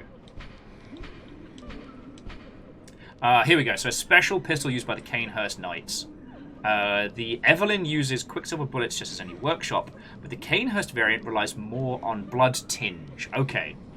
Lovingly named after a woman and graced with an intricate design. Evelyns were adored by Cainhurst Knights. Why do I feel like that is very poignant about who Evelyn may be? Oh, and Naru, welcome back. MDH says that they believe Evelyn's the highest damage on the bullet scale. Lovely. I mean, I haven't gotten the cannon yet, which is definitely more... Oh, a hidden path. Oh, I mean, it looks like a hidden path. Oi!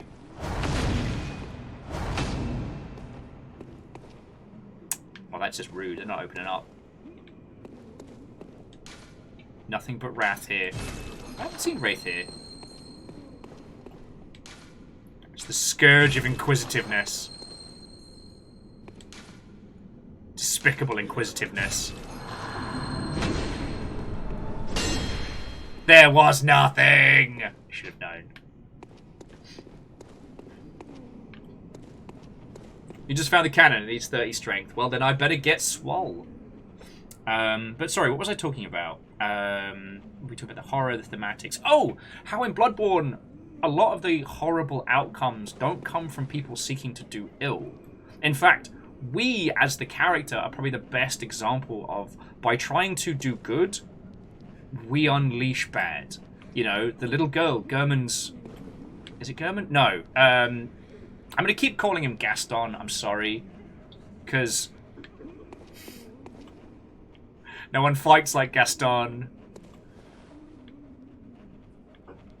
Was it? No one's as quick as Gaston, no one's as thick as Gaston, and no one hangs by a tree by his dick like Gaston.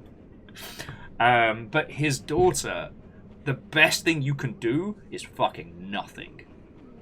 But you try and help, and you try and make it better, you try and get him to a safe place, and you make it so much worse. But you didn't do that because, you know, the blood told you to. You didn't do that because the whisperings of an old one. You did that because you're an empathic human and you're playing video games where most of us want to actively try and make the worlds we're in a better place. That's feckin' cool. Yeah, I mean, Ryan, we all accidentally killed her in some...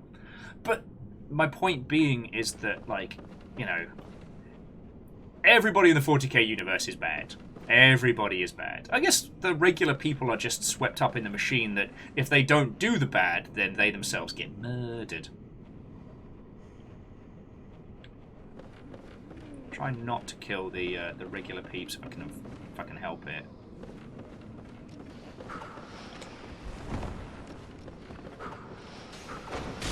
Oh, you piece of shit.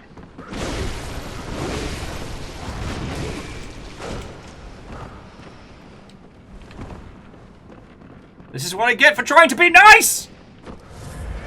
This mate's fucking doing me up.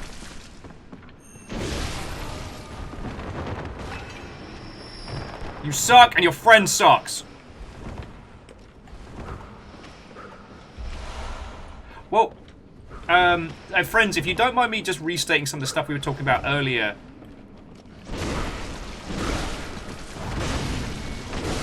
Get fucked.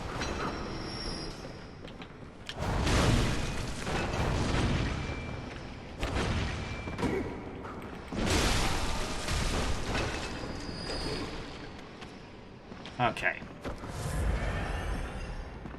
Hold that thought. See, Dark Souls is the story of... I don't want to make it sound like a fucking shonen protagonist, but, you know, never give up, never surrender. You know, you are the hero in Dark Souls because you don't quit.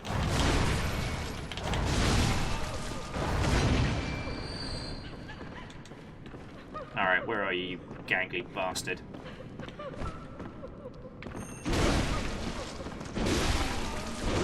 Teach you to ambush me, what a big kind!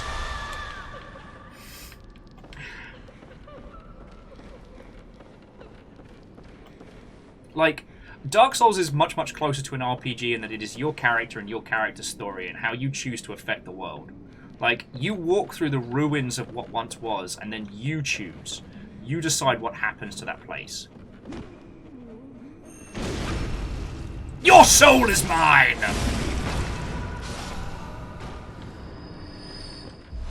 Like, it is your character that goes through the experience of Dark Souls, and it is you that decides how that will all come to pass. In Bloodborne, you are a hunter, and you must hunt. And one of the reasons why I've often referred to this as one of like the few perfect games is because the combat system, the menu, items, story, design, everything is in service of that idea that you are the hunter and you must hunt. You don't... one of the things we talked about earlier, Ryan, is how you don't have a choice. Like, the old one controls the hunter's dream. And you must press on forward. You must keep going. You can stop if you want. You go back to the hunter's dream if you fail. But by the constraints placed upon you, you have to keep going. Carried forward more by curiosity than anything else. Sekiro is a meditation on mastery. Now, Sekiro is simultaneously the most precise and also potentially the weakest of the FromSoft games, but mainly because the stealth way of the ninja and how you handle the moment-to-moment NPCs, moment-to-moment enemies, doesn't fit the rhythmic mastery of the fights, and probably has one of the steepest like learning curves of any of the FromSoft games. But the takeaway from Sekiro is it is about mastery.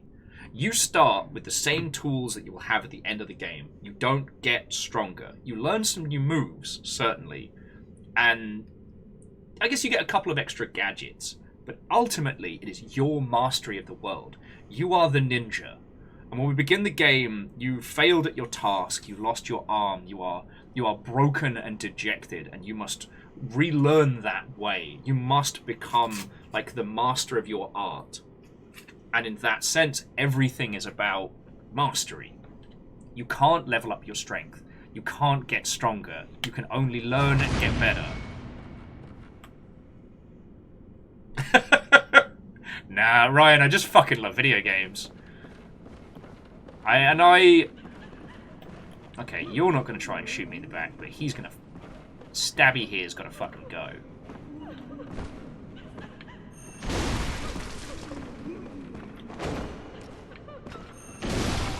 First rule of fencing, mate. Oh, no, don't do... No.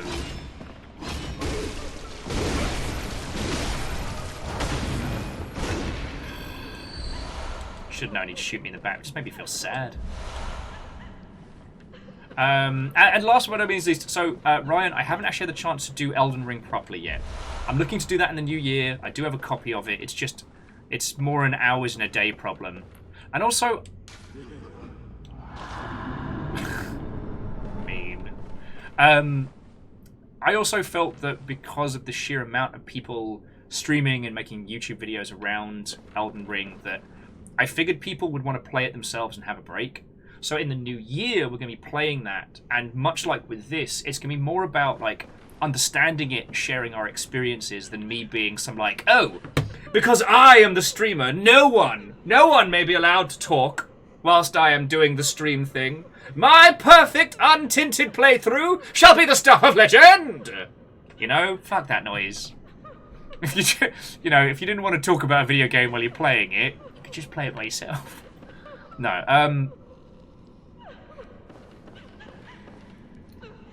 So, I haven't had the chance to play the Demon's Souls Remastered, so I can't really speak with any authority on that. Oh, cool, we're going outside. There's no way that ends badly. Okay.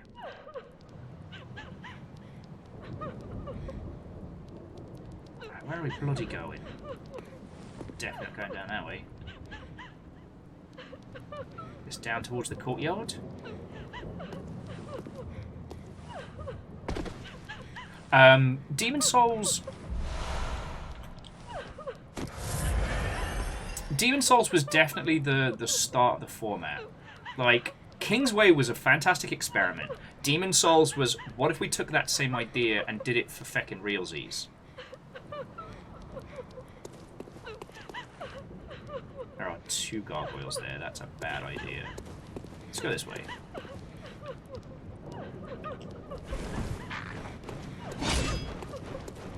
Alright, let's feckin' go, mate!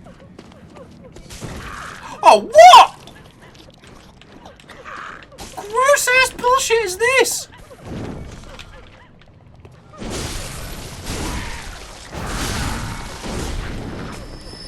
Did you see that?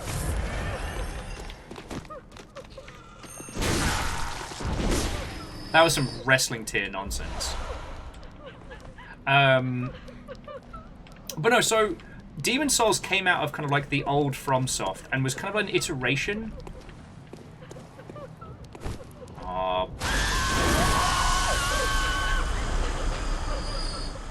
Sorry, lady. Does not feel good to be stabbing. Sorry, going back to your question. So, Kingsway was an experiment that was quick and cheap, but had something special to it. Did well. Okay, it didn't do well, but it became kind of a cult classic in the Japanese markets. Then Demon's Souls was the like Sony-backed, hey, we need some fresh shit for the PS3. What have you got? And it was kind of interesting. there's a lot to Demon Souls that was clunky and weird and strange, but they were definitely finding their feet, and what they were proving was that they could make a game on a relatively small budget that people found engaging. And, like, you don't need me to tell you that Demon Souls would go on to be one of, like, the standout wins for the PS3. Much how this was, like, the standout win for the PS4. Shit.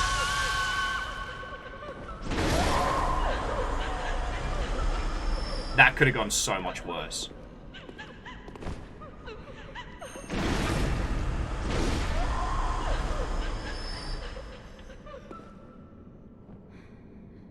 Ryan, I hadn't heard about Demon Souls getting banned anywhere, but when Demon Souls came out, I was based in the UK, so...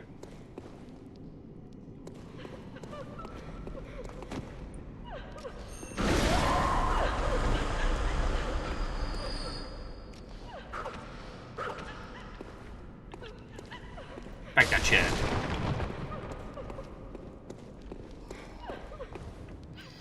Oh, so get to the boat. I've not been watching any of Vigi's stuff on Elden Ring. I've been avoiding that much, you know? Mainly because you know what? The discussion we were having about Paratext earlier, I think I'm coming around to the idea that those video essays are close to Paratext because they can frame how you see a game. Oh, yeah, so Ryan, we get fucking into the arty-farty. Recently, Dan Olsen made a great video called It's Rude to be Bad at World of Warcraft. And in that video, he puts forward the idea that, you know, Warcraft has changed so much as a... It's not just a game, it's an entity now in its own right. And it has changed so much that the language and paratext around it absolutely frame and denote what it is. And it was the first time I'd heard the term paratext used to refer to a video game. And it got me thinking.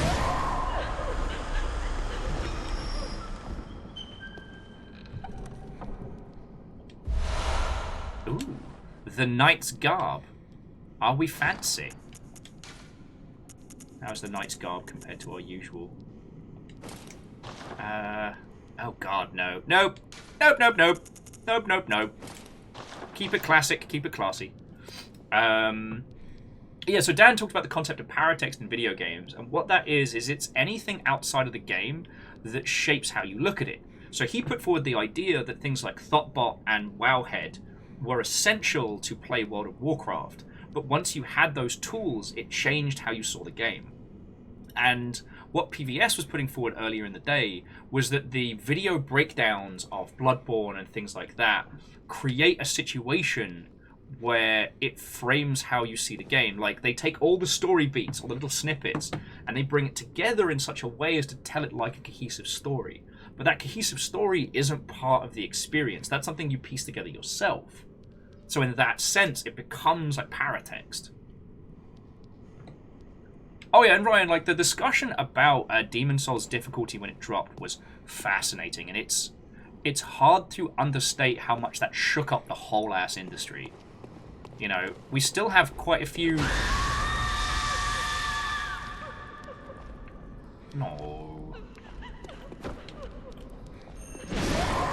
We still have the difficulty discussion coming back and forth, and it's at the point where what is and isn't difficult is finally being discussed. Sorry, Ryan, I'm kind of using you as a tool to talk about some of my favorite topics. Like the difference between difficulty and accessibility, about how you can have a game that is really, really, really fucking hard, but is actually incredibly accessible. No, no, no, no, no, no! No! No! Shit!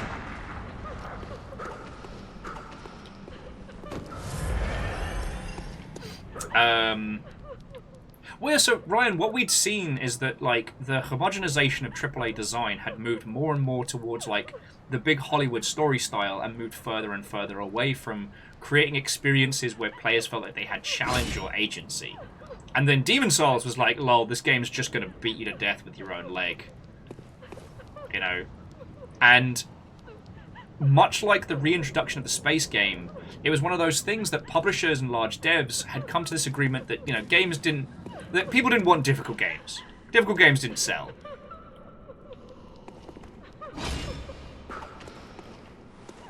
I gotta get rid of that screamy lass. Let me see if I can handle this before I get onto the good topics. Can she scream at me through a wall?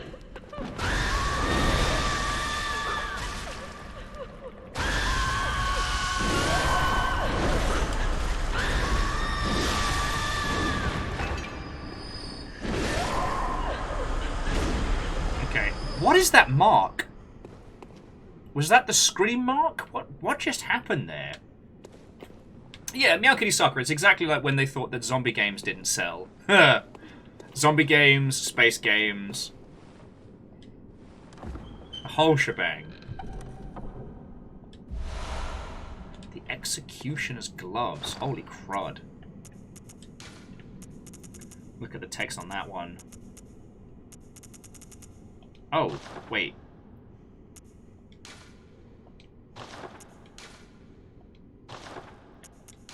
What the hell are the Executioner's Gloves? Summon wraithful spirits? What? Guess we need to get more magic and shit. But anyway, yeah.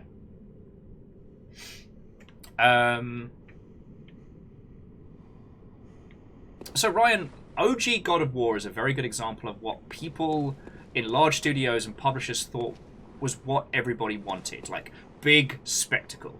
OG God of War was difficult, but it was difficult in a very specific way. You know, in that big AAA kind of nonsensy way. It didn't present you challenged with the level of freedom and things that Demon Souls does. I mean, as we've come to know the Soulsian philosophy now, those games are at their hardest at the very beginning, when you basically got very little in the way of tools and ways of handling a situation. No mercy for the dead.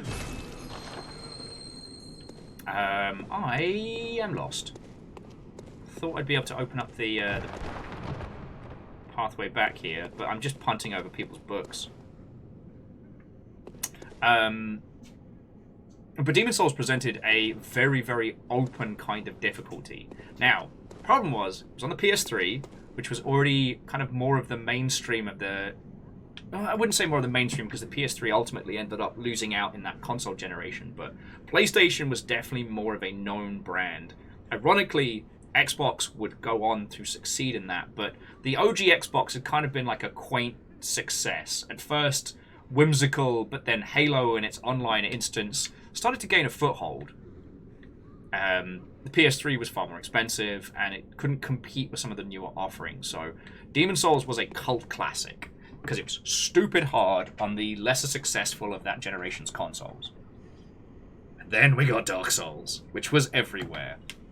And releasing that stuff on PC was inspired. Oh, okay, so we need to... there's a second window, so we need to drop down and keep going. Okay, thank you! Ah, here we go.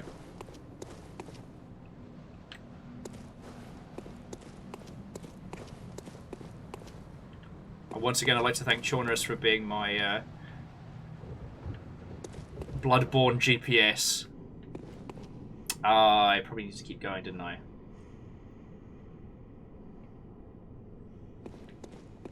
Yeah, so Ryan, I do really love that in the Soulsian format, that you can't take it lightly or it will beat you to death with your own shoe. But also that the skill curve is exceptional. Years back, I was at an event, and we'll leave the event out of this, but what I got to see was Hero to the People Dan Jones, who streams under Cause I'm Dan Jones here on Twitch. And I got to see him take on the Bridge Beast with nothing but his fists and his gumption. Like, Dan had played so much Bloodborne that he was able to get out the first area, and this is before you're even given your weapons, before you go to the Hunter's Dream, and he managed to clear that, take on the Bridge Beast, and win, using well-timed parries and pulling the soul out of that poor great big doggy. It was phenomenal to watch. Now, the brilliant thing about that is that the amount of hours put in is what he has taken forward. It wasn't like blood echoes or unlocked super weapons or whatever. It was just his ability to play. And if we compare that to the old God of War, the pre-Dad of War, like, you can't just take on Zeus with nothing at the beginning and kick ass. Like, there's nothing... You have to go through the story in its entirety and unlock the narrative-based guffins and MacGumptions, or MacGuffins and gumptions, to continue. Do you know what I mean?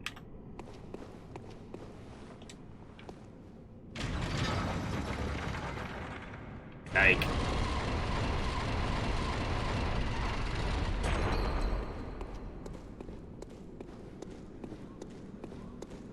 Alright, so this is where we just were. Oh, so pulling the lever, that reveals the ladder up. Alright, so Chaunerus, do I need to go back out to the window from here, or is this just my my new shortcut? Because I can't go directly back out the window, because I'm a dingus. Yeah, Holy Glee, Angel, like, yeah, Dan's just got an understanding of timing and cadence that's very, very, very fun to watch, and makes sense. Thing is, I'm not good at these games. You know, I've destroyed my reaction speeds and ability to learn simple patterns by drinking too much, and constantly maintaining a terrible sleep pattern. Oh, okay, so there's the ladder. Window has some loot, but the ladder is the way. Alright.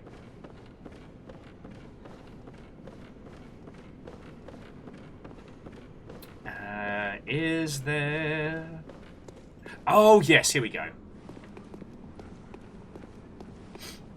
One of the reasons why I love these kind of games is that you can get beefy. And that can offset, like, the skill cap. That so long as you're prepared, all's well. So long as you're prepared to work hard, you can be ready to fight.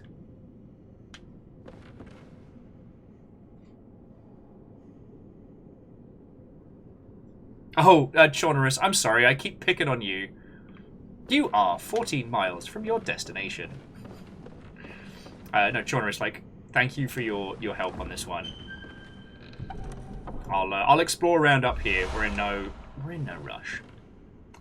So Ryan, Azura's Wrath was a fascinating... Okay, Azura's Wrath was the other philosophy of AAA game design taken to its absolute zenith, and it didn't land. Now, Azura's Wrath as a spectacle game, holy shit. You punch a planet in half. But you know what?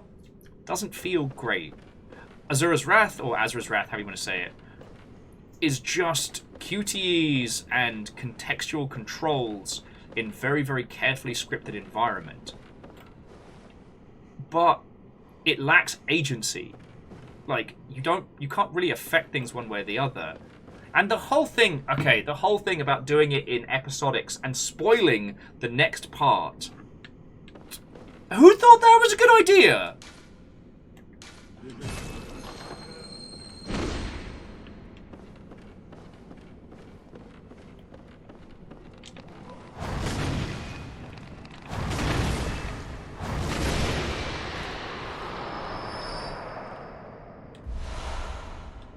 MD8 says, how about the actual fucking ending being DLC? Yup. Wondrous Bloodstone. Like, Azura's Wrath isn't creatively bankrupt, but in terms of its structure and its development, it was going by what everyone was doing and took that to its zenith rather than articulating in the space. And I think that's an important thing to bear in mind. You know, every now and then a game will come along that shakes up the industry and kind of reminds people that, like, oh shit, no, people do want a variety and quality, and they don't want the same thing but better every year. Sometimes we want to be surprised. Sometimes we want something different. And like when Azura's Wrath was in development, people were already showing fatigue of heavy QTE usage in video games. You know? I love you with all my heart, Resident Evil 4, but you set a lot of people down a dark path. I mean, Nightbreed was saying Azura's Wrath, where 90% of what happens is punch. It's like, what if Azura's Wrath was a walking sim and the battles just happened? Like, is there anything else for you to do or be in that space? And the answer is no. Like,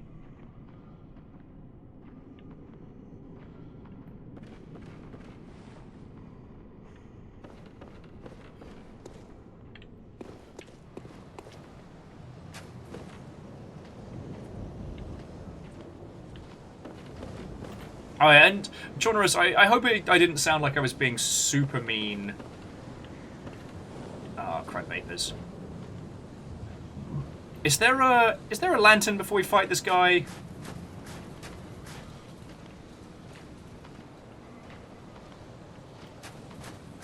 Oh, that is a red-eyed gargoyle.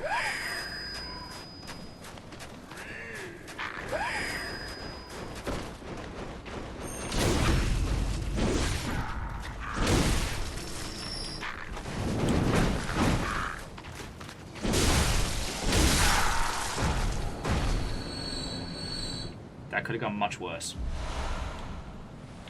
So our only lantern is the one at the bottom of the castle. Oh, we got the knight's wig. Wait, no, I thought this is where we summon what's-his-face, or have I gotten myself lost again? Why am I like this?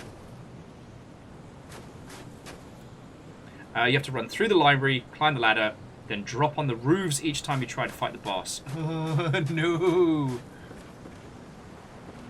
Compliment Cat went to bed, so I can't cheese this fight. I can't use the power of friendship.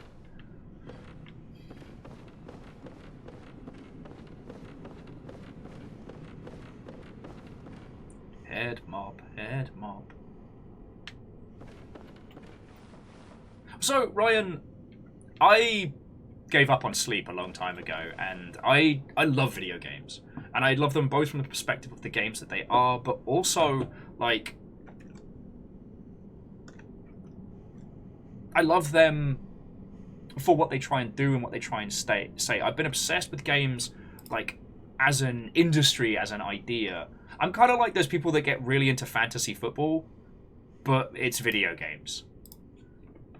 And I could dial another friend. I just got to find out where we're going. Mateo says, it's been an appropriately long time. Can I get you going about Rain World tonight? Fuck yeah, you can. God, Rain World and the discussion of difficulty in video games is just like, how do you all want to get Will talking for 7 hours? Because this is how it happens. Sorry, so Ryan, if you haven't heard of Rain World is a brutal indie ecology simulation survival game masquerading as a cutie patootie platformer. I have heard of Prototype, and do you know what I would love? I would love it if Prototype as a project was given to a team now. Kind of the same with Infamous. You know, they very felt like they were constrained by the choices of their time. And I think both games would have done drastically different things now, considering the breadth and depth of games that we have, and the fact that it would be easier for them to be different. And it is nothing against yourself, Ryan. I have a scary knowledge of video games, and I will always put my hand up and admit it when someone tells me about a game I don't know. In terms of streaming-wise, like, we've been doing Bloodborne on Saturdays, but I try and rotate a different game out each day. Like, varying between games that are interesting to talk about and games that people might not have seen. That's my general vibe. That's my vibin'. So you have to run through the library. So through the library, climb the ladder, then drop onto the roofs each time you try and fight the boss. Oh, so we go up to the roof and drop down. Okay, yeah, that's a lot. Are there any friendos who wants to help me fight this? Let's use the beckoning bell. The password is trains. Because earlier in the week we did Choo Choo Charles. Now, Choo Choo Charles is an open-world horror game where you and your trusty locomotive try and survive against, like, cryptid spider Thomas the Tank Engine. The Charlesoning.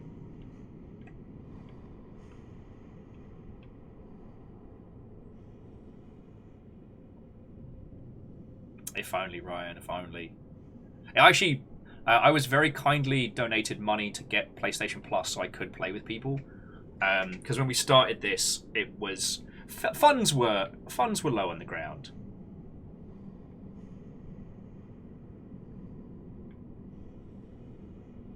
But I do resent... I do resent the price of PlayStation Plus for what you get. And... one of the weeks where I had promised that we were going to be doing it as a squad, we ended up not, on account of the fact that I went up against the PlayStation Plus screen and just ended up screaming my my house down.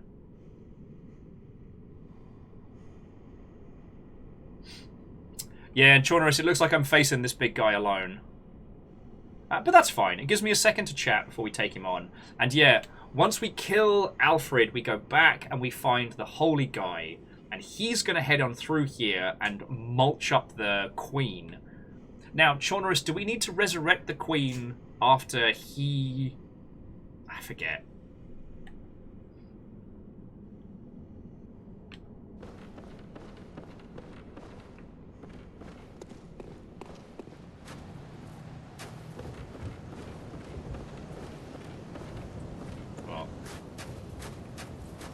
So it's not this side we drop down onto.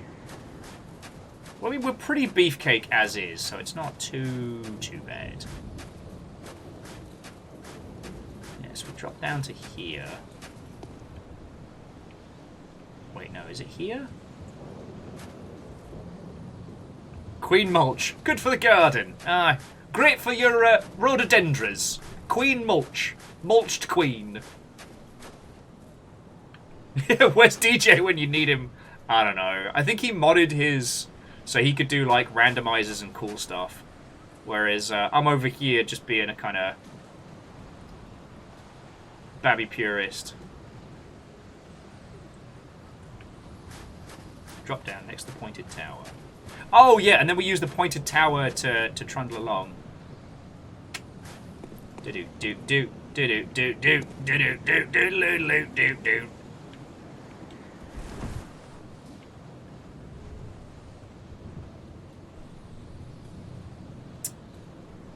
Mateus says they can't be the only one that sees the tiles of Canehurst Castle as teeth. Oh god, well I hadn't till you said.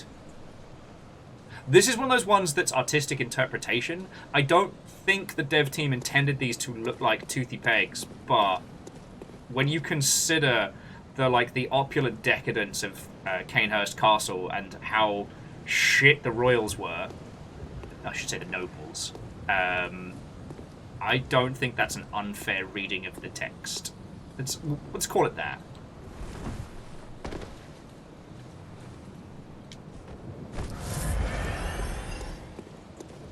Oh, and is what's his face weak to anything? Let's see if we've got any. We've got fire, I guess. Everybody's weak to fire. I keep forgetting that. Numbing mist to prevent HP restoration. I don't think he heals.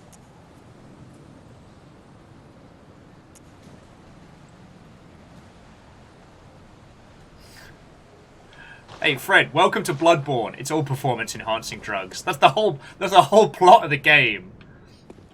Priests be juicing. Uh-oh. It's basically the plot of Bloodborne.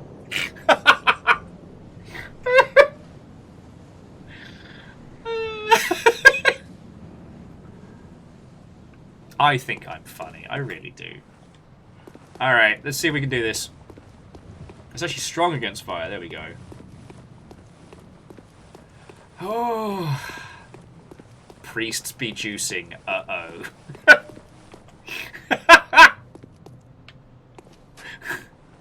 Alright, so before we fight this guy, because he doesn't get really explained before this big, like, showdown, hoedown. So, the Martyrs, I believe they were called the Martyrs, were a faction of the Blood Healing Church's hunters. And they were probably the more devout, at least religiously, of the varying hunter sects. You know, they're called the Martyrs because they believed in, you know, self-sacrifice and, you know, they would destroy themselves for the cause.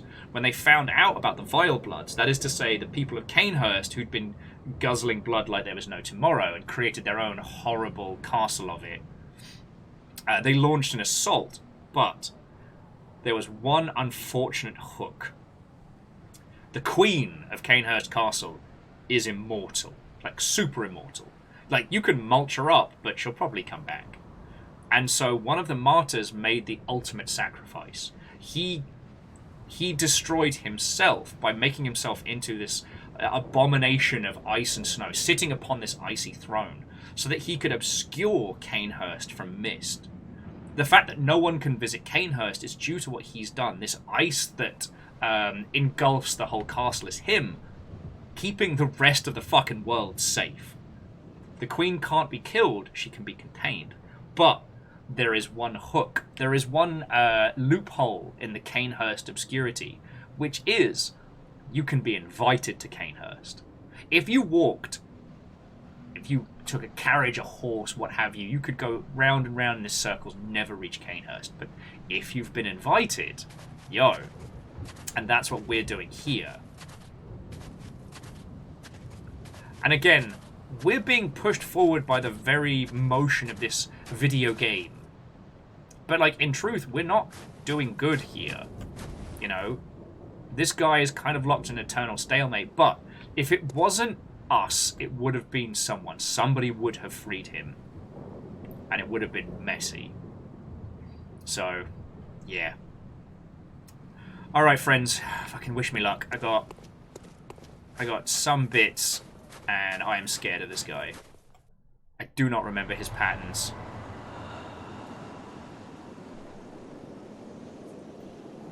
Yes, a friend. We answered the letter, now we are part of this place.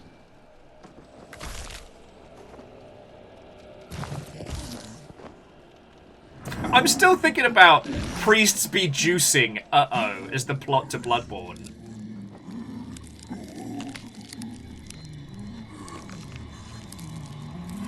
You kids want some blood? Uh-oh. Oh. So yeah, this poor guy has been locked in this frozen, maddening slumber. And here we are, making it worse. Yeah, Bloodborne. Use drugs. Light people on fire. Okay.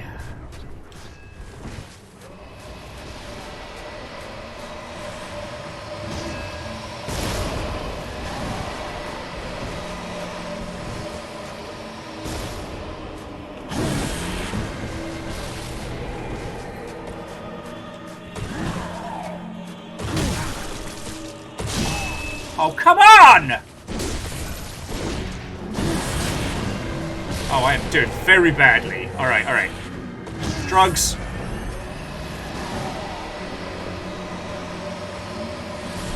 Oh, it goes through!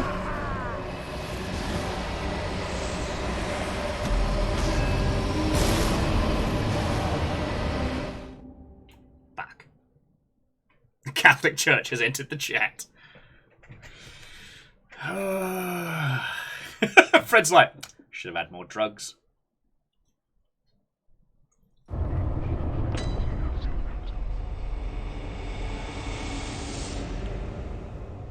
Oh, I forget that you get your insight refunded. That's cool. Yeah, super feckin' rude, but there we go. Lost Flowers, you do make a good point that out of everything in this game that feels positively soaking in gore and blood and violence, This guy's surprisingly dry. But I choose to believe that that's because he wasn't consumed by the blood. Like, and Chaunerus and people will be able to correct me if I'm misquoting.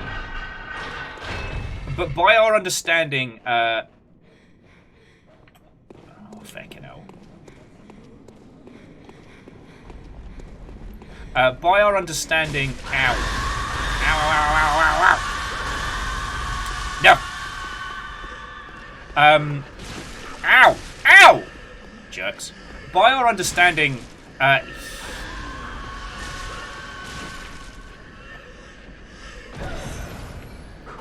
dick move!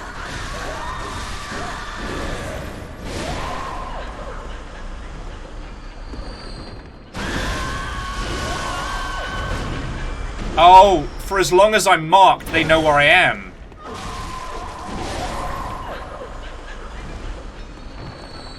Bastards. Sorry about that.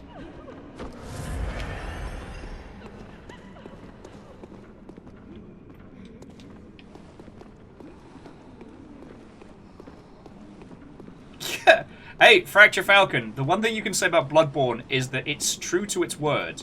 It'll let you heal from killing people. Alright.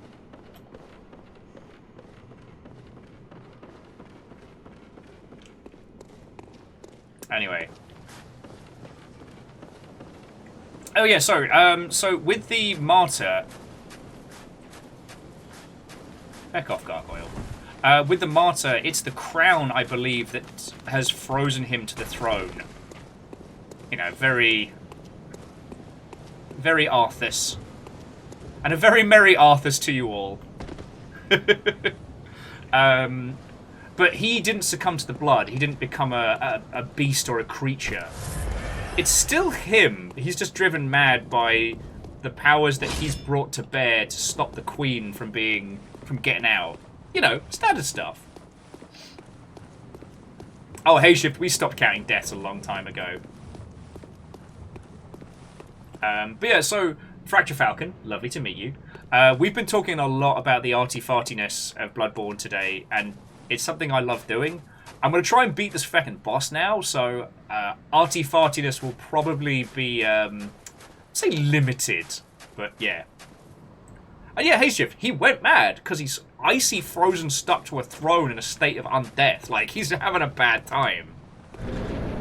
Oh, Matea says, the name of that item is the Crown of Illusions. Smart.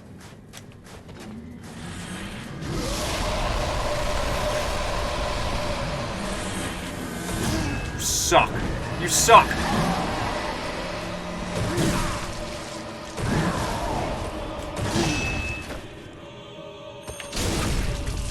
Yes!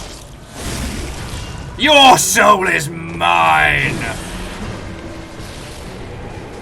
How'd that feel, mate? Ow. Fuck.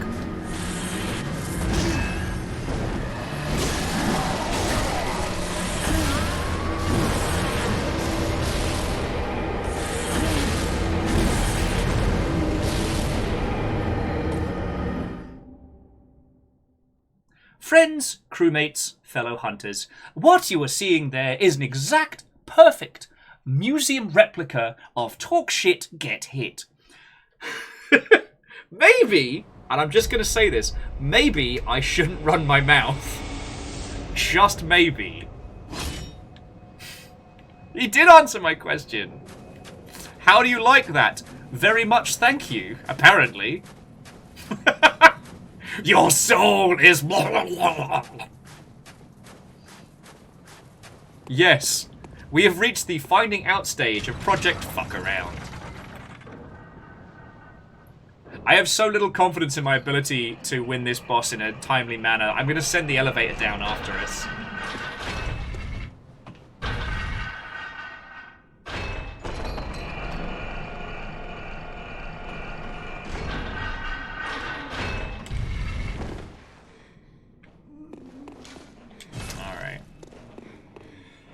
Alright, still going to handle these... Oh, a Fracture Falcon, like, thank you for the follow.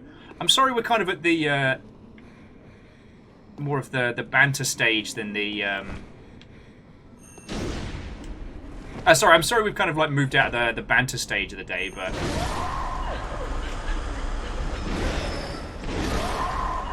oh, well, that is lovely of you to say.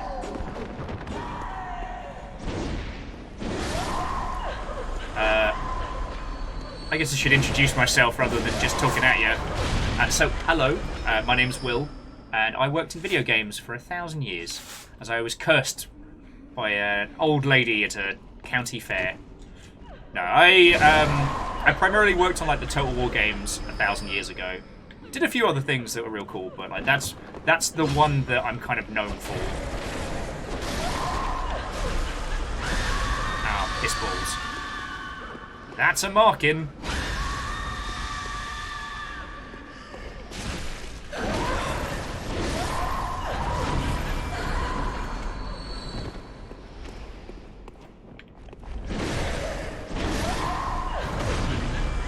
I realised we've been taking this area so carefully, we hadn't seen the effects of the mark, which is basically like a great big dinner bell.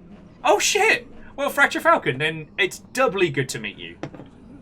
Basically, like, so I stream for a living. And the TLDR is I basically spend my days, like, talking a lot about the realities of games and kind of translating it back and forth. Like, today we were talking about, like, what it's really like to be in like a AAA QA space. Oh, you...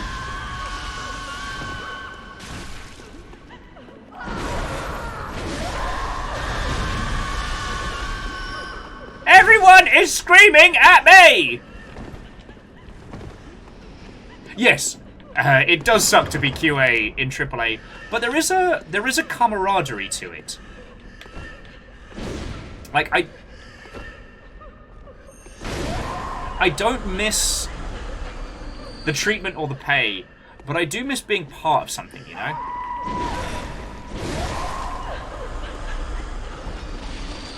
But I fucking love doing this, so like I'm not complaining, mate.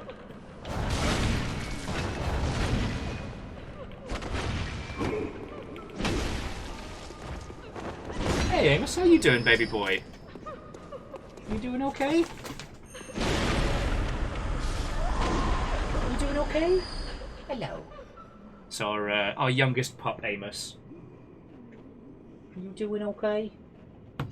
I mean, I'd show you, but it's mostly cone right now. You okay? Amos, what do you need, buddy? What do you need?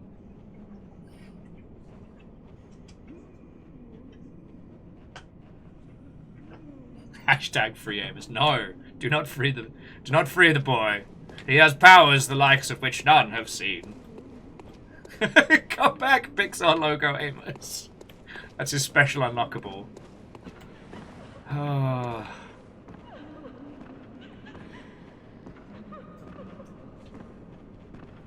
Unholy Glee was saying they tried to get into QA for the longest time before life drop kicked him. I mean, it was a right place, right time. Sorry, for those who don't know my story, I worked in film and television, and I was at like house buying stage with a partner, and we... Aw, Amos, it's okay. You're okay. Friends, bear with me just a second. I'm just going to see if Amos just needs to go on the balcony. I'll be back in 2 secs.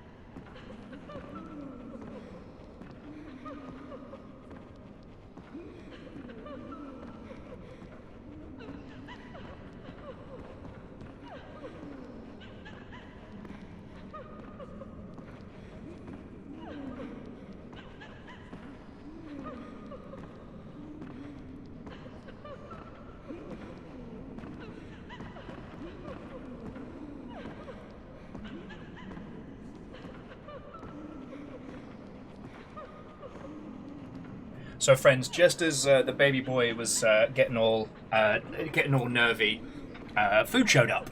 So I now have a Thai yellow curry that looks like it was crafted by the very gods themselves. So I am very happy. Now, is ingesting an inordinate amount of carbs going to help me beat this boss? Totally. It's not going to slow down my reaction speeds and get me my ass kicked. Nuh-uh. But I mean, I'm. You know what? This is mean, but it's very rare that I get to brag because I'm being spoiled. Look at this. Look at this. Yeah, that's a spring roll sticking out. Yeah, it's very rarely that I get to flex on. So yeah, this is my flex.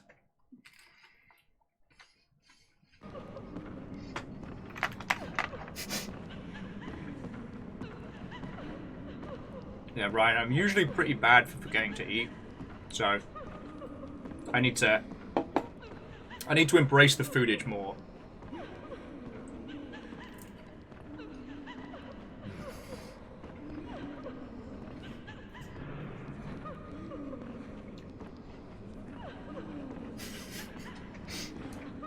Sadly, PVS, Amos is allergic to about 1,000 things in this.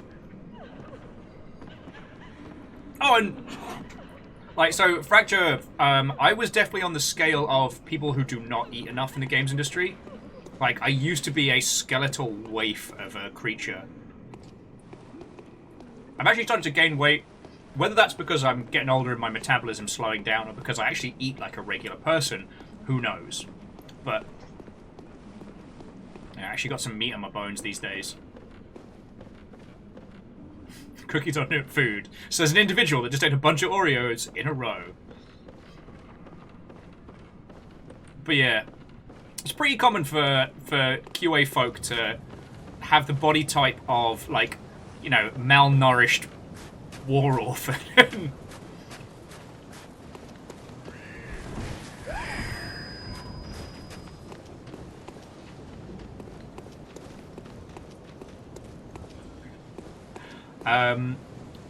So Fracture, if you don't mind, like, so what is your sphere of expertise in those video games?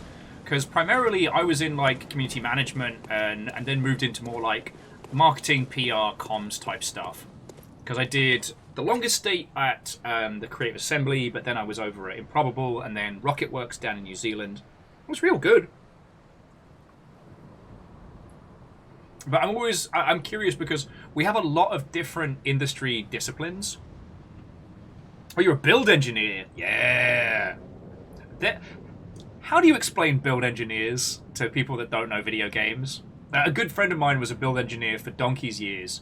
And until they mastered, I won't mention the company on this one, but until they mastered automated build systems for like overnight builds, he used to be the other person who was stuck in the office late night.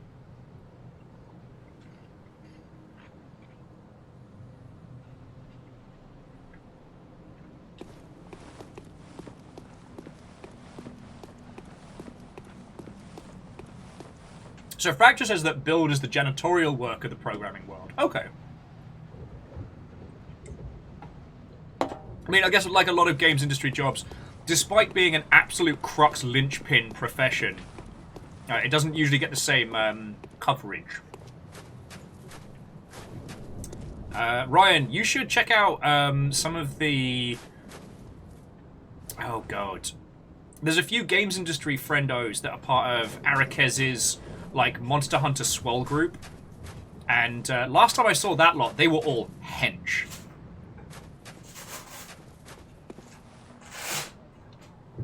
Yeah, you know what? That's a good way of putting it. Build engineering is absolutely critical. It's dirty and nobody wants to do it. It's almost up there with like, you know, like legacy improvements and stuff. All right, let me go get my shit back first.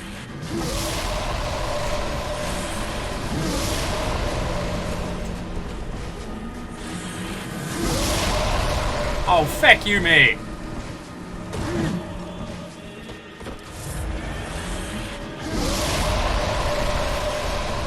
Those skulls have a really weird pattern.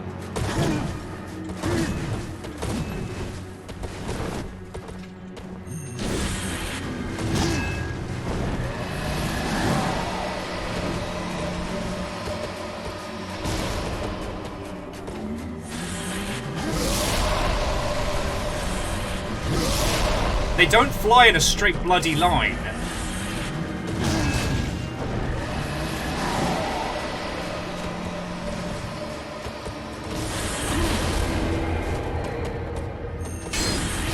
Oh, are you kidding me? Oh, so he can stab through walls, but when I do it...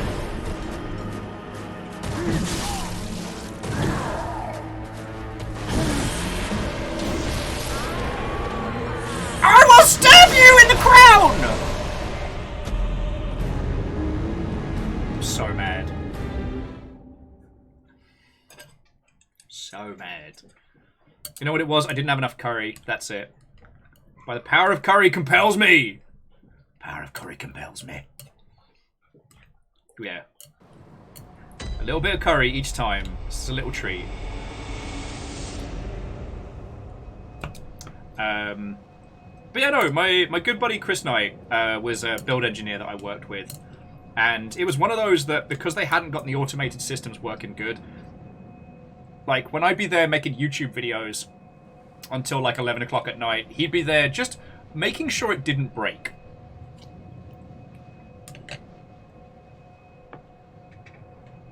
Vanderbeest asking if I'm currying favor. Can't believe you did that.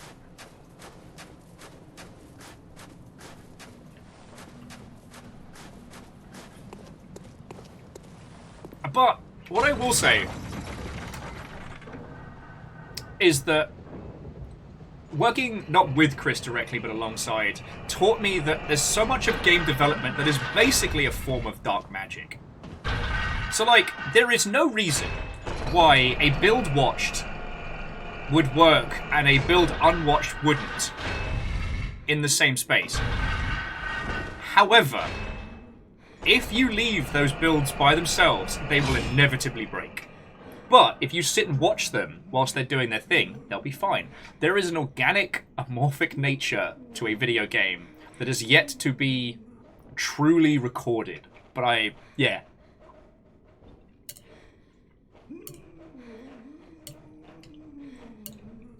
One of these days, friends, one of these days I'll be able to prove it. Kind of like the Seattle accent. I know it's there, and one day I will prove it to the world.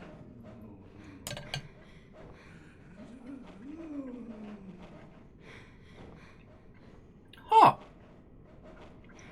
Okay. I thought that was a chunk of potato. That was a chunk of pineapple. It was good, but oh boy, what a fucking surprise.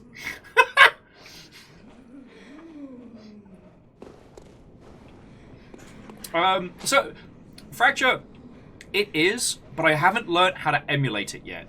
A lot of people in the greater Seattle region, because I'm based out of Seattle, a lot of people will argue that there's no such thing as the Seattle accent. There absolutely is. I can't prove it yet, but I'll be able to one day.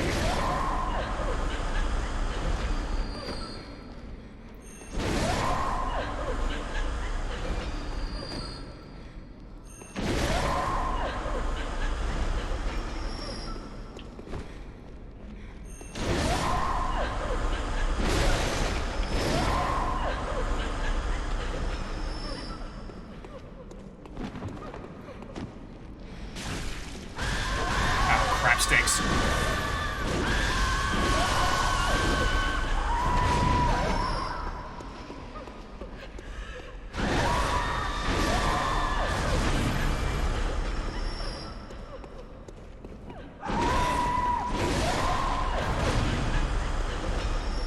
Alright. Stabzor up here is going to get wrecked again. Everyone stop yelling!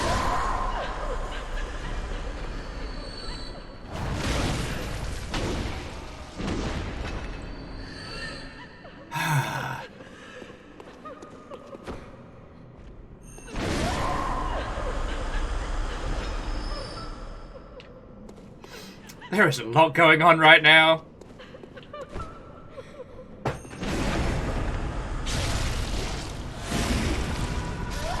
Okay. Feel better. Right, where were we?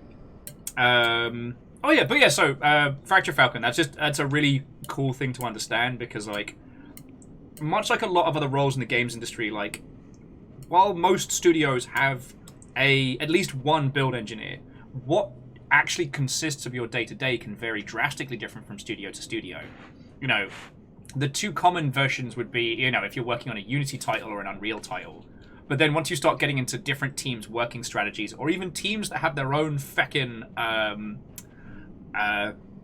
like in-house game engines and stuff with legacy fuckery aplenty, which are a fascinating thing to talk about.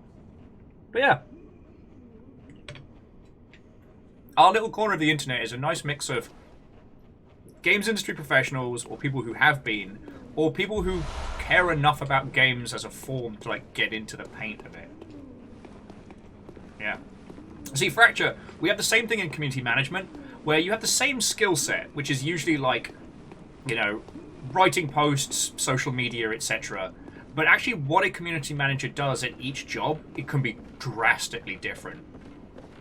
Like, at one job, you might just be basically a forum moderator, and that's fine. But at another, you might be the everything person. You know, PR, social, forums, Steam page, support. That might be you.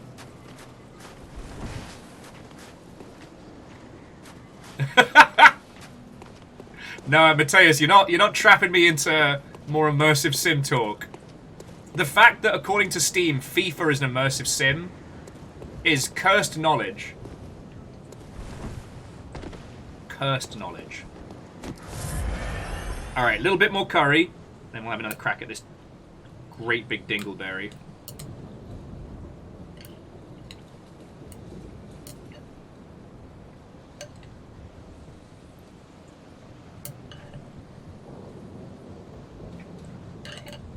Okay. Fracture, it was lovely to make your acquaintance. And yeah, I'm here Tuesday through Friday.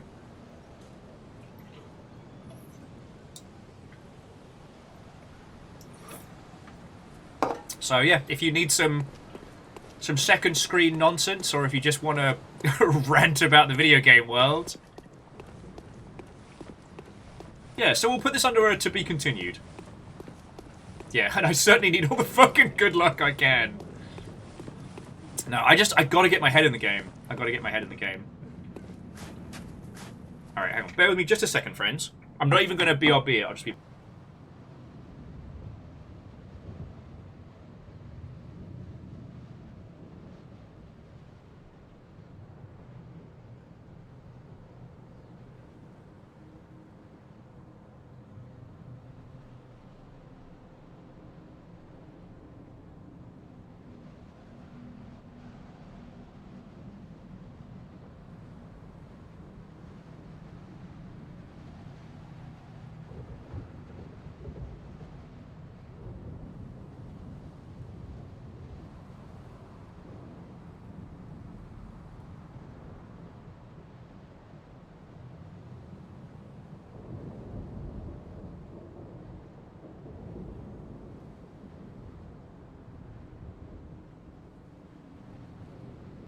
Okay, now I know that the real reason that you're all staying tuned is due to Curry Watch 2022.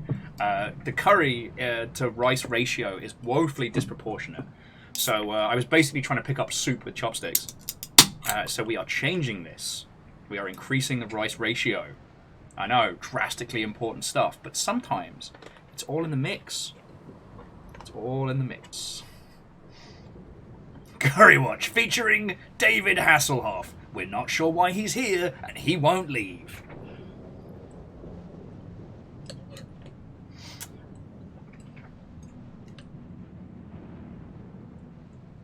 Get the mix going. I'm absolutely not stalling for this fight. What are you talking about? What are you talking? No. No. Yeah, that does sound like one of those motivational wisdom posts. A man who can eat soup with chopsticks can achieve anything. Or something along the lines of, anything's possible if you're patient enough.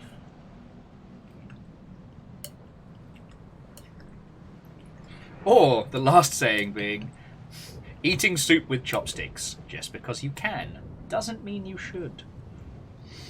Oh, lordy, lordy. Okay. The thing is, we're not even seeing this guy's second form yet, and I gotta get my head in the game. Because he's got this whole, like, sweepy, leapy nonsense. So aside from timing that backstab after the triple attack, there isn't really a lot extra I can do. I probably need to shift to short sword. Cheers, all. I probably need to shift to short sword so I can catch him in the bum. Oh. Fred, why does waffles and curry sound like something that's heinous until you taste it and then it turns out to be fucking awesome? Is anyone else getting that vibe? Like, waffle curries. Kind of like curry fries, you know?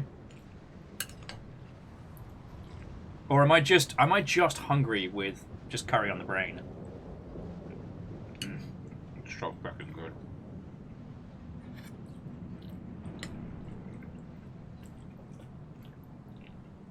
I guess both of those things can be true.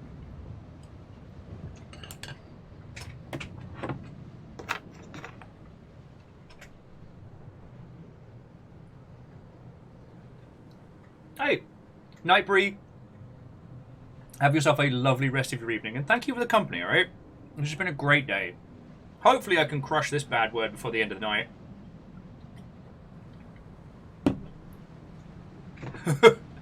Sorry, Angel. I was only laughing there because I've done the same thing. I moved into a place in the East End. We ordered takeaway, and there was no cutlery, and so we had a look at the last bag of stuff that we'd ordered, and all that was left was 2 plastic knives. It was a good time. It was a good time.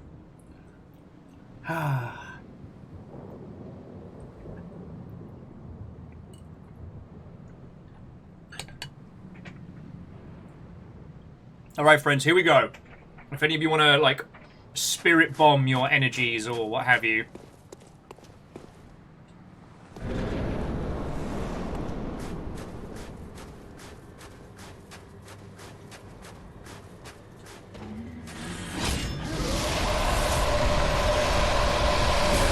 Oh, fucking did it. You see how the fireballs do that wibbly wobbly? They're so hard to judge.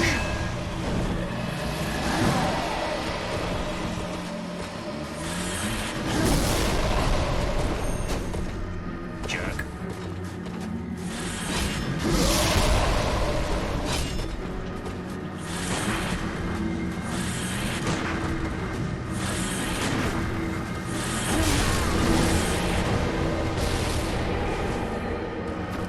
This guy's an asshole.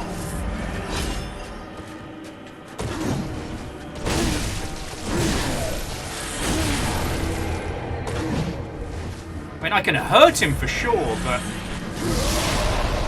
I just can't let him stop casting his bullshit.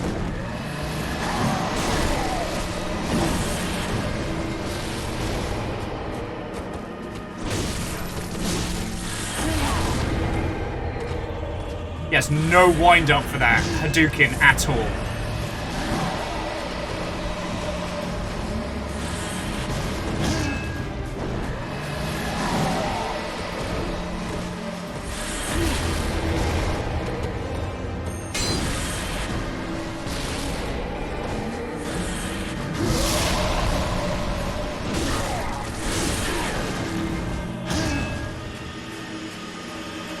Okay, so I can do interrupts on him. Brilliant. Alright. I think I made him mad. Yep, definitely made him angry.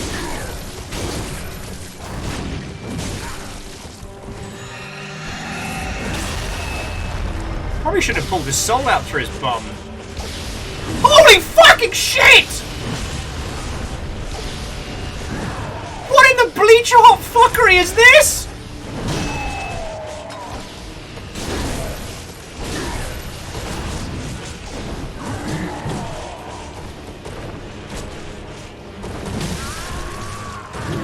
What the fuck was that? What the fuck was that?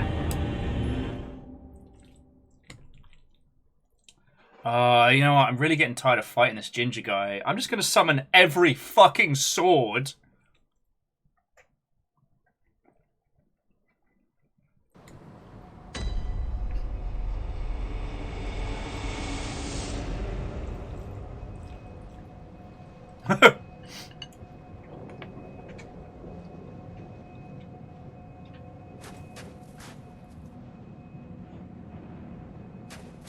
Oh, okay. So Lost Flower says we can destroy the sword that he stabs into the ground to stop that spell. Okay. Thank you, Flowers.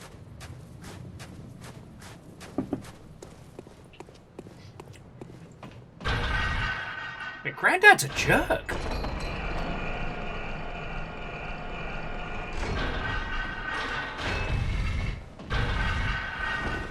Well, so Jordan was saying he's the only person in Bloodborne who fights like a spellslinger, which is very true. But the other thing is that, so far as we know, there is no magic in Bloodborne. You know, there are some special artifacts, but... Oh, why am I stupid? Oh, come on! Getting stopped by IKEA fucking furniture here!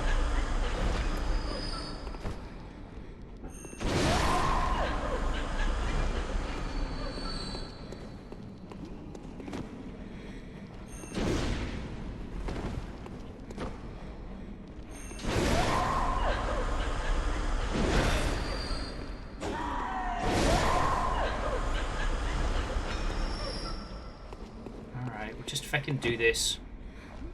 Double kill!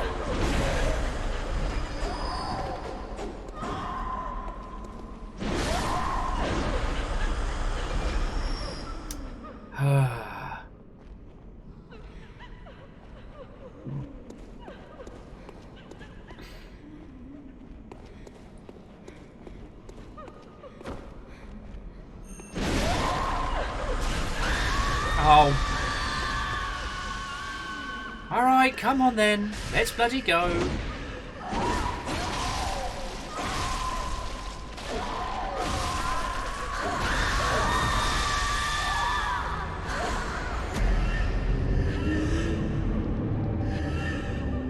I am grumpy. I am grumpy!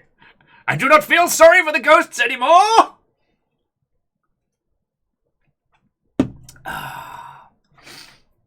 Yeah, I'm not going to think about the soul puddle. I'm just not going to think about it. Feck.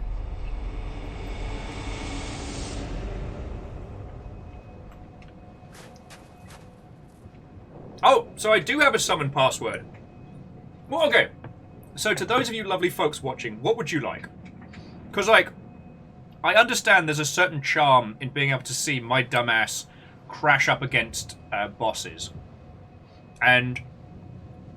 this one in particular, if he can be distracted, he can get wrecked.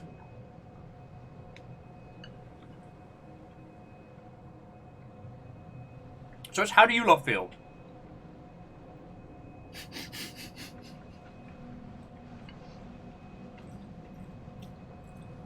Hashtag vengeance for Amos.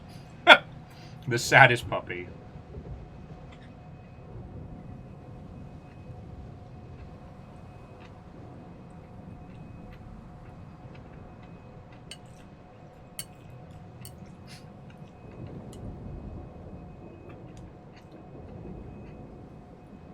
It's important to have goals, PVS. It's important to have goals.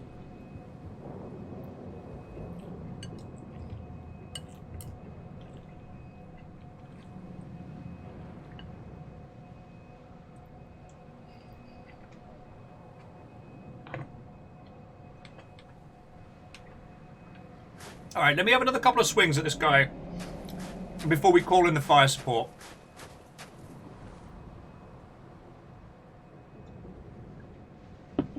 But the password is trains.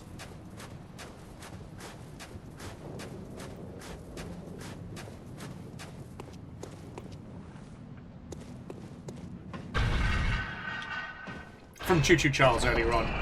But yeah, sorry. The reason I was talking about spells and stuff is that they're very clear to state that there is not magic in the world of Bloodborne. There is knowledge of the arcane, and there are the gifts of the old ones, but there is not the ambient ability of like magic or mysticism. You know, we don't have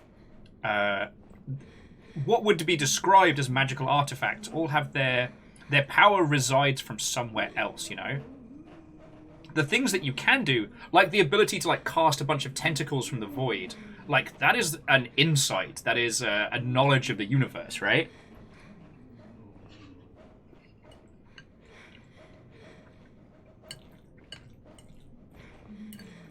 You know, most of the power comes in some way, shape, or form from the old ones in this world. Also, all I can hear is the ghost in the other room. They sound like they're walking around with Crocs on. It sounds like they've got squeaky shoes on.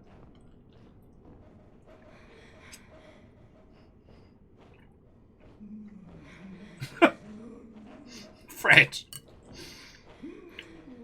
Now, made me inhale rice there. Saying Tentacles from the Void just requires a first-year course of watching some anime. Yeah. And Ludwig has the Moonlit Ultra Greatsword because, yeah, he found it in Armored Core and used a save game duplication cheat. That's why he's cursed in the Hunter's Realm, is for cheat moves. God. Alright. Just as a conversation piece while we're doing battle. Have any of you ever found an exploit of your own volition? Outside of work, for those of you in QA. Back in the day, playing one of the Baldur's Gates. Me and my partner were playing it on PS2. And we worked out that what you could do is you could have one character on each of the memory cards. And so one person could load their character in, drop all their items, and then you yank the card out. The character is booted, but the items stay. So you pick all of those up, and then you plug the cartridge back in, and you load the character back up, and they've still got all of their stuff. You could do the easiest, like, infinite item glitch. And then you can buy whatever items you want, because you just have someone hold on to the gems or the rewards from some... I can't believe this keeps happening. And I'm curious if anyone else has found those, because it's that fascinating thing that in some games, like, finding an exploit like that feels good. PBS says, snares John Madden, playing two-player co-op, where you toss the ball to RB, would never miss, since it wasn't a pass. So if player 2 ran that guy halfway up the field, it would destroy. Ah, fascinating. The NHL games used to have a similar bug, where no matter how good the goalkeeper was, they couldn't move fast enough left to right if you skimmed around and basically speed looped.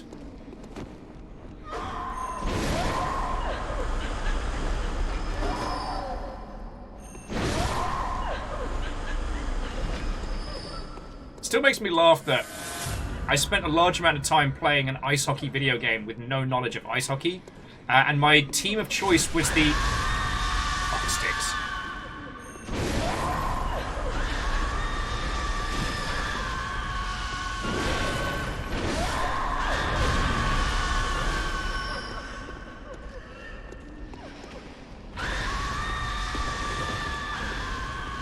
Welcome to the fucking code review. There's blood, everyone's screaming, and no one knows who's in charge.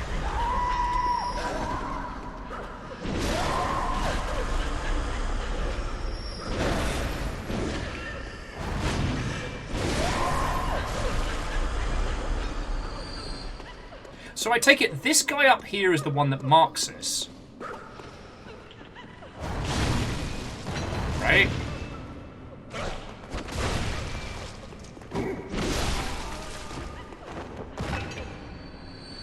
Yeah, that's the guy that marks us, that causes the non-screamy ghosts to start screaming. Moose says they found an invincibility glitch on GoldenEye multiplayer, but could never figure out how to make it happen again. Ah! Just think Tiny U held in their hands the secret to great powers.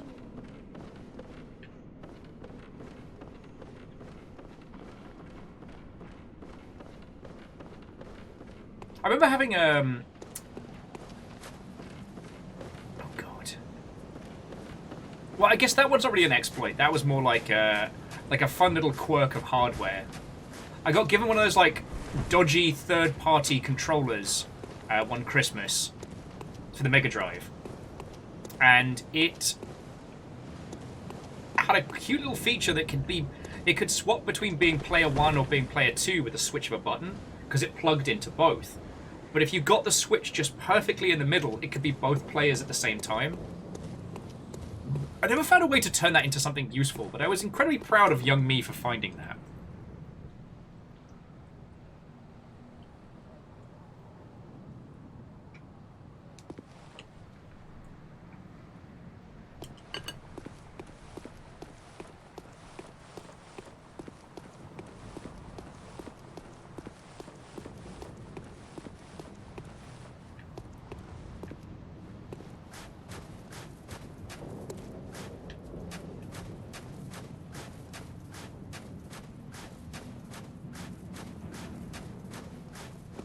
Alright. Wish me luck, friends.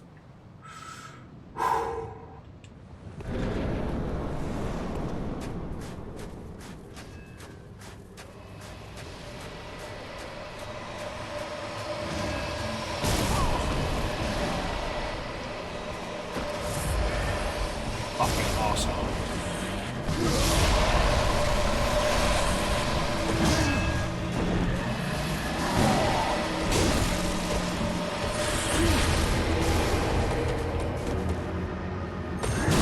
Oh, you...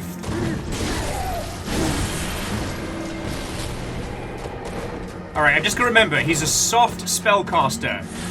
He can't step to me if I stop bringing my sword out.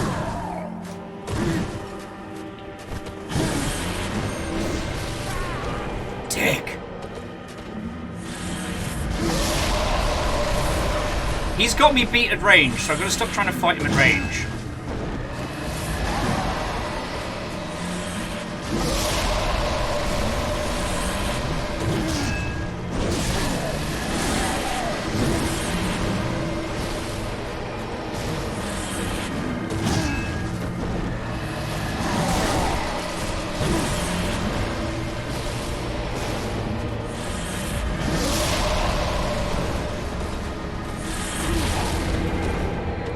Except when he does bullshit like that.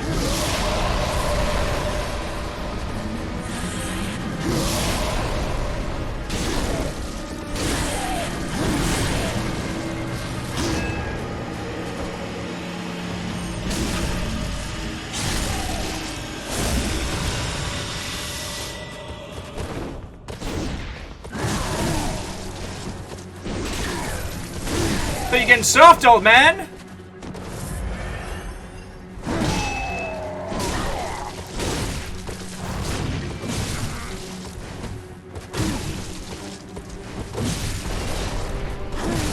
Oh, come on!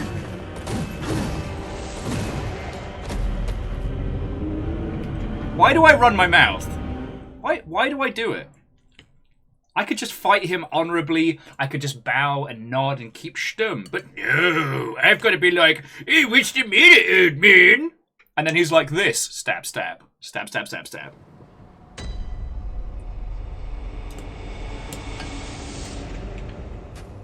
See, now it's a point of fucking pride. I know I can summon the longship up. I can bring to bear some of the greatest hunters this world has ever seen. But it's a point of pride now.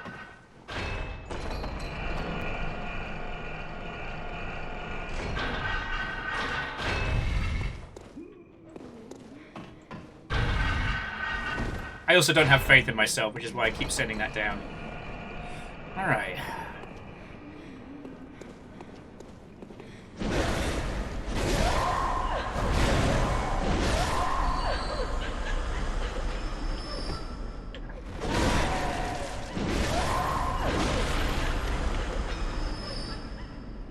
So long as the guy doesn't shoot me with the tag bullet, like, they don't aggro crazy powerful.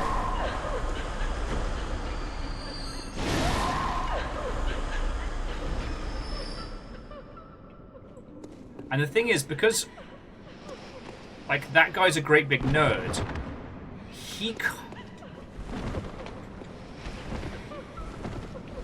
because that guy's a great big nerd, he can't I can interrupt his attacks because I'm stronger.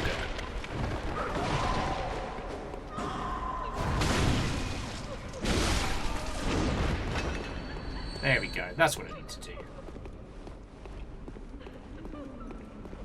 I keep forgetting I can interrupt him. He needs to stay away from me.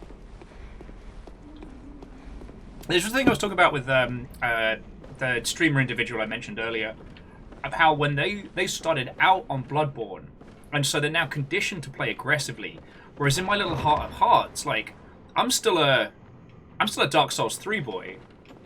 I try and stay back, observe, watch, learn the patterns, wait to strike. And when this is like, nah, you got to get up in this wizard's nerdy face, make him regret, push him into a locker. No!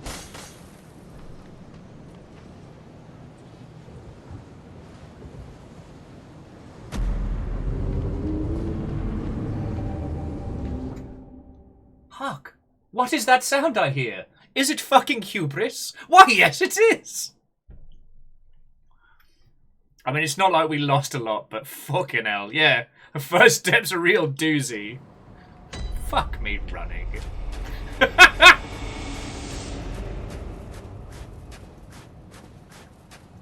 Oh. Feckin' yo.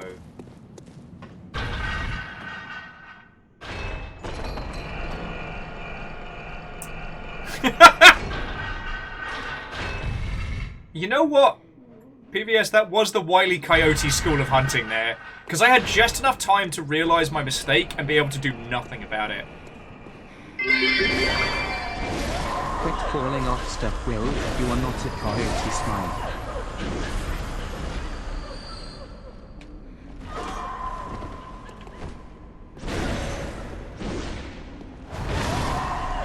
Completely pointless fact, friends. But Coyote Time is actually a valid games industry term. It is used to measure the amount of time it takes before you start falling when you drop off a ledge.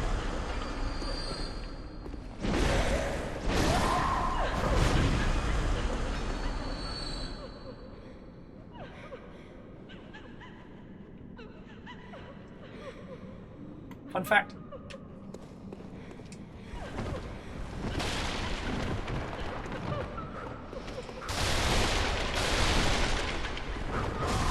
Fuck. You suck, dude.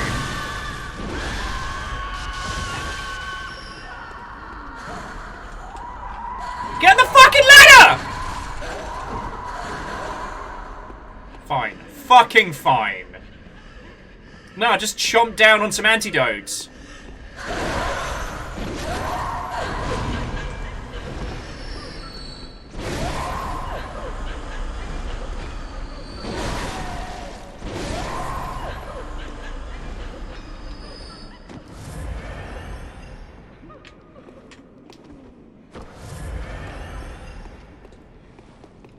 Ah, yes. Chornerus, that's another very good example of when Coyote Time is used to discuss that. Basically, it's the amount of time after falling off a ledge that a user can still jump, usually in a 2D or 3D platforming kind of environment. And the amount of Coyote Time adds a certain amount of flexibility, but can add a nice tasty skill cap to a game if that's what you're going for.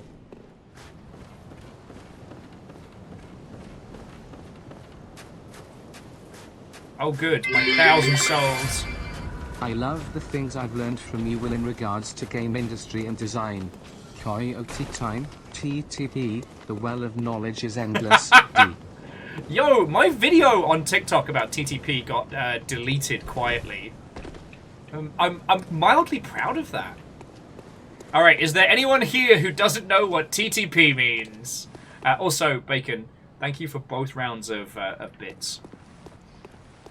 Oh, goody. I get to tell this story again. Okay. Angel and Naru. So TTP is, and this is a legit industry term, is called time to penis. It is the amount of time between a user starting a game and being able to draw knobs on things. Usually in reference to character creation or map editing tools or stuff like that. Yeah, I probably should have gone for the time to rooster effect. That would have been much smarter, but TikTok probably wouldn't have got grumpy at that one. And so basically, it's the idea that if you give users any kind of expressive character creation or ways to impact the landscape in a visual manner, they will always draw a penis. The question is, how quickly can they draw that penis? And if the TTP is above a acceptable threshold, then you don't have to worry. If it is below an acceptable threshold and it's a multiplayer environment, then you have to do something about it. So quite often, testers will have to try and draw dicks on things as quickly as possible.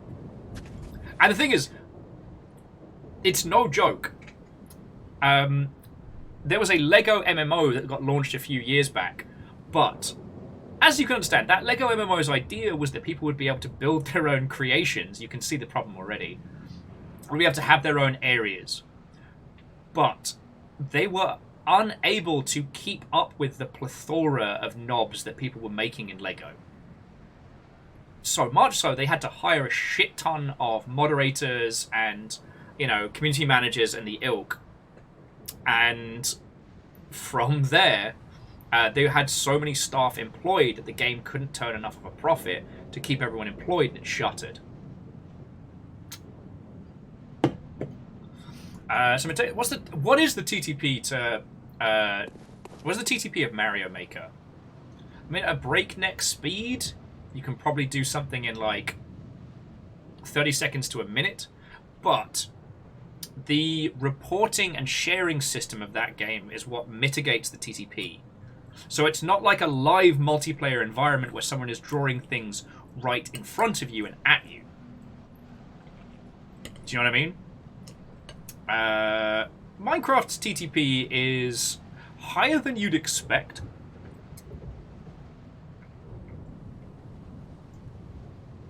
Oh yeah, Little Big Planets was a whole thing. Penny Arcade did a comic about it.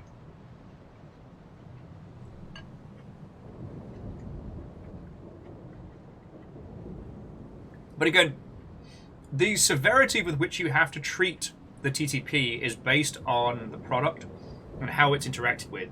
So before Minecraft launched Minecraft Worlds, it was considered that you would be joining third-party servers. So the opus wasn't on, like, Hatsune Miku's team to moderate what you did with Minecraft. But, for example, imagine you could draw on Club Penguin, Disney's family-friendly social MMO interaction space. Like, imagine the TTP on that. I mean, hell, the how quickly can I get banned Club Penguin speedrun used to be a thing. Well, that's another story. And Dustin, welcome. Dustin, the Euros last night were glorious. I actually ate too much too quickly. That was my dumb move. Now, if you excuse me, I need to knock this guy's fucking crown off his head. Oh, apparently I forgot how to time things.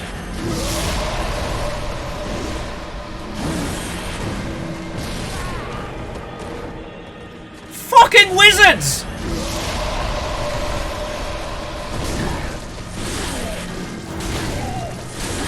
Bad wizard, bad wizard.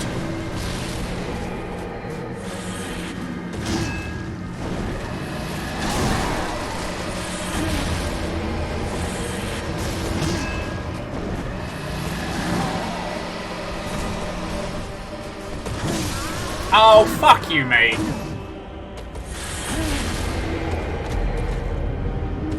I can't believe he just skull teabagged me. He knew I was dead. He just did big skull face on just to flex on my corpse.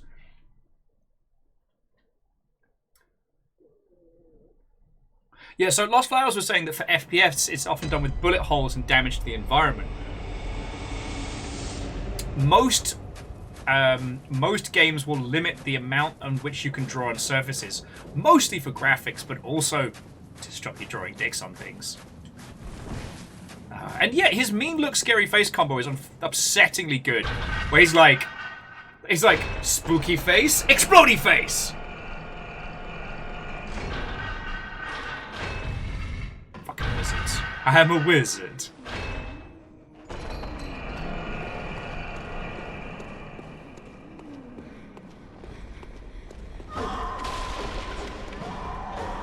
Alright, so long as that guy doesn't tag me, I'm fine.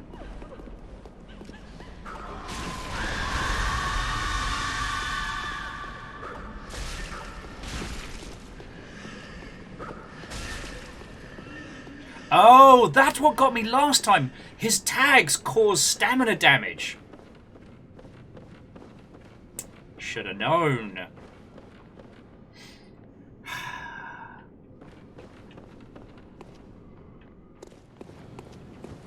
Now, by my understanding, Lost Flowers, the Splatoon has some pretty serious content moderation, but it does have some detection software in it. Here's a completely pointless fact for you. Back when forums were still a thing, and before the industry kind of made the shift to Discord, a lot of forum owners would actually use Facebook logins for people's accounts. Because one, it meant they didn't have to worry about account management, but two, Facebook has, or at least had, the single best dick detection software in the business. If you put a penis on Facebook, Facebook knows about it.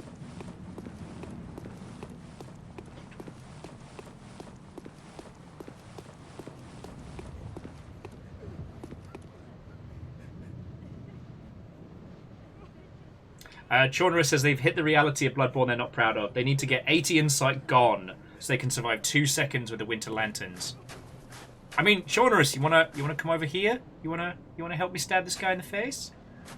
I know I said it was a point of pride, but I'm getting to the point where first I wanted him dead, now I just want him gone. Okay.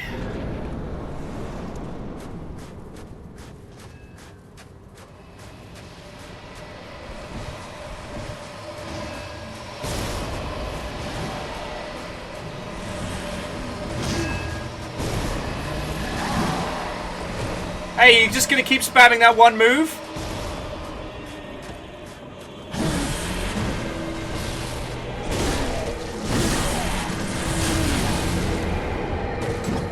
He could just do that! As a reflex! Such an asshole.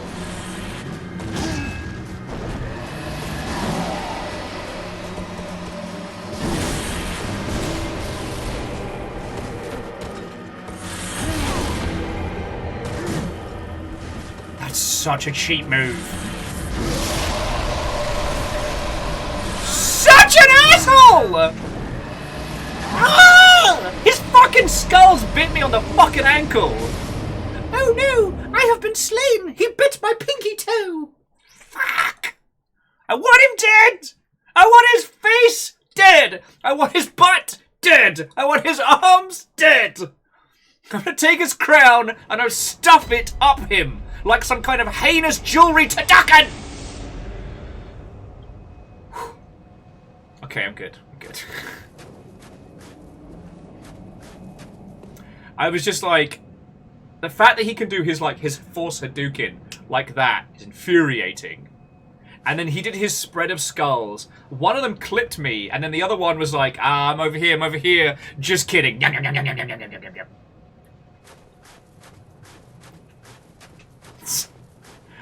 Once again, Samwise Smokestacks is innocent and has no flaws.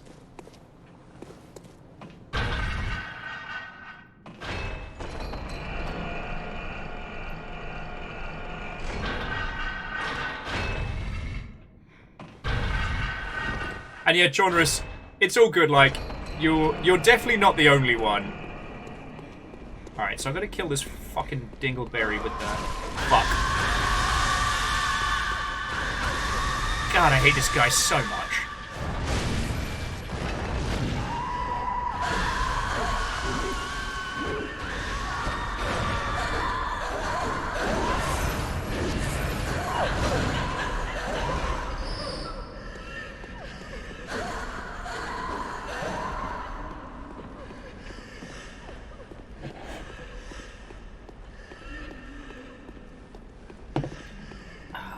And you know what, Fred? You do make a good point. If he only needs one move to win, why should he keep doing more moves? I can't bait him into fighting me because he's apparently worked out that he can just wizard spam because he's a fucking wizard. Fucking wizards.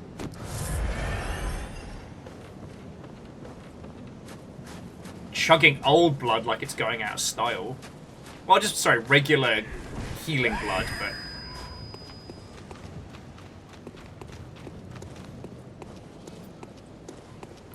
Yeah, that's my Hardy Boys book today. Bloodborne Hunter and the Petty Wizard. And okay, yes, we are technically, at fault here. Yeah, Fear the regular blood doesn't have the same, like, you know, je ne sais quoi.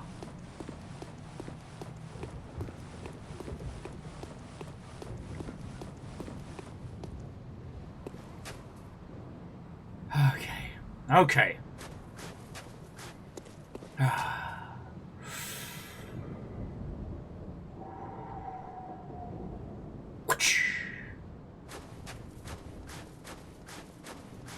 He's a wizard. He's got spindly arms. I can bully him. Let's bully a fucking wizard.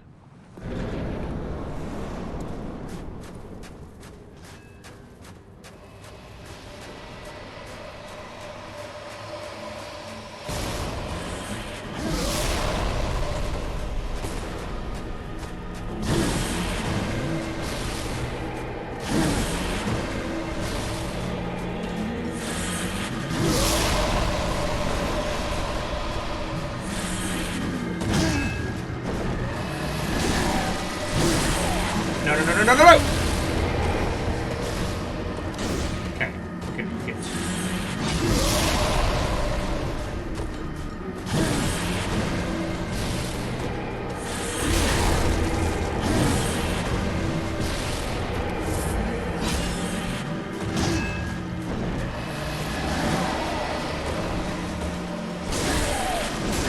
You're in my town now, nerd!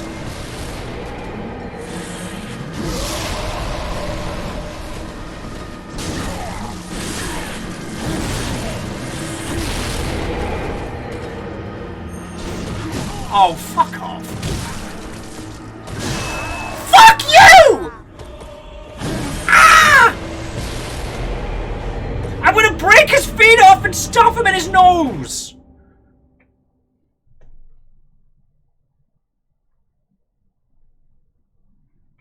Naru Hoodie, can I borrow your space heater so I can cram it up that fucking guy?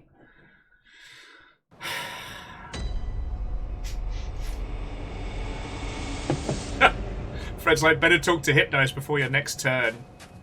It's amazing how my opinion of Hypnos changed drastically throughout the Hades playthrough. At the beginning, I was threatening to drown him in a pool of blood. By the end of it, it was like, you know what? You do try your best.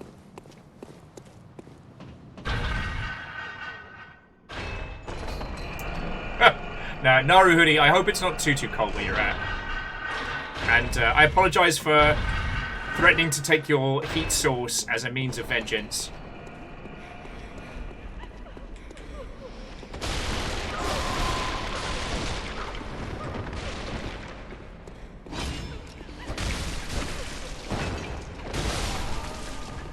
There we go. That's how we get it done. Angel, it is because I wish to say things that are much, much worse, and then I catch myself and go, all right, let's play in the space. All right, so Nari, if I can borrow your space heater on Monday, we'll come back for this guy's corpse. Beat him to death with it.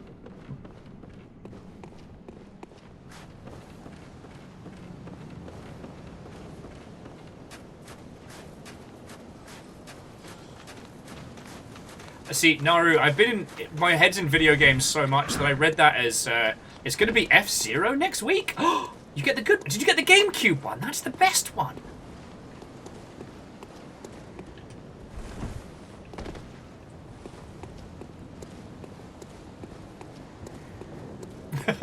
Unholy Glee says that Hypnos is the best. Managed to get a genuine bless his heart. Lost Flowers. Yes, I do.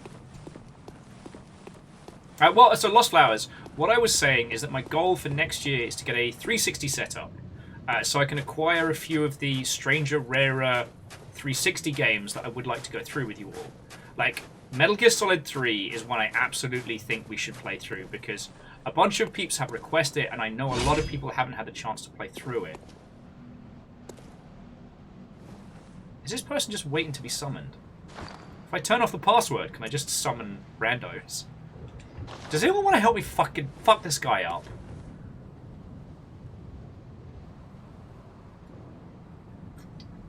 Have I got to learn how to do this myself, huh? I mean, I'm trying to keep it to us, but...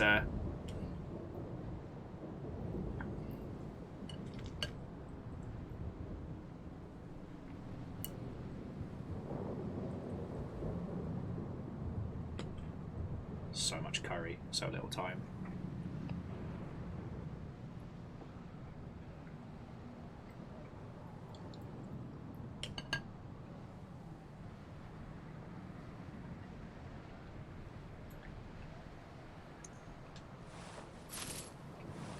Alright, let's keep going. I've got my lucky hand lantern.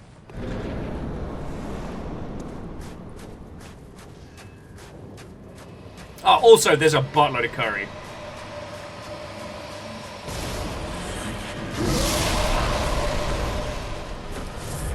Got distracted.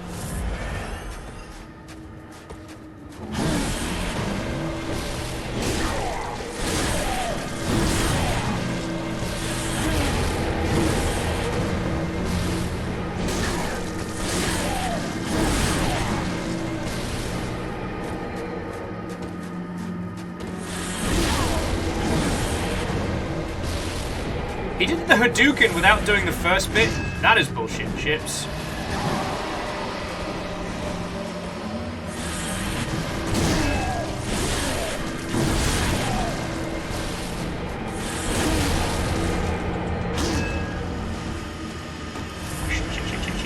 Shit! Fuck!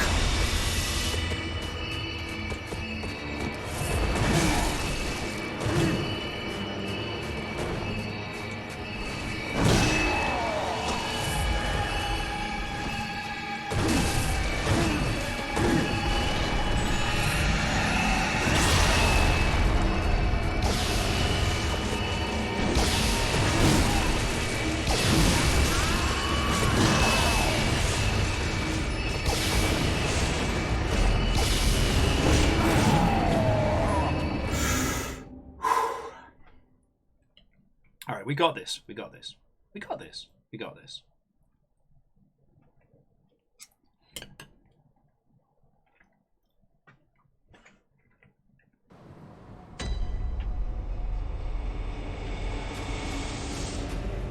Alright. Well, and Mateus, it was also because the little swords were getting the interrupts. I couldn't clip it. I couldn't get that swing in. But it is what it is.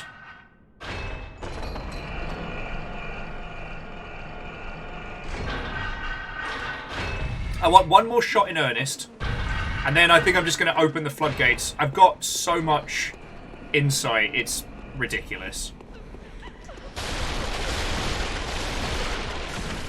Fuck. You suck, mate.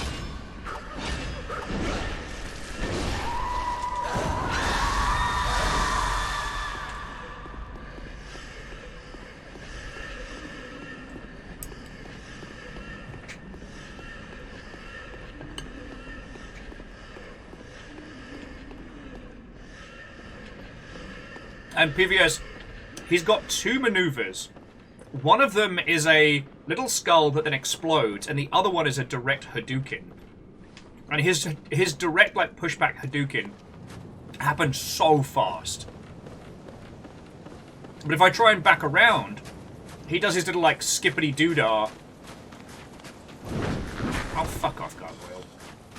He does his skippity-doodah and gets well out of reach and just starts spamming a sea of skulls at me again. Following me? Fucking gargoyles.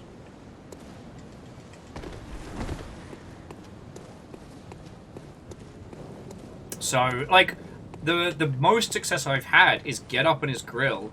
When he starts trying to do his big swings, he leaves his butt open. Oh, actually, Moose, that's not a bad shout. Like, a bit of arcane defense. Might not... let's have a look and see what we've got. Alright, versus arcane. Oh, yeah, this is not the best for arcane.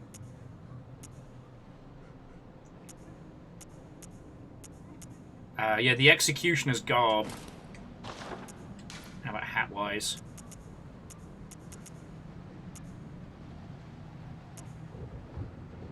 The Yarnum Hunter might even be better.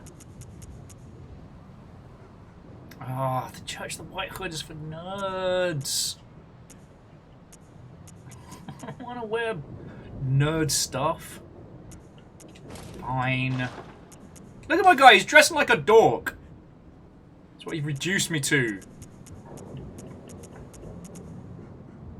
Oh. Okay, Executioner Gauntlets are fucking awesome. Last, but by no means least.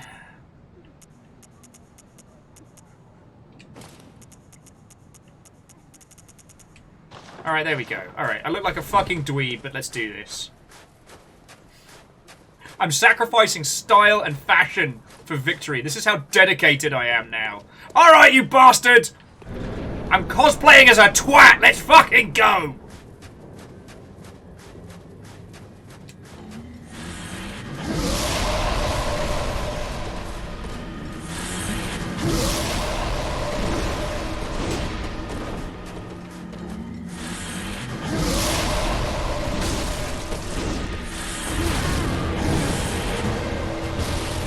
That's the one he can do before I can react.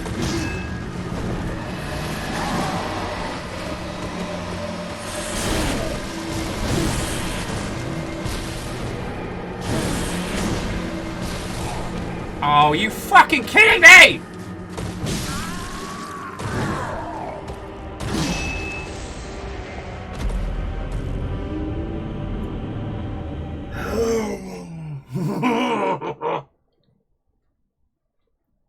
That was...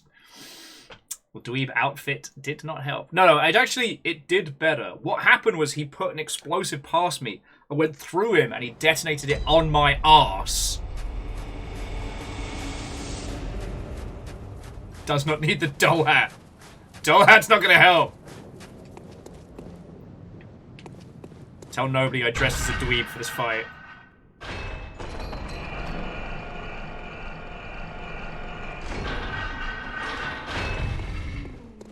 Fuck this guy.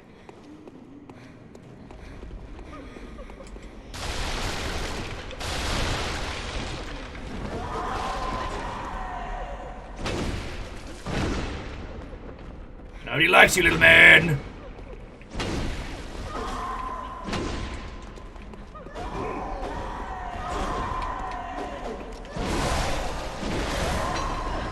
Hey, so long as he's dead, the rest is fine.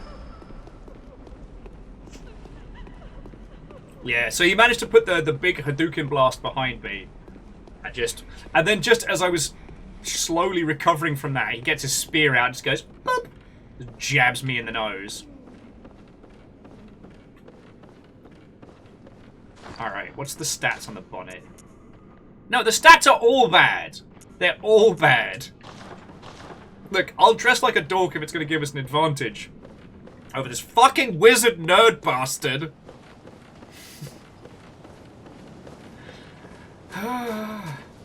Oh, it's not for stats, it's for good luck.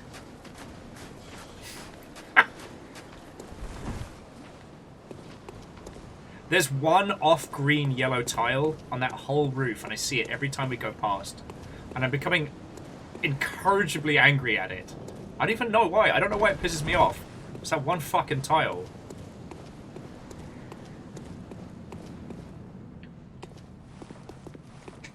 Alright. Let's see what the internet can summon for us. We don't have voice chat on, so they can't like spam horrible bad words.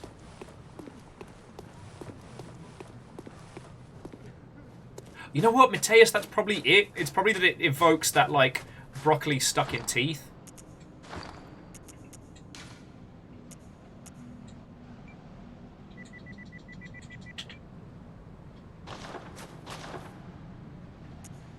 Today I know shame.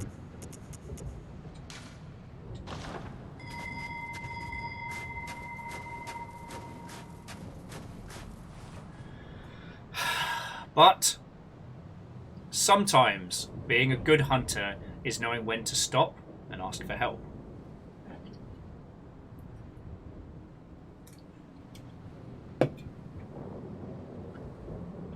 God. I look like a fucking Monty Python character.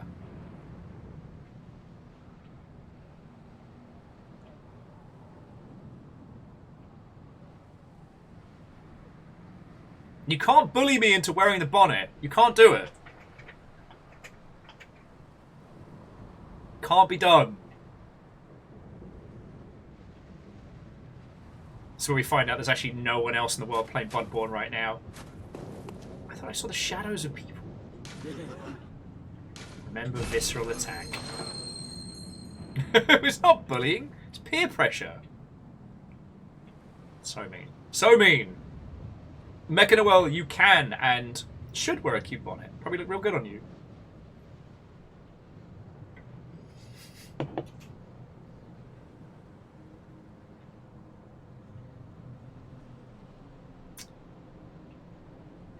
I'm so alone. No one to help me. Look. I see you, ghostly person from another realm.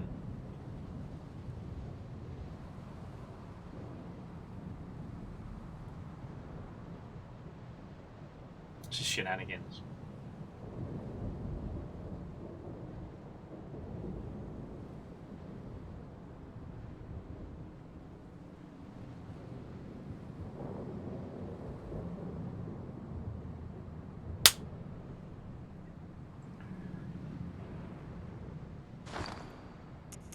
Well, let's try that again. Alright, so we'll set the password again.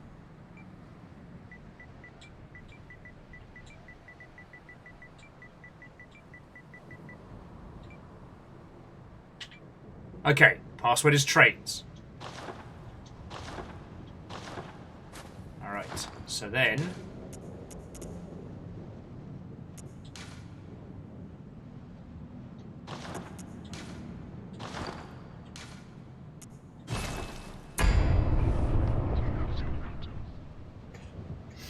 Okay, so no insight was removed.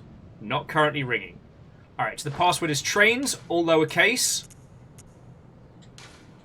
Let's do the summons. Got my cold weather gear on. I got my big sword in. I cannot wait to break this guy's fucking face!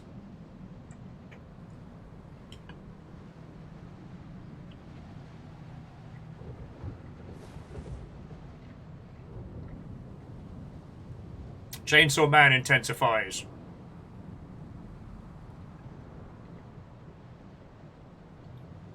So, Felix, you might need to stop ringing and re-ringing on trains.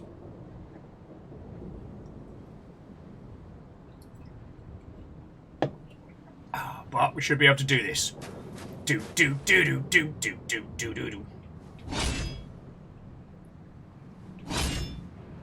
you can't even see my cool sword.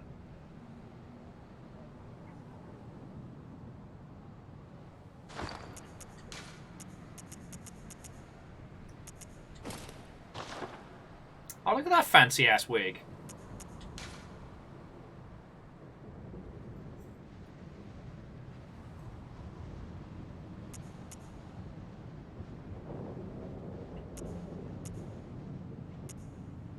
Oh, actually, Mateus, you're right. The Black Church hat is way better for physical and magic. So let's see if there's anything that does... Because this does 110 arcane protection. Student uniform does a fuckload, but... I still got to worry about getting stabbed.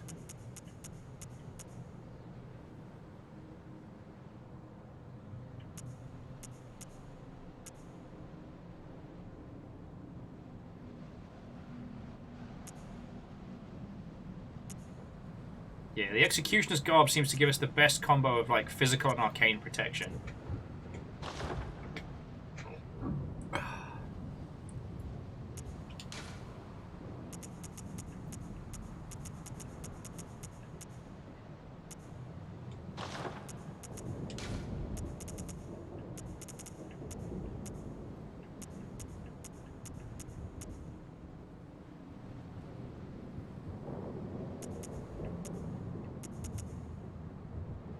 Okay, and student seems to do about the same. Alright.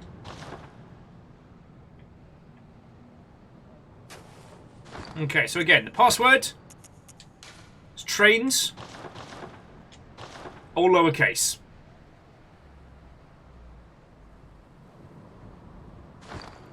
Do you have it set to, so network-wise, do you have it set to worldwide? Is this the train spelling that you have?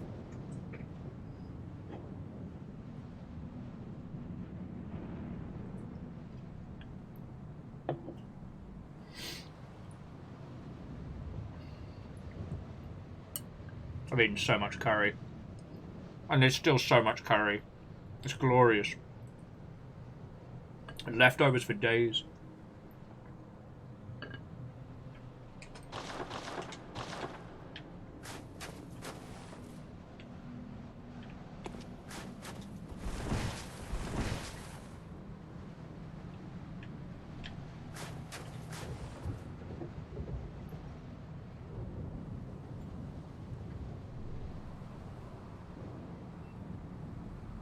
Oh, I'm sorry, Mateus. I didn't mean to put it forward. Okay, so Unholy's saying if Fearless is too far physically from the location, it won't pull you in. Alright, so do I need to do it from the bonfire and then bring people up? Because I can go get my ass kicked and then head back to the bonfire.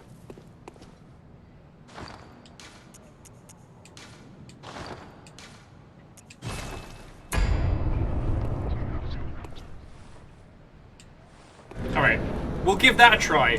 I want one more go at this.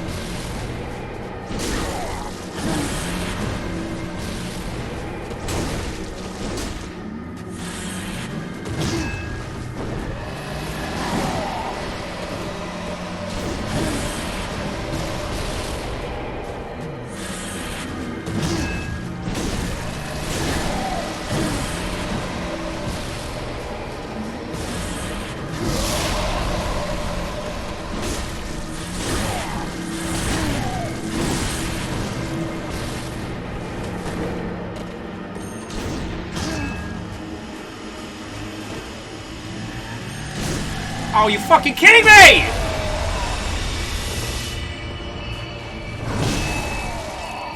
Such an asshole.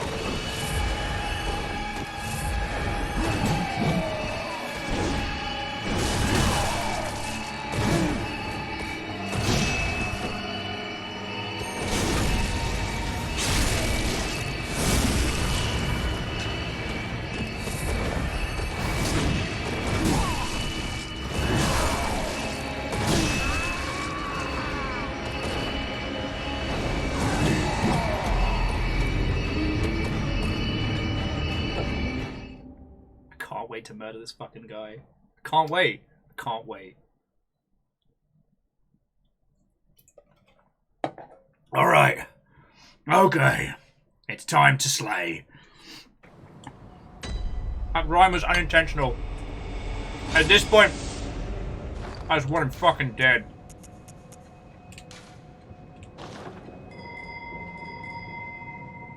Alright. Here we go.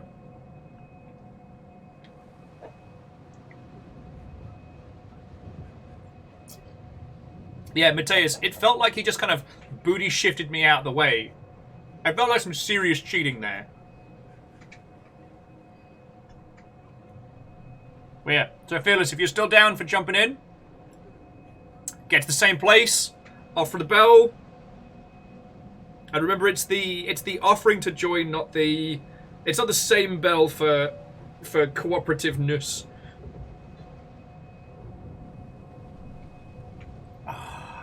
I feel like I nearly fucking did, Fred. And then he's got just enough... In his second form, he has just enough interrupt on his hits that you can't get through it. Oh, so Mechanoel, have a lovely rest of your evening, alright? Yes, small resonant bell, password trains, ready to battle! And so long as it's in roughly the same location...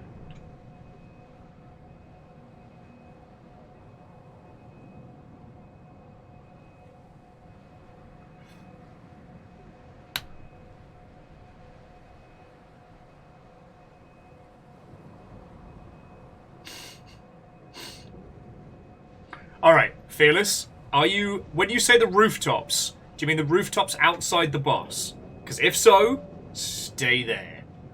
If it's a different rooftop area, then let's reconvene here.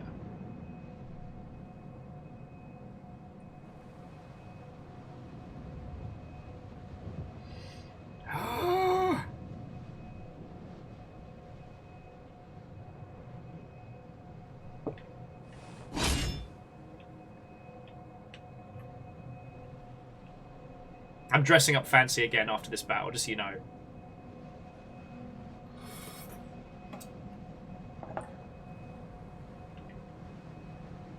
Alright, if you are sure, I am heading to the boss now.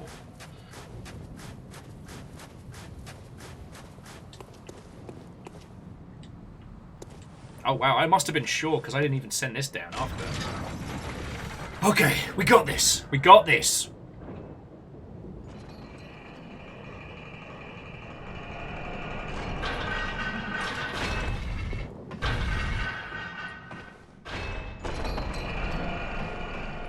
Excuse me.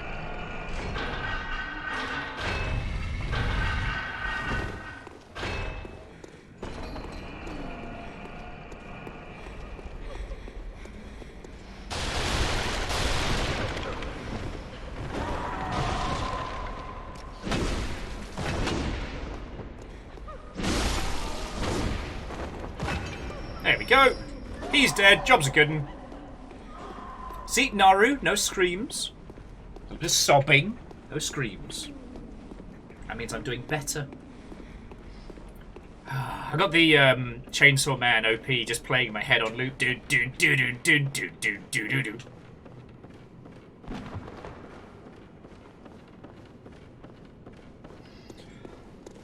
Okay.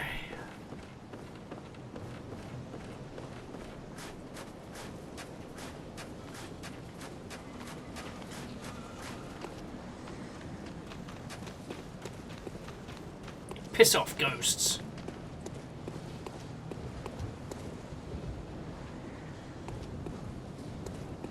Oh. Pacho. Okay. The tooth tops, if you will. The tooth roof tops. Seriously, once I started seeing the broccoli tile, it's infuriating me, and I don't know why. I think it just makes me very aware of my own teeth. There we go!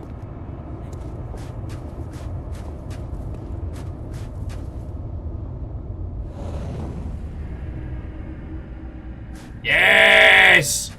Here we go! I should have gotten the cannon sooner. Alright, you ready to go cause some mischief? You gonna break some face? You ready to go bully this fucking nerd? For jolly cooperation is more powerful than your wizard shit!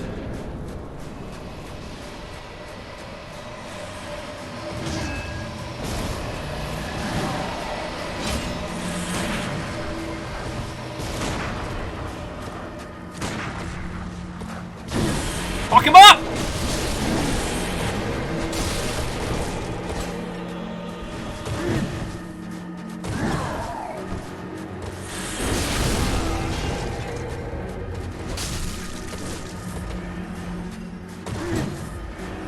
Keep swinging, mate. Keep swinging.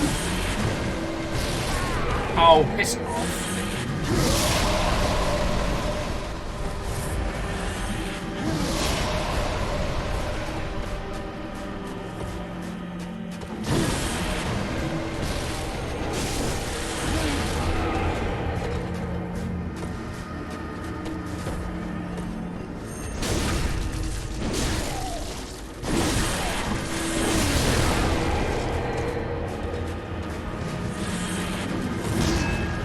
robbed of my follow-up there.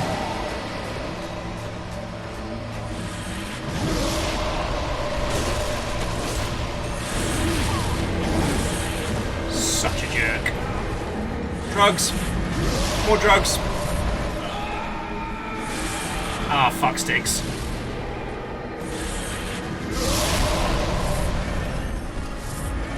Alright, we can do this.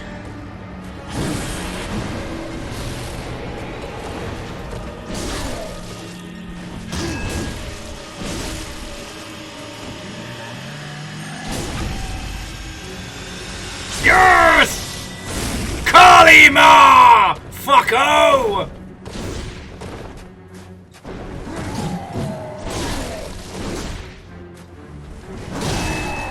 Quite time that, alright.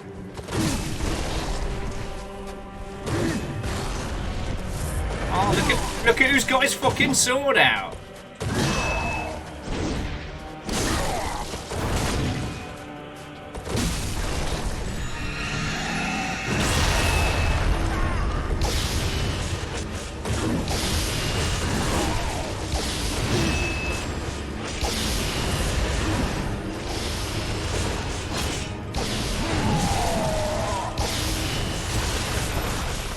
Yeah, fuck your spells. Fuck your wizard bullshit! Your whiz-biz is lame!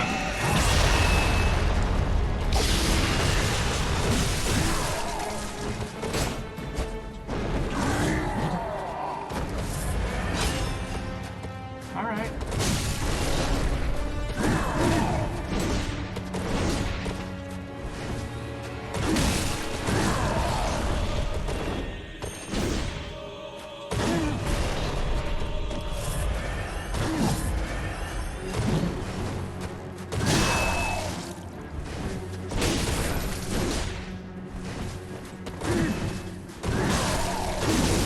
Ah, fuck sticks.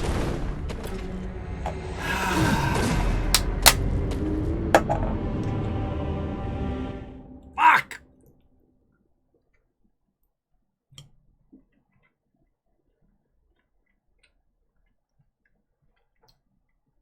I've never hated a wizard more. I can't think. You know what? I don't want to think. Thinking's for nerds. And thinking is how you become a wizard nerd.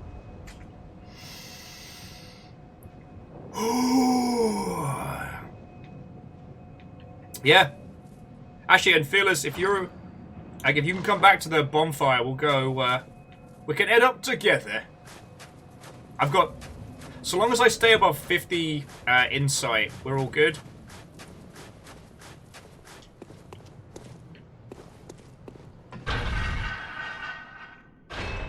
Fred, why are you like this?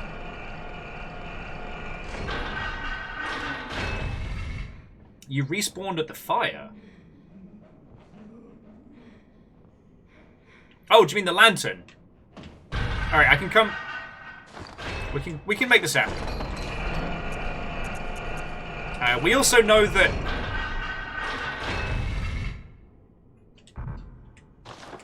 Oh, you can't use it while you're in lift.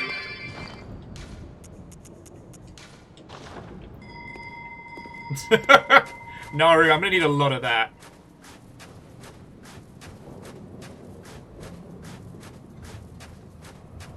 There we go. Salt required.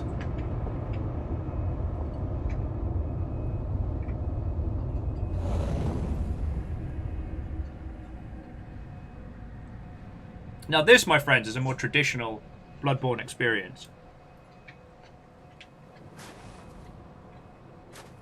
Alright. Let's go! Yahoo! It's time to murder!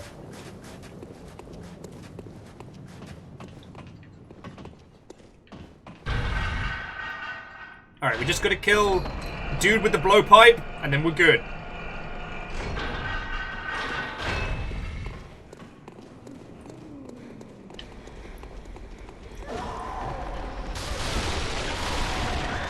Ah, shit sticks.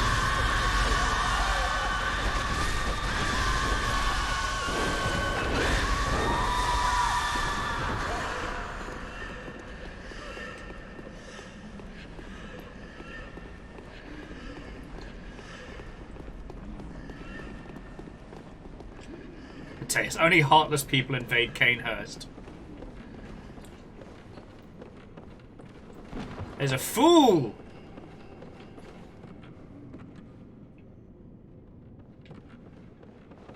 Who believes in the generous nature of vile bloods. I can hear you, lady! I want you to know that! Oh, there she is.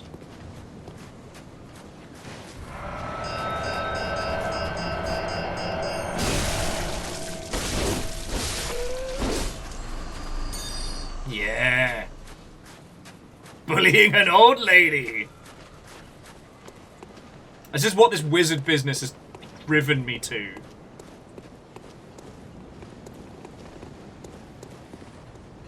I just gotta get those backstabs in.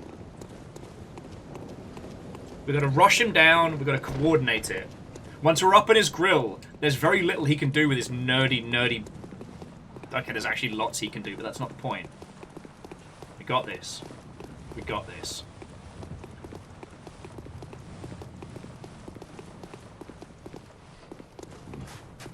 God.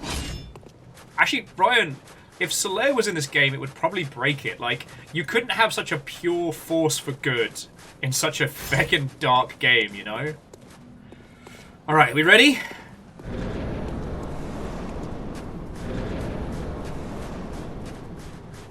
Rush down the nerd. Rush down the nerd. Oh, you're fucking kidding me!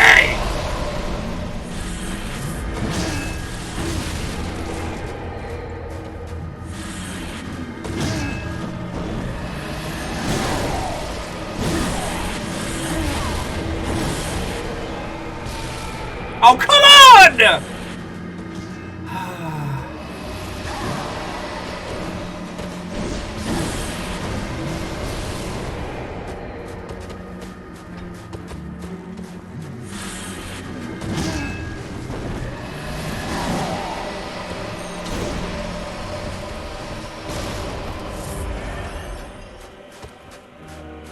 What you gonna do? What you gonna do, you gangly fuck? What you gonna do, you crown-wearing piece of shit? Teleport, apparently.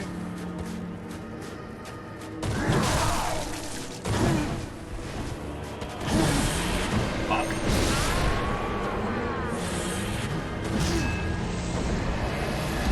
He was like, gonna do one swing, gonna do two. Just kidding, Hadouken. Oh, God. I feel like I'm getting fucked over by Tim Burton's Dan Habinky right now.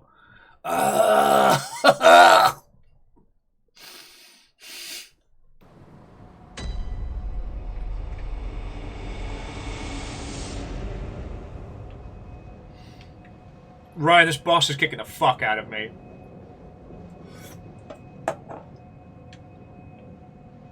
Oh! So Fearless, if you haven't fought this boss before, hardcover doesn't mean diddly.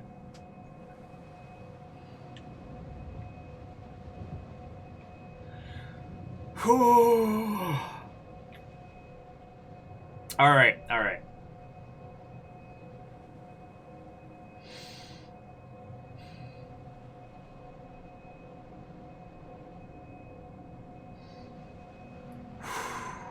We can do this, we can do this. I've got enough. Yeah, I've got 7 Madman's knowledge. I can...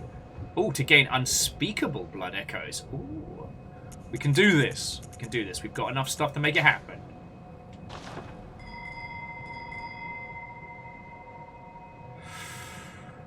Okay.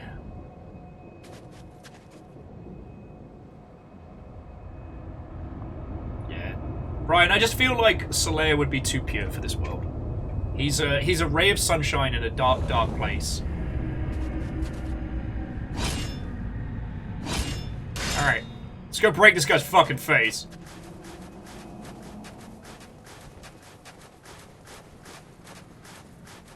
We just have to remember the exact teachings of Sir Frederick Durst. And to plaque a bloody ruddy chainsaw. Oh. Fancy. All aboard!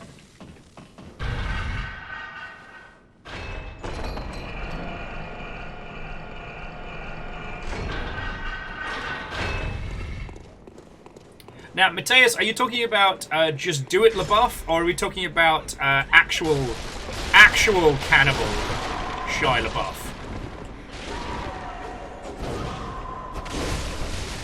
Fuck this guy! Honestly, even if we lose this run, we just wailed on that little bastard enough to make me feel much better.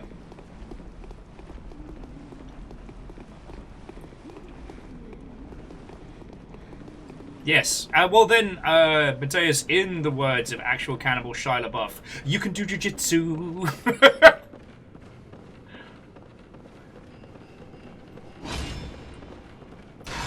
I just want that big beefy backstab again.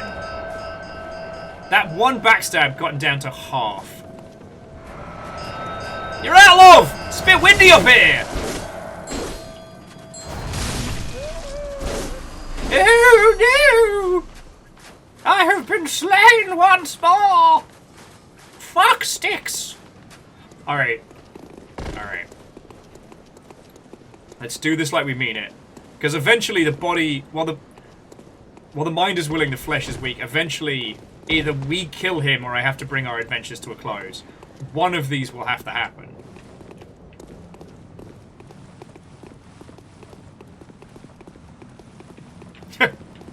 Mama didn't raise no quitter. I learned that one all by myself.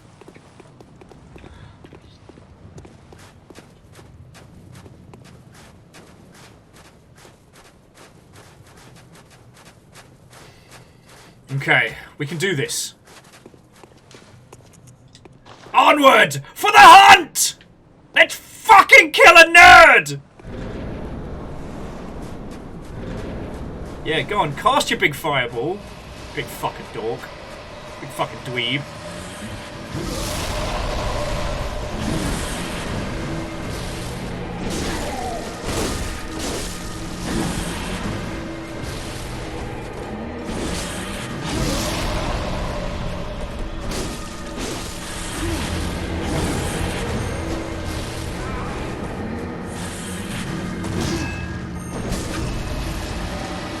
Yes! Kalima!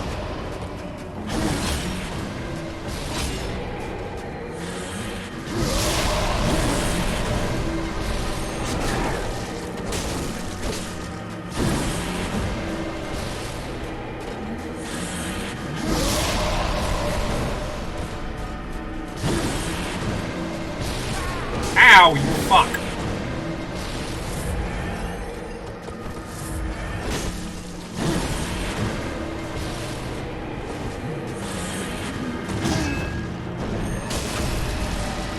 Kalima!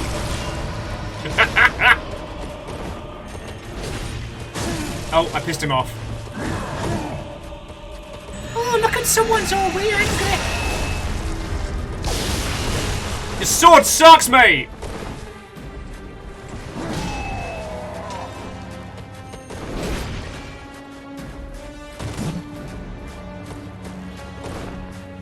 No!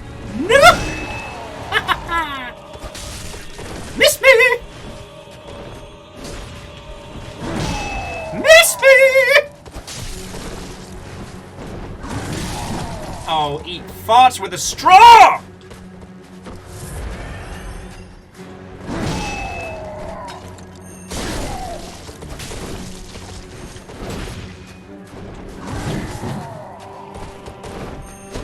Almost.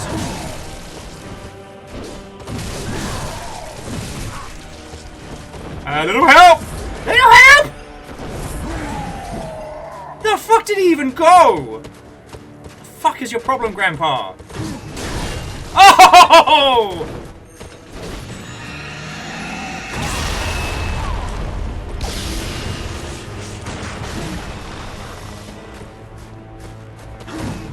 Oh, what's that? Did him get their sword broken?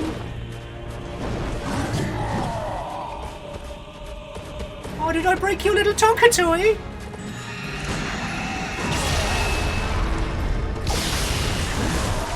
Oh, yeah, I fucking pissed him off there.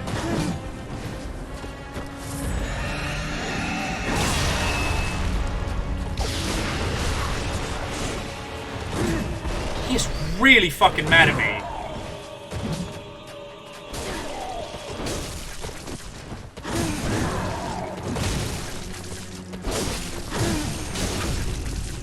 In your bomb!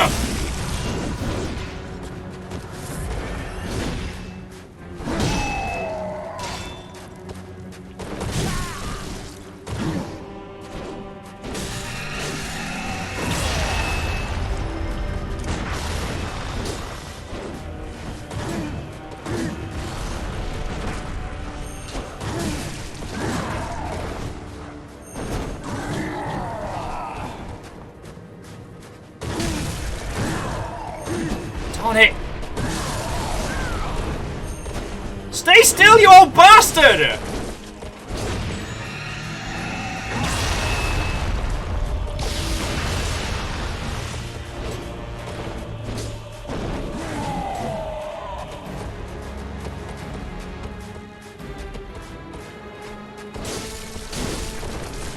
Oh shit.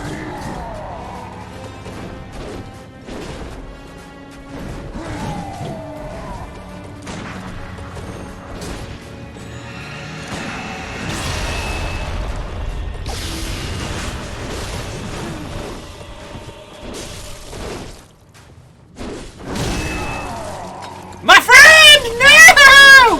Fuck him up! Yes! Get fucked!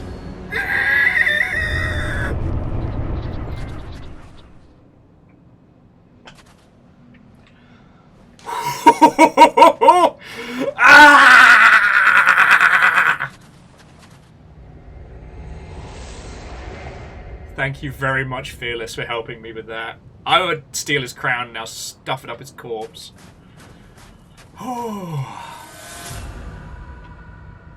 It's worth noting that you have to go through all of this. You have to go through all of this to be able to unlock PvP.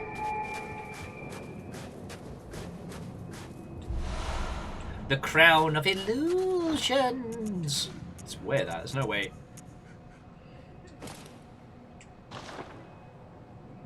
Ballin'.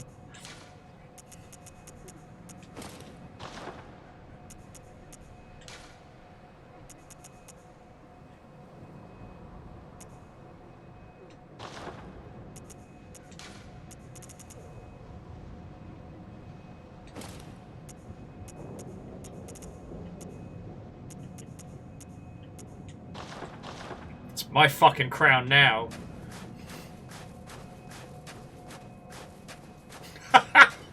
Darthy, you can't even make me feel bad about this. It's a good thing they don't leave those corpses ragdolled around, because I would have picked it up and beat him to death with it.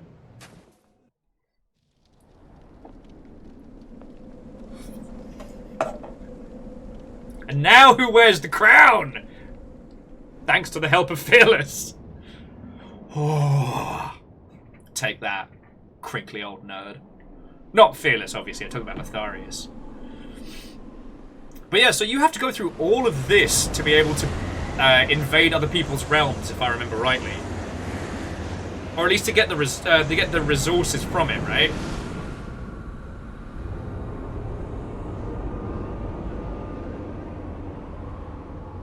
Oh God.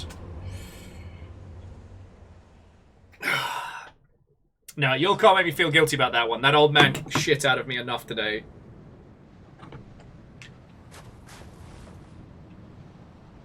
My crown now. Watch me wear this crown for the rest of the playthrough. Horses.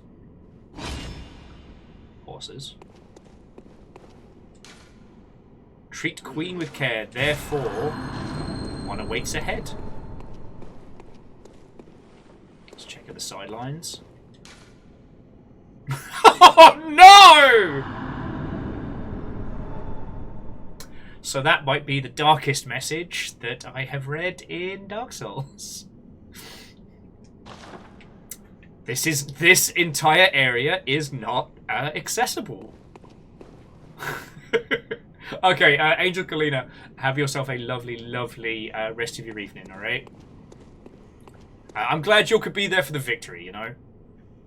And again, like, joking aside, like, thematically, the martyr is actually one of the good guys.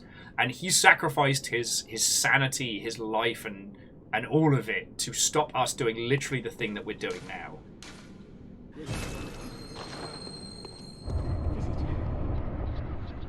I claim no subjects, but here lieth our throne.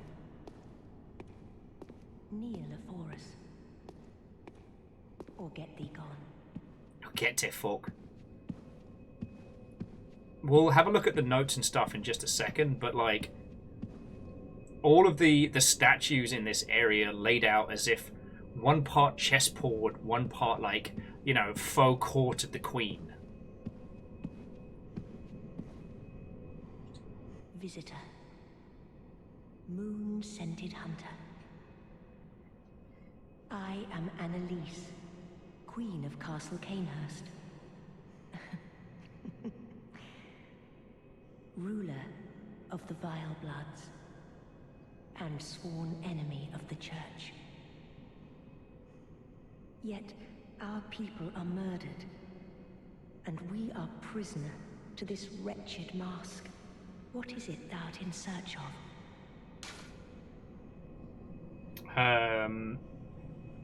I forget.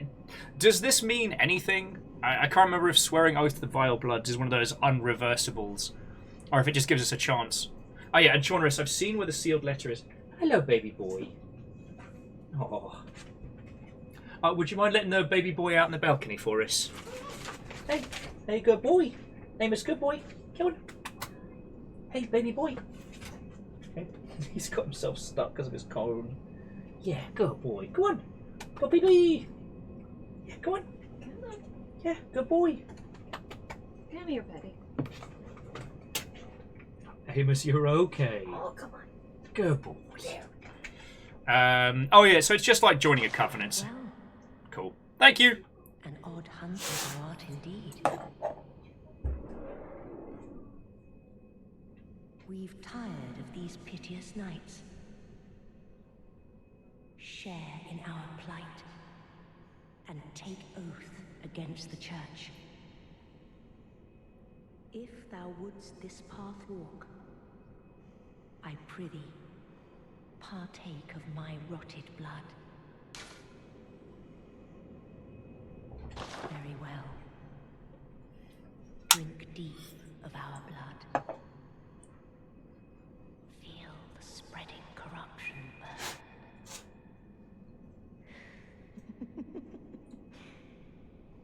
Now, thou art too a vile blood.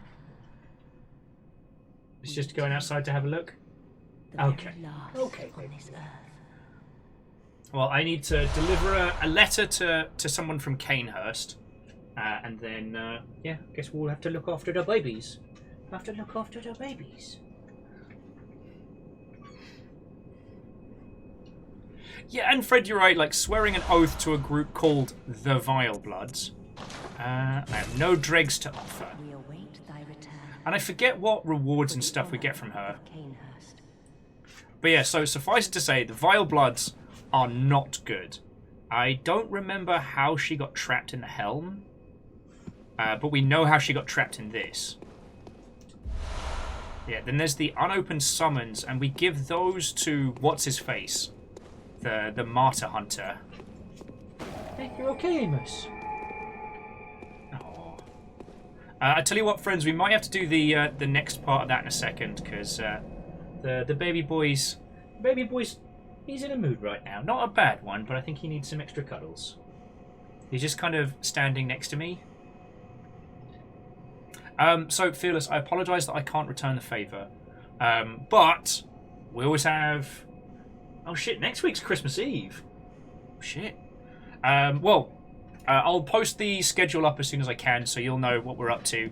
But we'll be continuing with this Bloodborne run, so you'll have some extra firepower, so do not worry. I'm just going to take us back to the Hunter's Dream, so we can revel in our victory and go from there. Oh, but no, this has been a fucking great day. We've made new friends. We have had some wonderful, wonderful conversation topics. And we beat an old nerd to death and stole his hat. Very well. Though it amuses me that our hunter would be like, wow, that... It seemed like the crown really messed that guy up. I'm gonna wear it. Fine, we'll do a bit more vitality. See, you'll say I never listened to you. Farewell. We bullied an old man so hard that his wizard magic broke. And then we thought, you know what? That guy seemed like he was having a bad time. Let's wear his most identifying feature. Ah, here we go.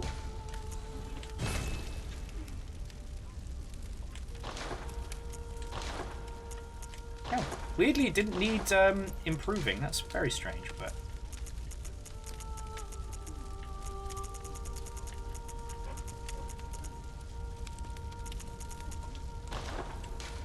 Just seeing if there is more of what we came for.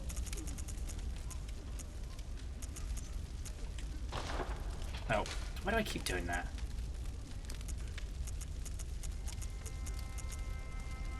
No, and that all seems on the level.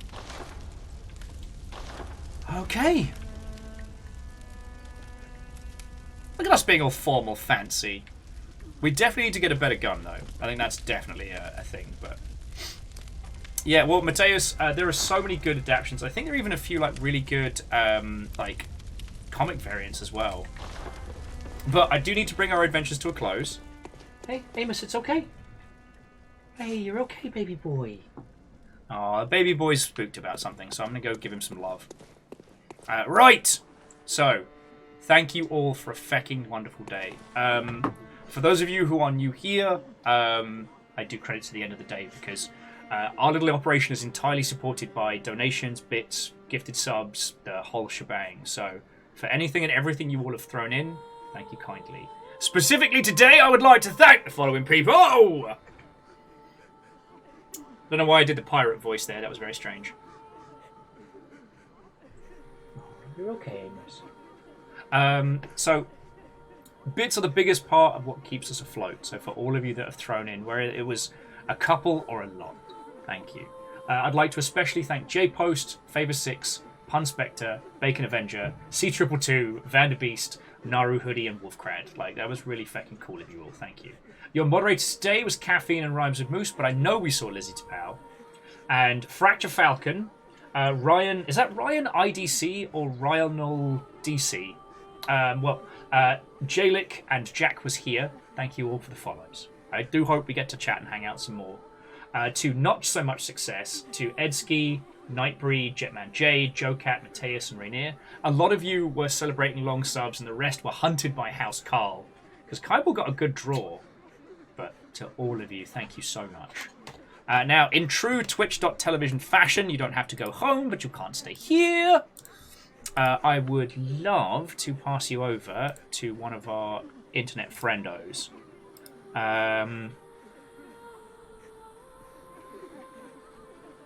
Right.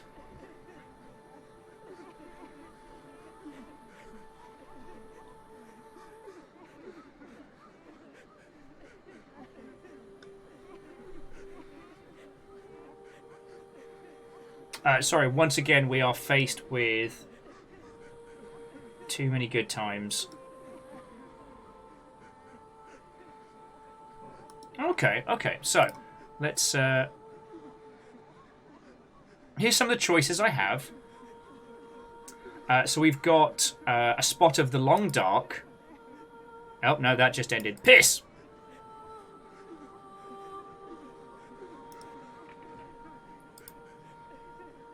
So I can offer you a spot of the Long Dark.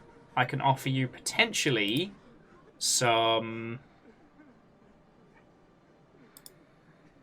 I'm not quite sure what. A charity event, possibly some Elden Ring. And some DOS video games. I can't even tell you what those DOS games are off the top of my head because it keeps vomiting adverts at me. Does any of that strike your fancy, dear friends? Oh, by the looks of things, this is OG Ultima. No, sorry. This is... Okay, it looks like Ultima. So yeah, classic Ultima, and I'm talking ASCII art Ultima, the Long Dark, or question mark charity. Does any of that strike your fancy, dear friends?